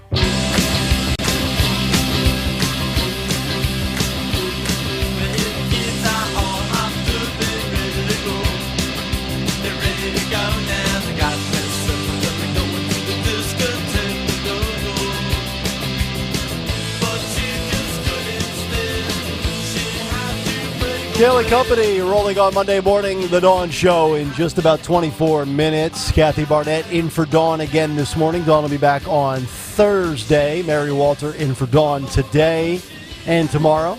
Tony Bruno on Wednesday. We'll find out what happened on today's edition of Today in Music History and also who won Twitter today. We'll do that here in the next 15 minutes. But right now, it's time for What's on the Cut Sheet Part 2. What's on the Cut Sheet? Part 2. What's on the Cut Sheet Part 2 sponsored by United Tire. With all the driving around you do this spring, make sure you take care of your car. Schedule an appointment at United Tire. From new tires to oil changes to state inspections, the skilled technicians at United Tire are here to help. Visit UnitedTire.com. That's UnitedTire.com. I use the one in Willow Grove all the time. UnitedTire.com. Guys, don't worry. Guys and gals, excuse me. Yeah. Don't want to be sexist. It's okay. Don't worry. If World War III breaks out, we're in good hands because Gen Z, the TikTok generation, is on the case. Well, they're also the tool belt generation these days. I've heard that, but I don't know how much tool belting this person is doing. Okay. This is a video that I got exclusively from TikTok. This is cut 15, Phil. Remember, this generation, World War III breaks out, we're in their hands. Yep. Cut 15, go. Get ready with me to sign up for the geez. military. I'm signing up for the military because I know my cat-like instincts would be very helpful in combat. And because I think Bakas look super cute in a military uniform. I'll be frolicking around in a pink uniform, though. If they're not okay with me wearing pink, they're gonna have to deal with my kitty wrath.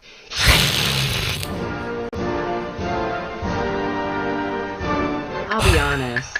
I've been super lonely here in my kitten burrow, so I know a change of military scenery will do wonders to my kitty brain. I'm gonna be super nervous trying to sneak in my catnip because I heard it's banned in the military. What the heck? I don't care that it's banned though. I need my catnip to be the best in combat because I'm here to serve in meow for this country. Anyways, you guys wish me good kitten luck on my journey to the military. Ooh, ooh. Yeah, I don't think you're gonna be able to serve for us. What? I can serve in so many different positions. Look. Ooh, ooh, ooh, ooh, ooh, ooh, ooh, meow, meow. There you go, guys. Meow, meow. All right, as that disturbed individual talks about catnip, I'm about 3 hours away from my cat nap, which I take every day around 12:30. You know what? I can't even take that video seriously. There's some videos where I genuinely believe these people believe what they're saying. That right there is a troll job. Think so? That's got to be a parody. No, I don't think so, Nick. How can that Nick, possibly no, I don't think be so, buddy. like functional in their mind, where they genuinely believe what they just said there? If that's what's going to happen in this country, I need to get to Florida sooner rather than later. So then when World War III does happen, if we get nuked, at least I'll go out in peace. I can't go out in Philadelphia, Mary. I can't. This can't be where it ends for me.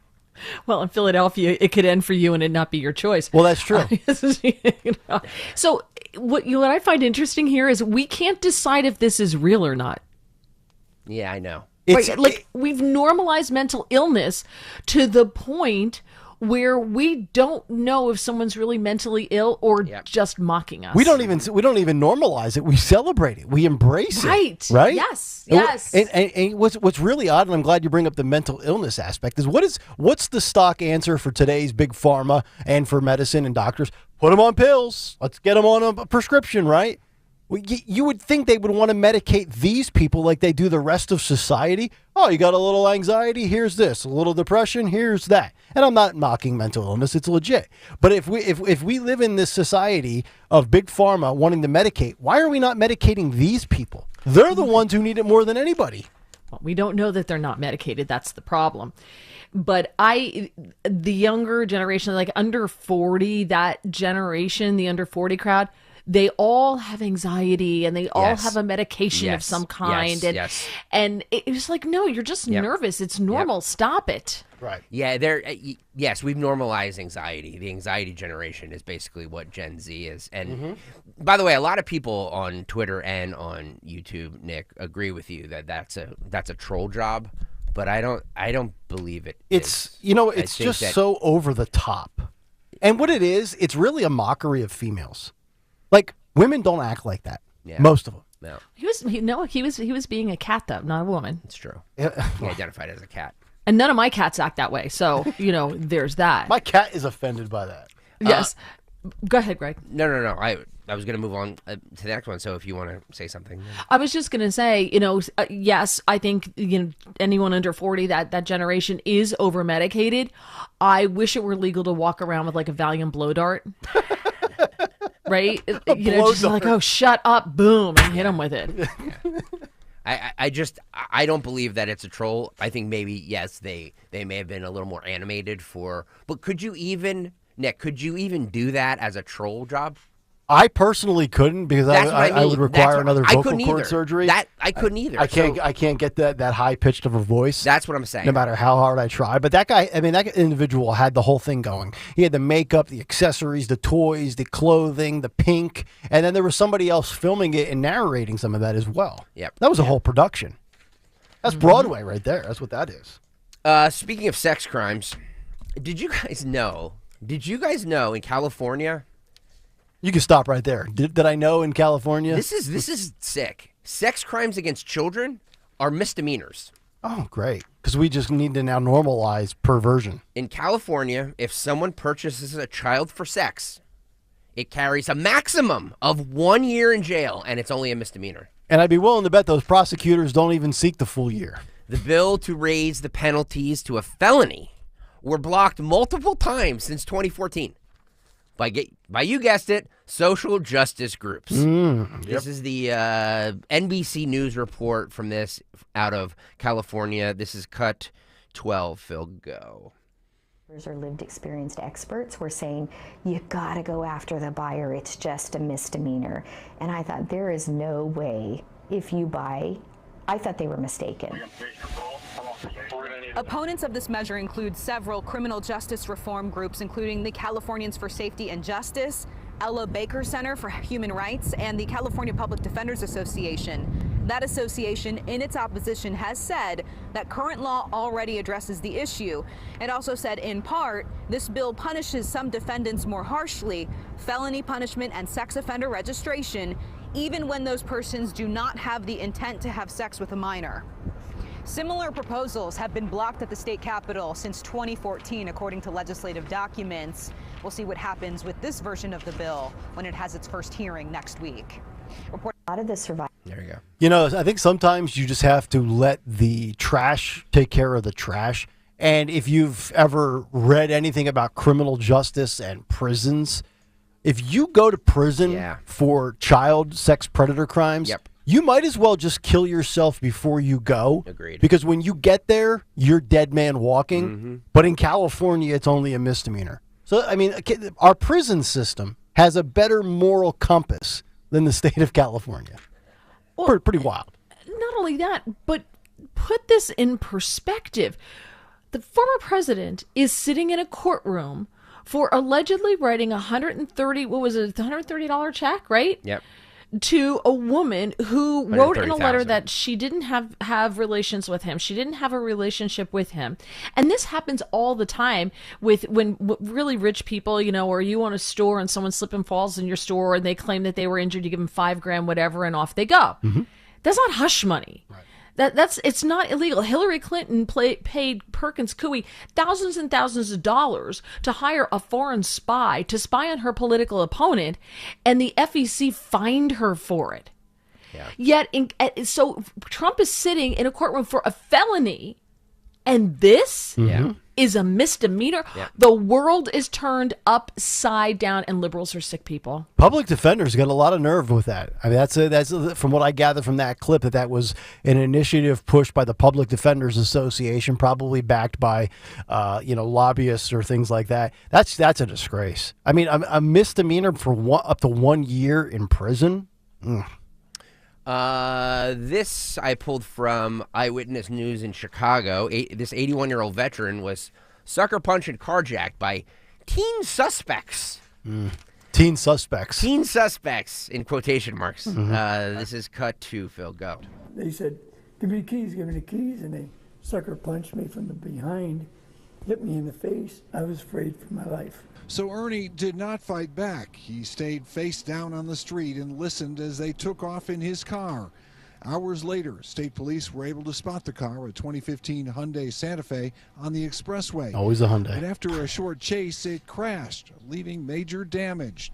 They arrested one teenage suspect and are still looking for others. Ernie has delivered pizza for Joe's on Higgins for the last 40 years. He's like family to us. He's seen me grow up from very young. You know, he worked for my dad. Ernie's very special to us, always has been. Many customers, in fact, request Ernie to deliver their pizza.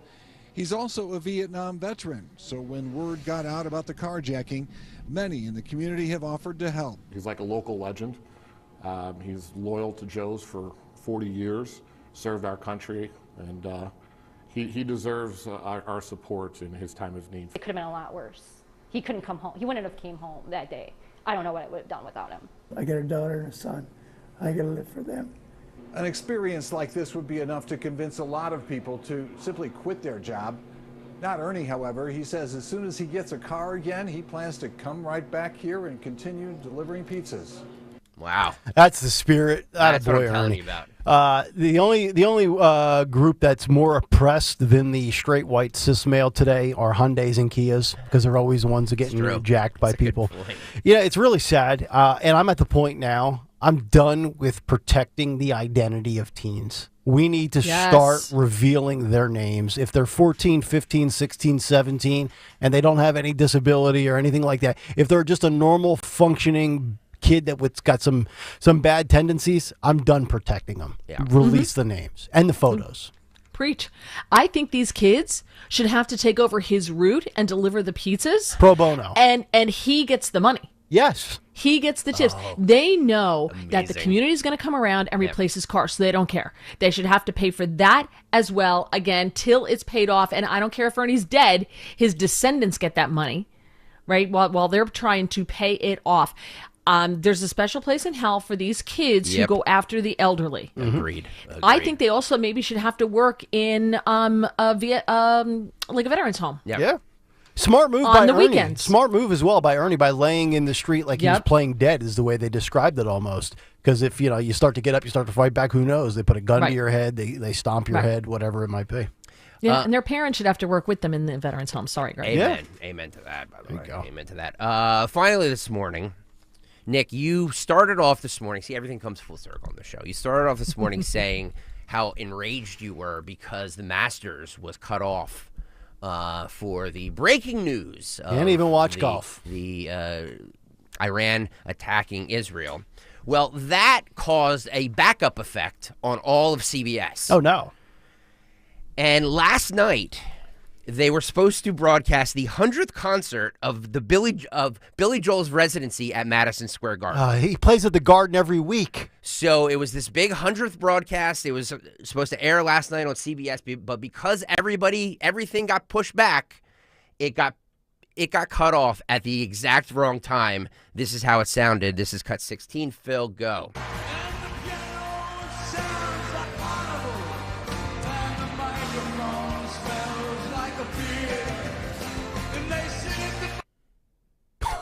Live from CBS 4. There it is. Right in the middle of that, right behind the Piano Man. They could have waited 3 minutes. It says 11:29 p.m. on the clock right there with the ticker with the time and the temperature. Yep.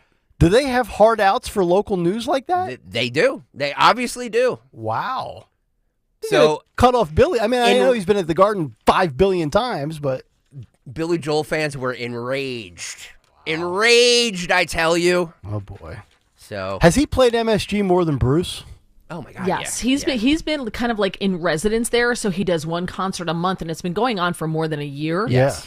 But believe it or not, you can't get tickets. I know.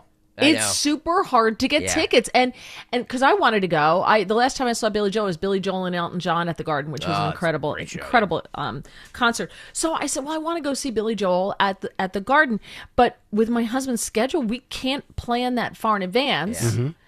And it's always a Thursday night, so it's during the week. Yeah. Wow. So if you work the next day, it's kind of really hard. Tougher ticket, Billy Joel at the Garden or Trump in Schnecksville? Poll question as we wrap it up. By the way, I saw Billy Joel at the Garden in like 2014. It's a fabulous show. Was it good? Oh, it's incredible. I'm a huge Billy Joel fan. Huge mark for Billy Joel. There you go. All right, we'll come back, wrap it up with Today in Music History and Who Won Twitter Today as we continue Kayal and Company back after this. My kitchen is the heart of my home. Dawn Stensland here. If your kitchen or bath is outdated, you need Kitchen Magic. They're local, family-owned and operated since 1979. Schedule your free in-home design consultation today. Kitchen Magic is the full-service remodeler I trust to quickly, beautifully, and affordably transform your kitchen or bath. Right now, they're offering 12 months, no payments, no interest financing, and 10% off your remodel. Just visit kitchenmagic.com. Tell them Dawn sent you. At Cherry Hill Volvo, we have absolutely incredible offers, and a plethora of both new and certified Volvos from which to choose. We are eager to offer amazingly competitive prices because we need the room for all of our construction vehicles. When leasing or purchasing a new or certified Cherry Hill Volvo, you become part of our team. Join Cherry Hill Volvo for the pricing and attention you deserve. I am Judith Krepnick, president of Cherry Hill Volvo. Are you a victim of the timeshare trap and think there's no way out? I'm Chuck McDowell, founder of Wesley Financial Group, the original timeshare cancellation expert. And I'm here to tell you that there is a way out.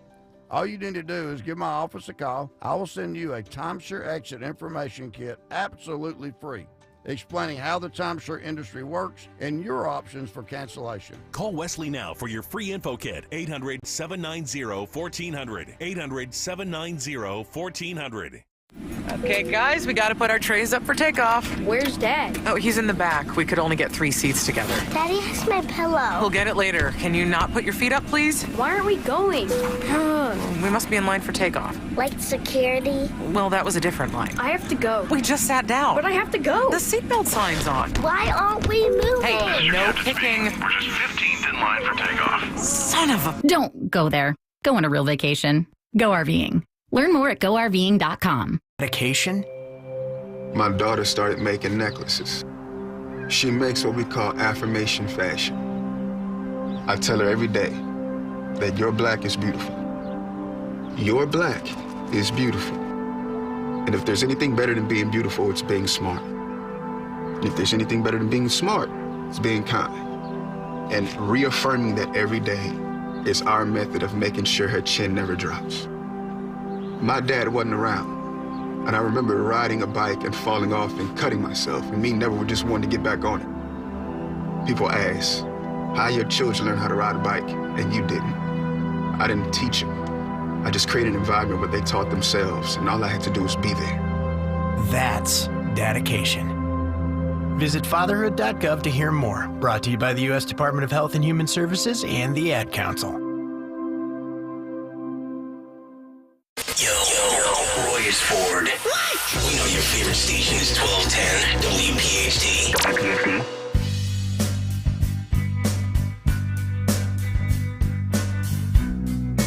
.954, it's Kayal and Company as we get ready to wrap up a Monday show. Kathy Barnett in for Dawn at the top of the hour. Dawn will be back on Thursday. Mary Walter in here today and tomorrow. Let's get to another installment of Phil Almquist's Today in Music History. What happened on this day in music history?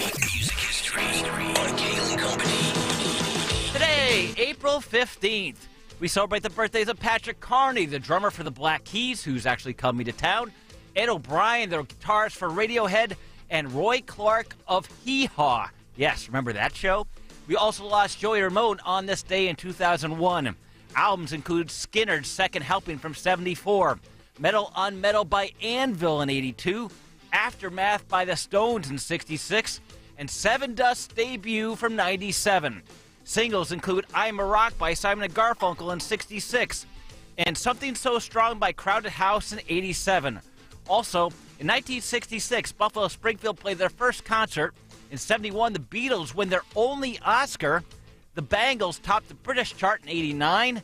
And lastly, on this day in 92, Nirvana appeared on the cover of Rolling Stone magazine with Kurt Cobain wearing a t-shirt that reads the following: corporate magazines still suck.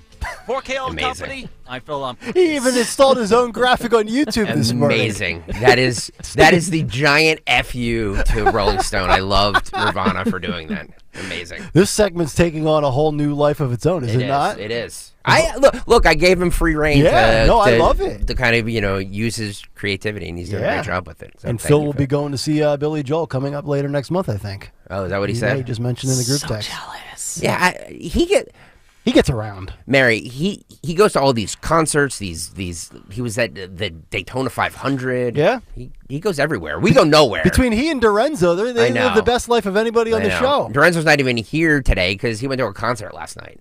Oh, yeah, I was going to ask, will Phil be in studio the next day? Oh, after always, the Billy always. Joel concert? He used to do an overnight rock show on the radio that went until like 4 in the morning or 5 in the morning and come right in here.